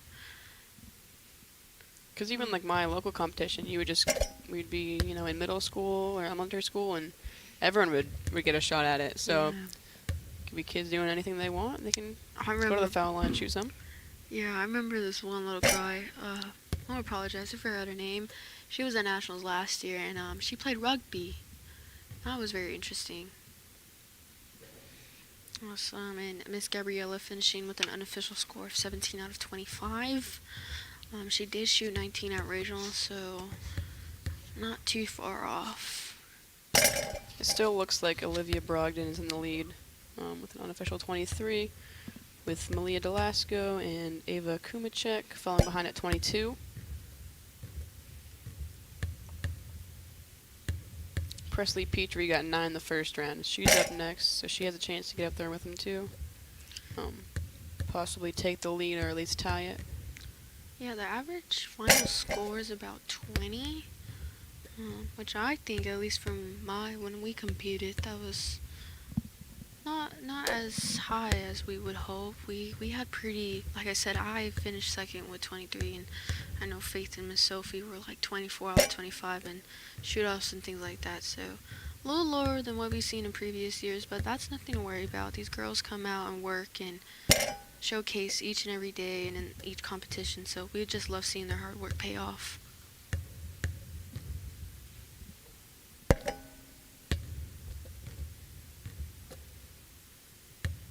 One of the mottos of the hoop shoe is that they make gritty kids. So a lot of these kids getting here, they had to put in a lot of work, a lot of hours in the gym, just shooting shot after shot. I know growing up for me, it looked like a lot of hours, forcing my parents dragging into the gym and saying, "Hey, rebound for me for an hour." And they didn't love it, but they did it, and I appreciate them for that. Yeah, I know I woke up pretty early with my dad. Just shooting. So quick shout out to all the parents out there, the grandparents, aunts and uncles, whoever's rebounding. The brothers, the sisters. Yeah, we a lot appreciate of, you guys. For sure. You guys put in much work as much as the competitors and shooters do. I know even the Elks, they work their butts off the entire week. So we really appreciate the behind the scenes, the competitors who really make this what it is. It's a lot of preparation for these events. For sure. We don't see. I know when I first pulled up to the Nationals, I was like, man, this is a big production. You know? Yeah. I didn't realize the work that got into it, but Yeah, for sure. they do a lot for us. So Daraji with a 16 out of 25. We got Presley Petrie up next. Morgan. And misses that first shot of the 15. Like we said, that's pretty hard shot just to recope, and especially towards the end. You know, I wouldn't want to shoot first, but I wouldn't want to shoot last either, so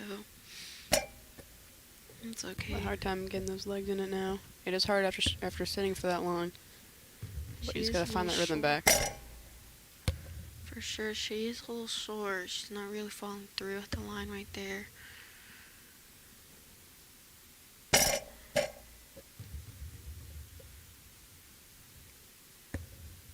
Oh, wow. I've been noticing a lot of 12 and 13-year-old girls haven't been jumping at the line. I don't normally jump at the line, but we've had some in the past. So, but a lot of them are not jumping. They're just on their tippy toes, finishing through, following through. So I guess that's good to see, just in case you don't want to get that technical on you passing the line or being on top of the line. Yeah, it's good for the consistency too. You're in the same spot every time, your feet stay planted. For sure. Sometimes when you're jumping, you can land in a different spot every time, and it's hard to do the same thing. With a 10, 11-year-old, it's difficult because you're transitioning from that closer line, from the 11 feet back to the 15 feet, so you're trying to use your strength and get it up there, but it can be all over the place sometimes.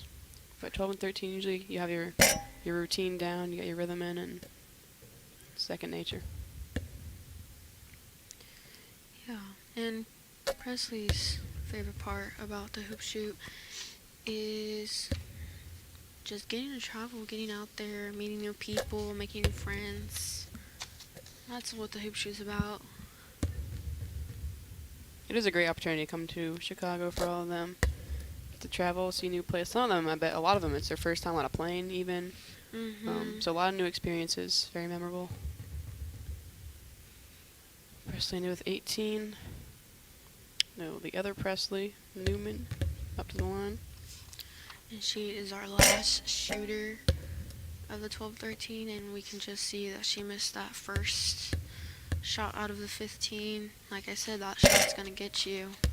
Seems like with that first miss there that Olivia Brogdon might be taking this one, but again, because they're all unofficial scores, so the scores of the table might prove us to be wrong. But Presley is our last shooter of the day. And of the division, of course. So after her, see if we have any shoot-offs, and we'll be done.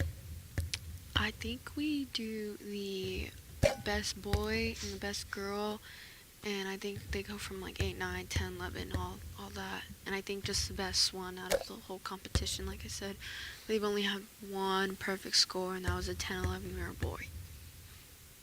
And as we said, the 10, 11 girls, the top shooter got 24. Do you know 8 and 9 girls what the top score was? I'm not sure, actually.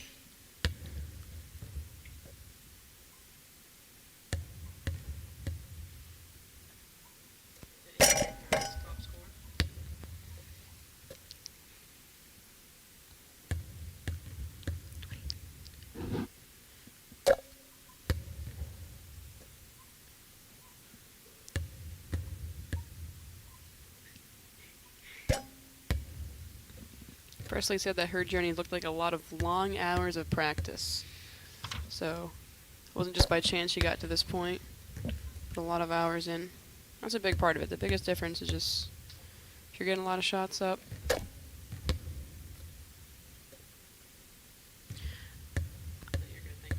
I believe the score for the 8 and 9 girl was 23 out of 25.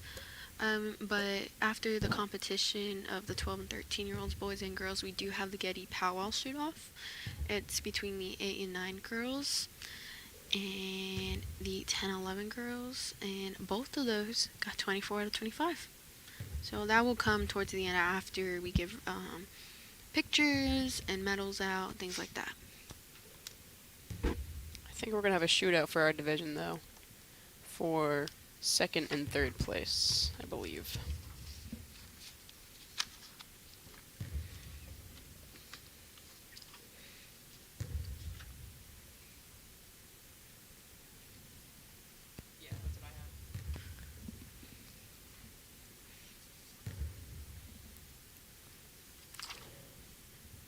So they are tallying up the scores. That is our score table over there, alongside with those beautiful first, second, and third place trophies. And we believe unofficially our second shooter of the competition in the 12, 13-year-old girls is Miss Olivia Brockton, with a 23 out of 25 score. From Wyoming. Awesome, and she shot 23 at state and 24 at regional, so pretty consistent. 23 is an impressive score for sure, especially in a big arena. This whole competition, it's a big deal, but she got over her nerves and she just came to play. Yeah, what was your coping strategy, Faith, especially as we both competed? What was going on through your head, or how'd you calm your nerves down? I kind of mentioned this previously before, but a lot of it was just focusing on my own shot, not trying to add up anyone else's scores, but just focusing on what I could do. I think people end up just doing a lot of math in their head, and that just messes them up, so they're thinking too much and not just shooting. So I know if I just focus on my shot, that's all I had to worry about. That's all I could control. For sure. I think my first nationals, it was much bigger stage. Yeah. And like I said, I missed one and I thought it was over, but that's simply not the case. You work hard and you get back at nationals, and that's an accomplishment within itself. So each and every competitor from 8 and 9 to 12 and 13, boys and girls, should be very proud of themselves just even making it here. Yeah, for sure. Best of the best.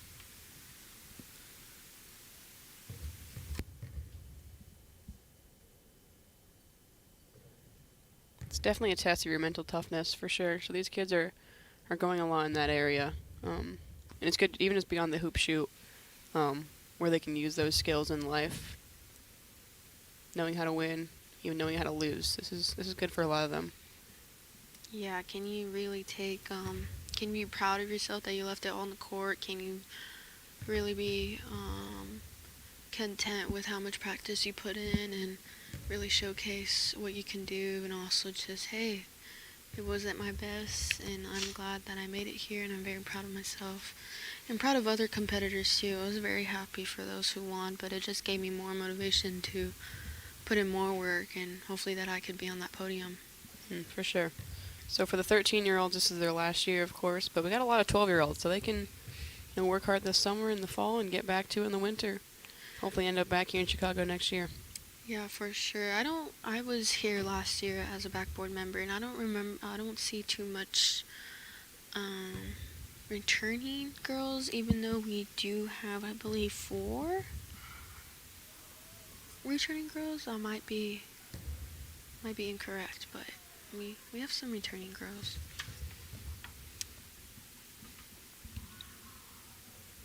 There's 3 former finalists in this division that we have here. I think we're telling up scores for the shoot-off right now. So again, the shoot-offs are sets of 5 shots, so whoever shot first. So we have 2 shoot-offs for second, first, and third.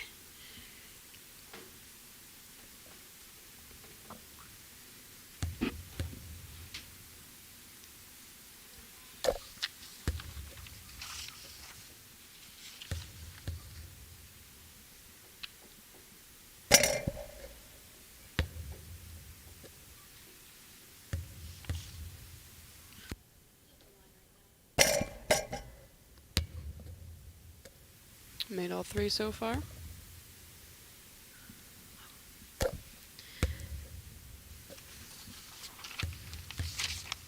Miss Olivia Brockton and Ava are shooting off for that first and second place.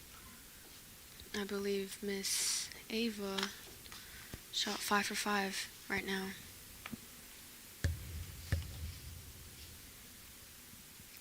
And Malia and Riley will be shooting off for third.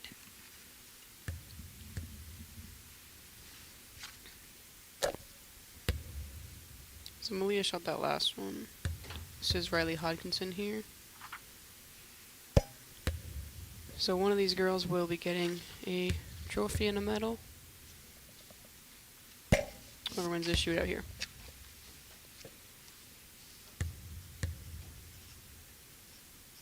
Just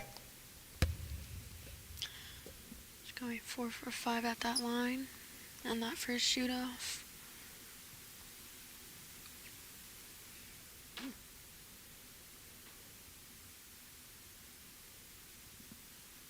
And I believe they will be tallying up this score.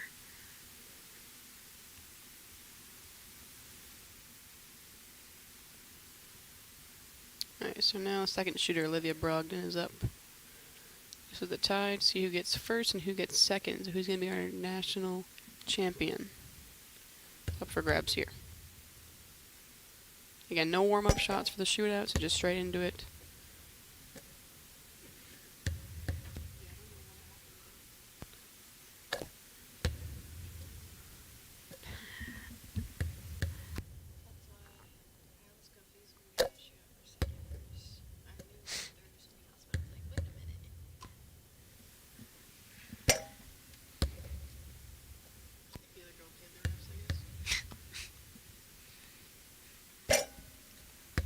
Little leg kick there for the fifth make.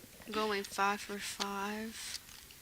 I think for these, it's definitely an advantage to go first. You get to set the tone. Because she makes all 5, you got to make all 5 too, or else you're out. For sure. I went first in my shootout, and I was very, very grateful that I went first. But Ava gets a shot here to hopefully tie her with all 5. And if so, go into another round, 5 more.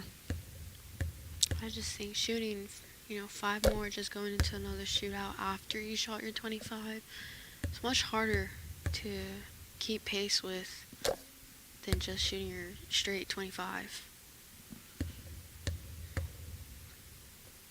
There we go. Awesome, another 5 for 5. Perfect score again. I like seeing the high fives. I said it before, but I like seeing people encouraging each other, especially, they're both trying to get first place here. Obviously, it's a big title, but they're still cheering each other on. It's good to see. Well, so she starts off with a miss, so that leaves an opening for Ava if she wants it, but hopefully she can hit the rest from here. For sure, yeah. Like I said, our 10 and 11 girls, I think they went 2 or 3 times, going 4 for 5, both of them, until one of them finally missed 2.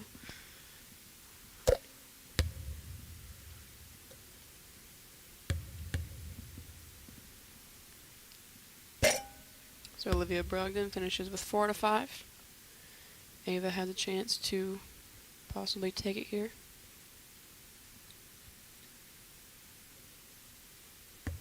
And as you can tell, the arena is still very quiet. The competition has not yet completed.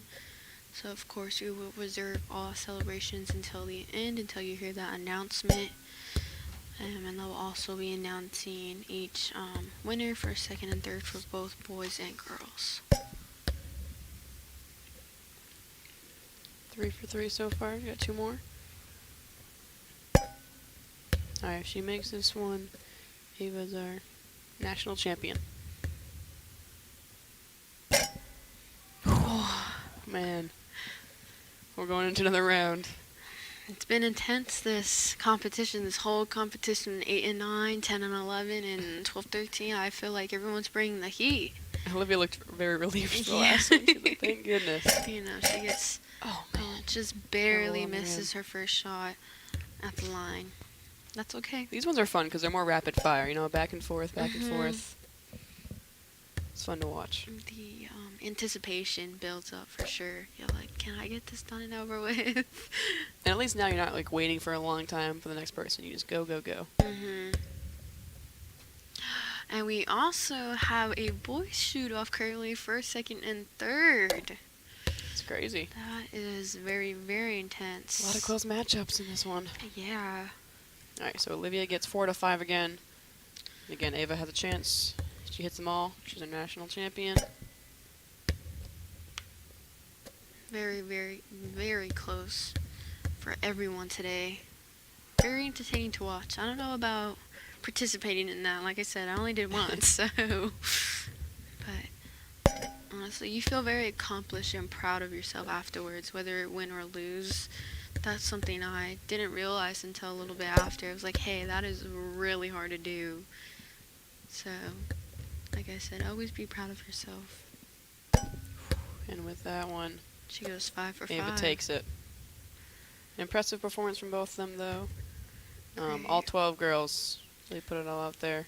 I see, you can see the encouragement from all the girls, all the high fives, the smiling. But also just like repressing those happy emotions, those sad emotions. I want to see a smile out of Ava. Yeah, Looks too- I know. too straight-faced right even now. the Come on, girls, celebrate.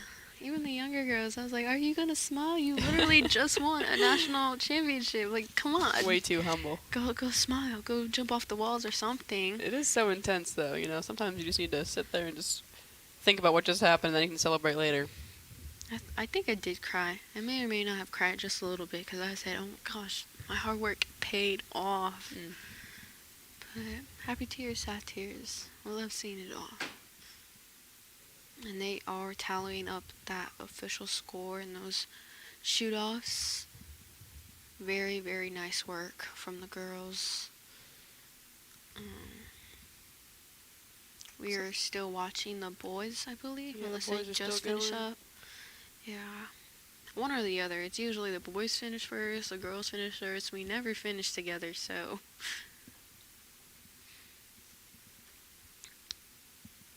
And so our first place is Miss Ava. Our second place is Olivia Brockton. And our third place is Malia. So congratulations to all y'all.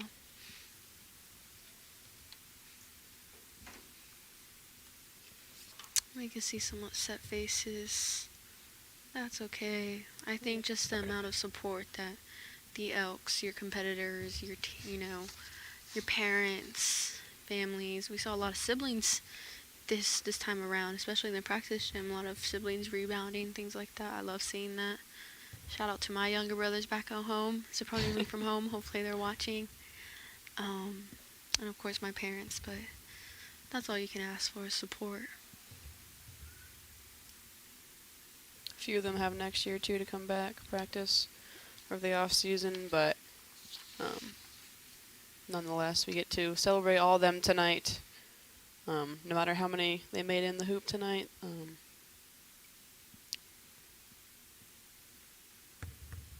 So the boys are still finishing up down there. We get a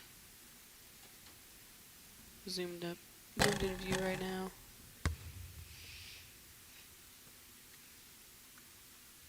Yeah, so That is- everyone's still holding their breath.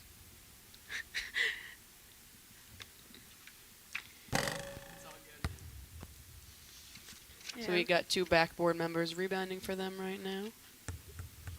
We have Anthony on our left, and then we have Jacoby. Jacoby's a first-time backboard member. But like I said, all age groups, boys and girls, bringing the competition. So it's great to see these shoot-offs. Still quiet in the gym. No clapping, cheering yet. We got Trip Johnson for the boys from Hot Springs, South Dakota, shooting right now. Again, we're not sure. Oh, doesn't look too happy, but I'm not sure what the placement is right now, but see some high fives. Look like they finished up. So look at the final scores into the scorers table, and then we will hear them announce our first, second, and third place winners.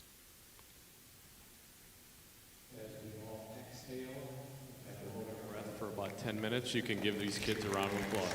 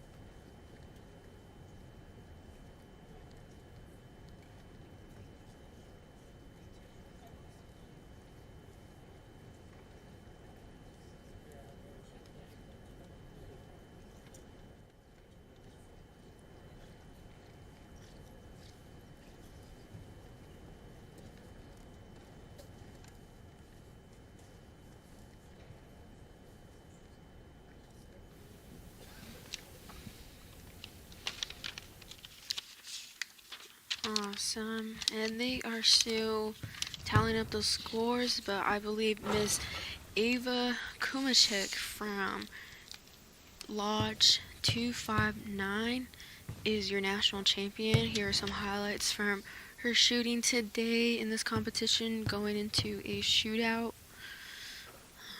Shooting 4 for 5s, 5 for 5, so very, very intense competition today. But congratulations, Miss Ava.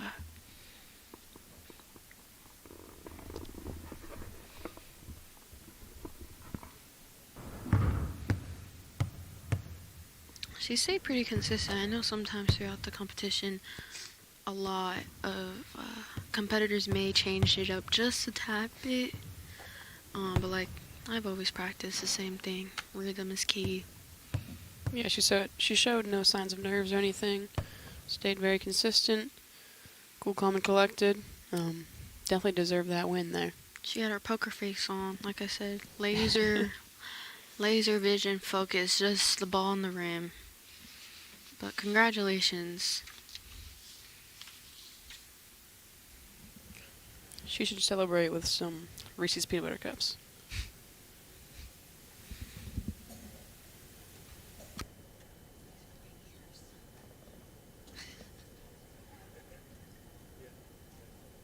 We need the following regional directors to the floor to present awards: Harley Birchmeyer, Kelly McDermott, Tony Vulgaris, Brandon Wilkins, Jeff Franklin.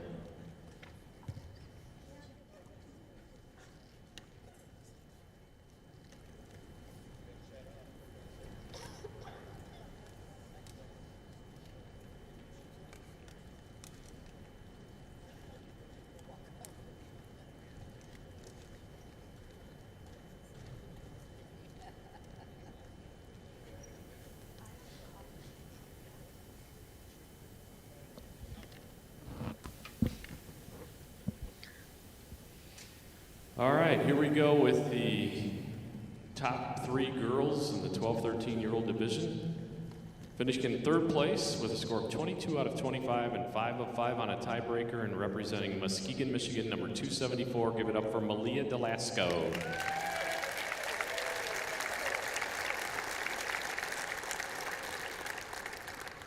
Your runner-up with a score of 23 out of 25, 5 of 5, 4 of 5, 4 of 5 on 3 tiebreakers, representing Sheridan, Wyoming, number 520. It's Olivia Brogdon.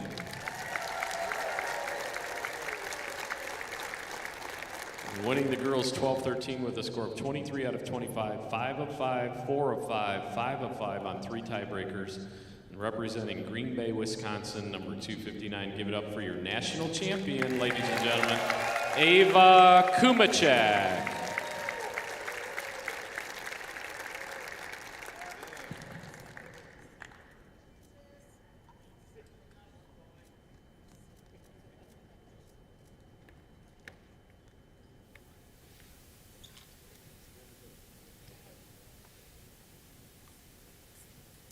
All right, so Ava Kumachek is our winner today for the Elks Hoop Shoot National Finals 12 and 13 Girls Division. All the girls obviously worked hard today. They all deserve to be here, so we're happy they all made it out today. So thank you guys for joining us. Hope you enjoyed the show, and we'll see you next year.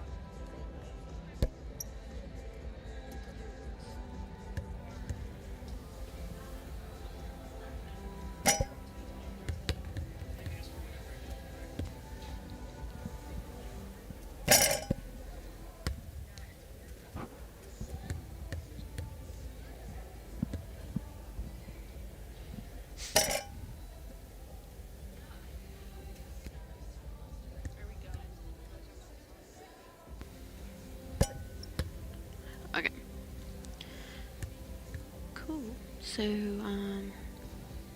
we have our shoot off for the best girl shooter out of the whole competition. So I believe we have an 8 and 9-year-old and a 10 and 11 girl. I believe they both got, what, 24 out of 25? Yeah, so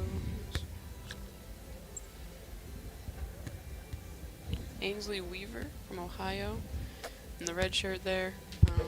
Shooting from the closer line, the 8 and 9-year-old division, she got 24.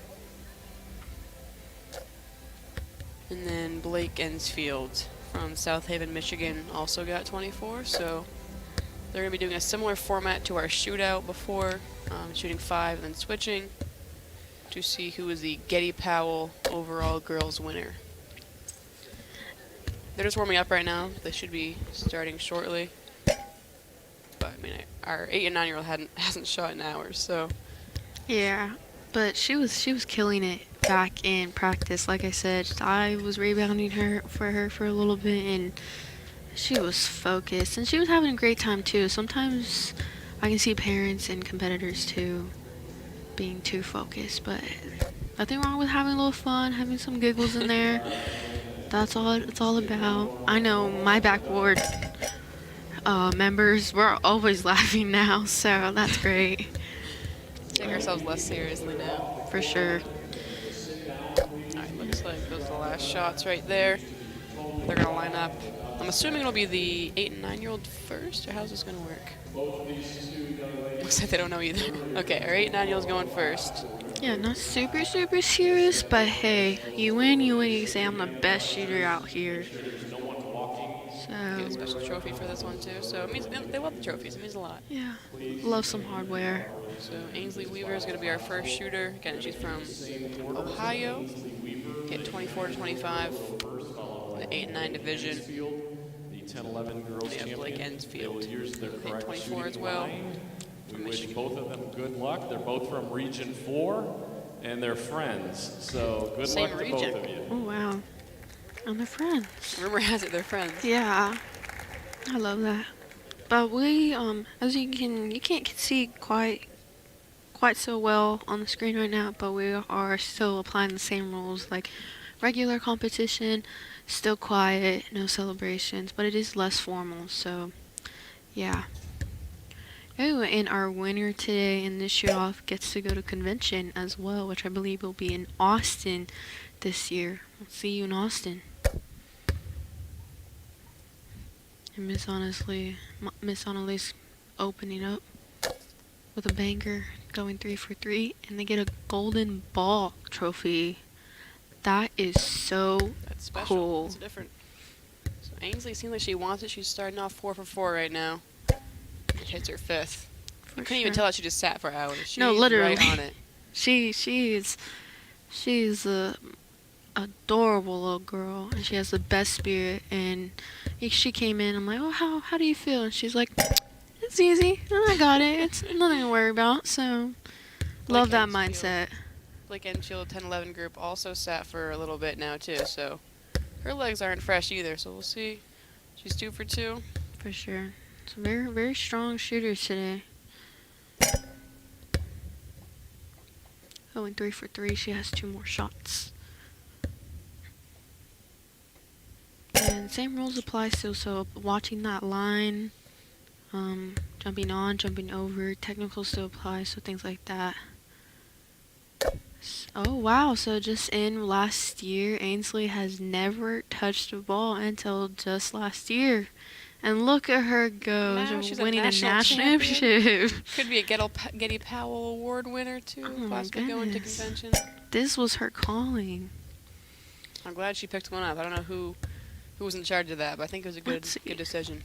Oh, we don't have the paper, but yeah, I learned it from my school, and I wish I've learned it earlier. Because like I said, I would have been in the Hall of Fame. I would have been walking out here with first place 1 year. But you go. And she has a couple more years, so this might be not the last that we see Miss Ainsley here. Yeah, plenty of time left. Another 5 for 5 out of Ainsley, putting the pressure on Blake here. See if she can match that. I know there's a difference between like being an 8-9-year-old and shooting closer, and then that, you know, when you age up, shooting at the normal free throw line, 10 and 11. So a little bit of a difference. Got a lucky roll in there.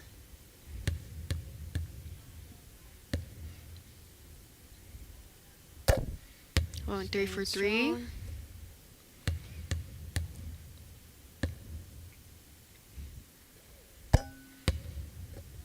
Got one more for Blake here.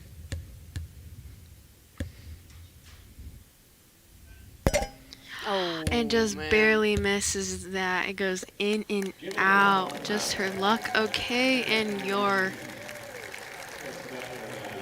Getty Powell Award I'm winner. sorry, I lost my train of thought. Yeah, winner. Ainsley Weaver. Again, no is no Miss smiles at her. Ainsley. She's Yeah, just, she's yeah. just sitting there straight face. She's so She- used to it. When her name got called, and it took her a while. I think someone told her like, "Come on, smile. Like it's okay to smile if you win." And so took her a Cold-blooded. little bit to show her smile. But I get it. We all love to be humble, but I'd be jumping off the walls. We love that. Look at them, and both in the same region. So go region 4. Our Seriously, they took South over Yeah. today. Michigan, number 1509, and they're from the same region, Region 4. Congratulations to both of you. Ainsley is so calm. Yeah, I think.